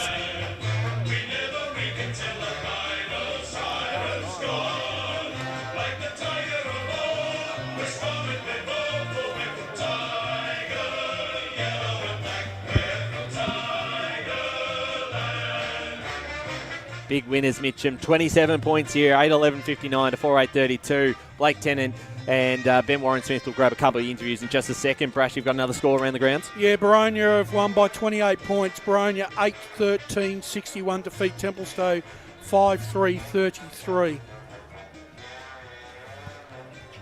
Thanks there, Brash, as we're just waiting for a couple of interviews. Look, I'm getting a bit of a stare here from the junior manager, Daniel Wex, who just pointed the finger, said we didn't give them any hope today. I didn't think they'd get across the line. But what a win it has been for the Tigers. And this is a real character building as well. And what a win, what a celebration this is going to be for some of these under-19s. Going to be a lot of players who would probably their first win, a few debutants, a couple of players who maybe it's only their second or third win. They're going to sing this song with gusto. And that's the thing. They're building a really, really good culture here at Mitchum. After being in the doldrums for so many years, Matt McCubbin has led from the front. They've rebuilt this football club, and they're starting to become a tour de force again. Obviously, they'll want to keep this momentum going, but you just sort of feel that they've got to. Whilst this was a great win this afternoon, they really are going to need their senior players back, come towards finals. We've got Blake Tennant down on the boundary. Yes, we've got two of Mitchum's stars here. We've got Tom Lovell and Jesse Cherry. Jesse, I'll start off with you. Blake, we're going to just cut you short quickly because there is a... we might get you to do the interviews after because there's a guard of honour for the umpires. So get you boys after. Yep. We'll let the Mitchum boys come down and present the guard of honour for Martin Price's 2000th umpiring game today. Final score, Vermont have inflicted Baldwin's first defeat for the season. Vermont have got up by 13 points, 8-11-59 to defeat Baldwin 6-10-46. That's a big win for the Eagles. That really puts them right back into the mix for the second half of the season. So just if you're listening in on Radio Eastern FM right now, the two sides have lined up in a guard of honour for the milestone umpire. 2,000 games, Martin Prizes. A fantastic effort and great to see the respect shown from both sides, the two clubs. 2,000 games for Martin. What an achievement. Massive and the recognition achievement. is very much deserved. It's been a great week for him and his family. And it's been celebrated very nicely and a great achievement today. So fantastic to Martin. As we'll now go down to the boundary because the boys have got some interviews. Yes, take two. We got Tom. Oh, you got it? Yep. Jesse, tremendous win today. You know, backs against the walls. A lot of outs coming out this week. You must be feeling pretty proud of yourself and also the team of just this amazing performance. Hey, Loggy! Loggy! That one's for you, mate. Get the mic off him. What do you know that we don't know? So the question I asked you, how good is this win? You know, backs against the wall, a lot of outs coming into this game. You know, Glossop coming out. A lot of your backline pretty much gone as well. Must be a big win for the Tigers. Yeah, it's a great win. You know, we're pretty undermanned today. A lot of 19s boys played and they stepped up and really showed a lot of heart. I think that's what got us across the line for the 4 points. But it's a great win. This weather and this team, keeps giving. Tom, it's Tom Lovell down here, the big ruckman, mate. It's the midfield today. What a super effort by you guys. And it was a traditional wet weather football game. It had to be won in the middle, and that's exactly what was done. You must be really proud of yourself and your performance, but also all the boys as well. Yeah, we are. Well, I guess it started through the midfield. We just knew we had to get it forward. Montrose is a strong team, especially we saw what they did to South Belgrave last week.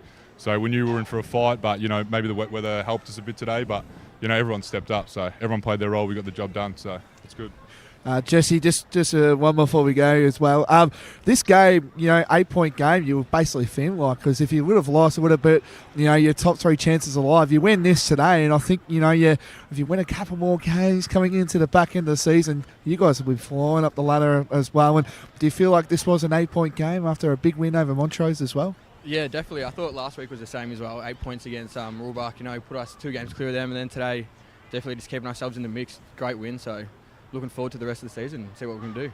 Did you come in confidently today, Tom? I know that we talked about the lot of players missing from the side, but it almost seemed like when the rain came down that it almost suited you guys today. You looked like you were confident from the get-go. Yeah, well, that's the thing. It started with Spuddy. He spoke to us and said, no one expected us to win this game. I bet up there they didn't expect us to win, but we just fought. We know how to battle. That's all we do. So we just got the job done. You guys love a broadcast game, don't you? Every time we come down, you guys really step it up for us. We do. It was a couple of hangers, so it was good. Great stuff, guys. Go and celebrate. Get warm. Well done. Well, thanks there to BWS, Blake Tennant, and the two players there in Tom Lovell and Jesse Cherry had a nice little celebration there. And Jesse ran. Fair enough, I was pretty much ranting at the office saying that there's no way Mitchum will ever win with this side. But what a win it's been. Well, the three players, the one that made a special appearance, and those two are in my votes. That's your three votes? Yeah, and they're we my will votes. Probably, do we have another ad break, Lee, before we... Yep, we'll jump into an ad break and then we will get started into the votes. But out here at Walker Park for the Eastland match around, the Tigers 26-point winners, 8-11-59 to Montrose 4-9-33. As Sarah opened her best friend Jackie's wedding invitation, she was overcome with a wave of emotion. While her two young boys wrestled on the floor, tears of happiness rolled down Sarah's cheeks as she saw the words she'd been longing to see. Please note, this wedding will be a child-free event. Well, Sarah, looks like we're off to Eastland for a new frock and some heels. And let's book in that babysitter. For all of life's little moments, there's Eastland. Eastland. Live real. Sprained your ankle, bursting through the banner? Broke a finger, high-fiving the ruckman? Or did you run into the goal post again? For bumps, breaks or bleeds, be seen sooner, close to home at Knox Private 24/7 Emergency Department. The preferred provider of emergency care to the Eastern Football Netball League, you'll generally experience shorter wait times. You don't need private health, but there is an out-of-pocket fee. Be seen sooner, close to home at Knox Private 24/7 Emergency Department, 262 Mountain Highway, Wanturna. Do you feel good about your bank? Because there is a bank you can feel good about. They share their profits to fund big community projects, small community clubs, and vital emergency services. They've given $250 million to help Australian communities thrive. They have all the products and tech you expect from a big bank, with service you don't. It's Bendigo Bank. Feel good about who you bank with. Try Bendigo. Search bendigobank.com.au or search Bendigo Bank near me. Tobin Brothers Funerals wear their heart on their sleeve. Their clear and easy to use website and Memory Maker app make it easy for families to make an informed decision. Here's James McLeod, Managing Director of Tobin Brothers Funerals. We pride ourselves on being the most transparent funeral company. All pricing on goods and services are available on our website. It's all there for you to see and make very informed decisions when planning a loved one's funeral. Visit tobinbrothers.com.au. Tobin Brothers Funerals, celebrating lives. At Yarra Valley Water, we know reducing your shower time, or show time, to 4 minutes can save you an average of $200 a year on water and energy bills. Shower shorter. Save water. Authorised by the Victorian Government, 1 Treasury Place, Melbourne. Sprained your ankle, bursting through the banner? For bumps, breaks or bleeds, be seen sooner, close to home at Knox Private 24/7 Emergency Department. You'll generally experience shorter wait times. Knox Private 24/7 Emergency, 262 Mountain Highway, Wanturna. You are listening to Radio Eastern FM 98.1. With live and exclusive coverage of the EFNL football season, bringing you the match of the day with score updates from all divisions. And now we cross to our commentary team for the Radio Eastern 98.1 Match of the Day coverage. Welcome back to the Eastland match of the round. Final score out here at Walker Park. The Tigers 8-11-59 defeating Montrose 4-9-33. A big win for the Mitchum Football Club, and I'm joined by Wayne Brasher, Ben Warren-Smith and Blake Tennant in the box after that big win for the Tigers. We've got a few awards to give out before we go around the grounds and check some final scores. Let's start with our votes in the Sportsco Eastland Best on Ground Award. Brash, I'll start with you because you've already got the headset on and you've been thinking about this one. You sort of alluded to your three players who would get a vote. Yep. What's your order in your top three? One vote I give to Lovell in the ruck. I thought he controlled the contest for most of the afternoon. Gave his not only was he good in the ruck, but he was also very good around the ground and was very, very serviceable.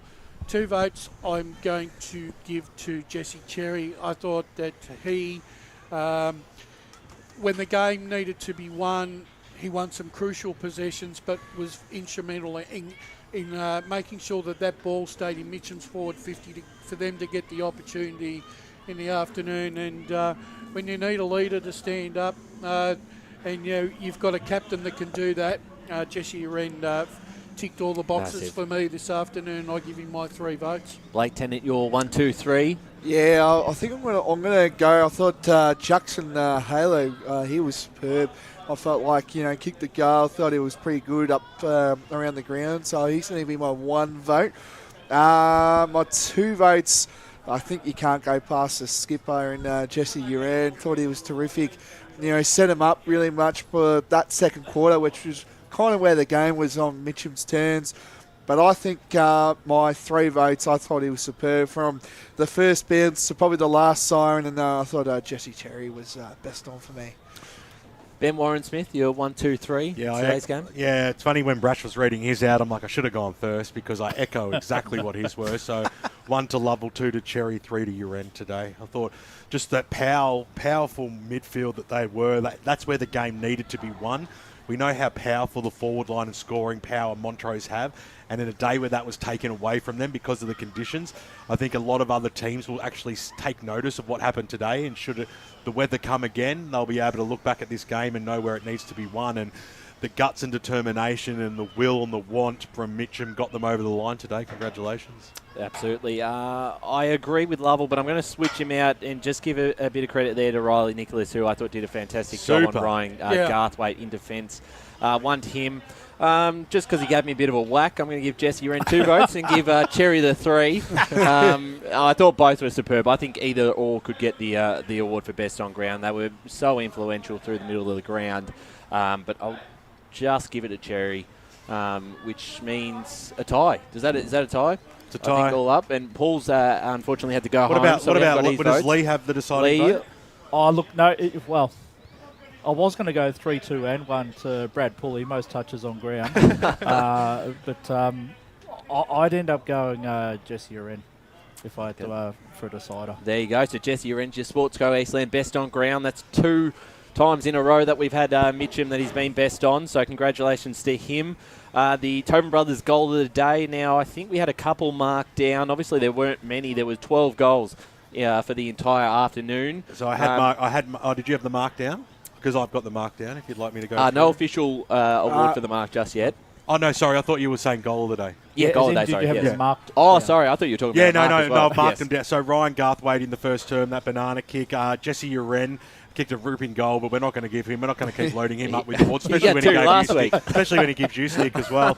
I thought the goal by Jesse Smythe across the 50 that, wobbled its way through was a good one. Blake, do you have any other contenders? No, I think you've summed it up pretty well there. BWS, I think Garthwaite's one. Just to make him happy, make the Demons happy. I think he'll be happy as well. Well, you need a feel-good factor for him, do you? Yeah, a little bit. They won't be getting that. Bit down. What do you think, Brash?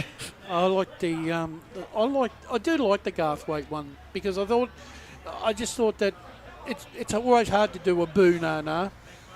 Okay, I suppose the Smythe one was a bit of Lux of Fortune slamming on the boot. I think Uren's goal was super as well. But, all right, let's go. We'll give it to Blakey Tennant has the final say. Ryan Garthwaite is the winner of the goal of the day. He's another one who's got a few awards this year. He does. But I just want to say this one. I know this is we finally got a score from the Doncaster East Ringwood game. I already gave that one out. Oh, you did? Yeah. Oh, sorry. It was. But if you want to say it again, them's fighting words, mate. Yeah. Okay. Just because your side lost. East Ringwood 10-17-77 to Doncaster East 8-9-57. There you go. Well, what have you got, Brash, on your phone? Well, it says that Doncaster East and East Ringwood have gone into overtime. Well, Brash, you're more still tied on one goal each. You might have to get on the social Brash. Well, this was my score, which is mirrors what Blake just said, was from my camera operator. So that's a confirmation. Yep. MEGT Rookie of the Day, BWS. There's quite a few. I'll just go through. I tried to tick them off as much as I could. Crampton, Barnes, Sanderson, Townsend, Marek, Rebecca, Carney, Gill, Curtis. Maybe not Carney. I think he's older than 21. Montrose, I've got Lord, Canny, Heap, Eels, Frith and Laurie. Any names stand out on the paper? I thought Curtis did a great job and they were very happy with him out at three-quarter time. Yeah, Curtis did do a super job, but so did Taj Heap for Montrose as well. That's a real tough one. I reckon actually Taj Heap did win it last time, and I don't know if we can have two of the rookie of the... Well, then it's, I think that makes sense. Then Lachlan Curtis, we all in agreement of that. That'll do. Happy with that? All right, that's our 3 votes, I don't 3 know if Brush awards. is too happy about that. No, I am. He's still trying to work out this score. Overtime. Being in overtime. I'm trying to work out all the scores. Well, you'll be a happy man because Vermont got up for him. So it's a big victory. That's right. Any other major score? I think we went through most of them. Most seem to be pretty self-standard. I think we should mention that Brush was Vermont's best club man in 2009. So that's come out of the blue. Where are you bringing that from? He's been reading our honour. He's been reading our honour boards. That's what he's been doing. So there you go, 2009, the club man. He's also a club legend. That's when we poached him. After that, we knew how important he was, and that's when we got on the ring. Happy 15-year anniversary of that award. Something like that. I'll tell you one big result before we go. Knox 9-14-68 defeat Surrey Park 9-10-64. Yeah. Result. So we get Buxy on tomorrow. On your Buxy. Upper Gully result. Did we get an update on that one? Upper Gully, Coldstream 11-9-75 defeat Upper Gully 10-7-67. So following up on that one before we have to go off air. Where does that put Upper Gully? Did Ferntree Gully get home brushed? No, they got done. But they lost. Oakley District lost to Fair Park as well, so they survived. No damage done, and very disappointing from Oakley too. Fair Park 12-9, Oakley District's 11-6. So there's some upsets today. Nothing. We haven't had much from Div 4 today, unfortunately. Are we allowed to talk about the upset in the AFL? Or no? What are they? Well, Fremantle after the siren beat the Swans. After the siren, 99-98. Interesting result there. That's good for my Carlton minor premiership multi. Are you a Carlton man, Peter? No, just follows the numbers. All right, we've got a minute left, so we're going to start to clear off here. Blake Tennant, thanks for a great job pre-game down on the boundary and doing a very good job down there. Thank you. Always a pleasure to come down to Tigerland. Enjoyed the facilities down here. It's always top notch. Love the Tiger theme song as well, which is great. Yeah, very good. Having a frothy after the game? No, I've got a club function that I'm hosting tonight. Hosting? Yeah, so I'm hosting. I've got to dress up in a suit. So there you go. Make a trip down we there might tonight. have to get some cameras I there. want proof of that suit, mate. Yeah, certainly right. We've got 30 seconds here. Wayne Brasher has done a fantastic big day for you. Out of the women's in the morning and then Mitchum today. It's been a great day. I've really enjoyed myself today. You're a legend, Brash. Great to see you. And Ben Warren-Sith back in the calling chair this week. Always great to have you on board. Great to have you back this week. Love coming out to the MCG of the East. Have a great week, everyone. And Megan Green down at the camera work all day today for the women's and the men's. Fantastic job. Lee Green as well for LAK LM Media. And it's all it here out at Walker Park. 8-11-59 the Tigers, 4-9-33 the D's.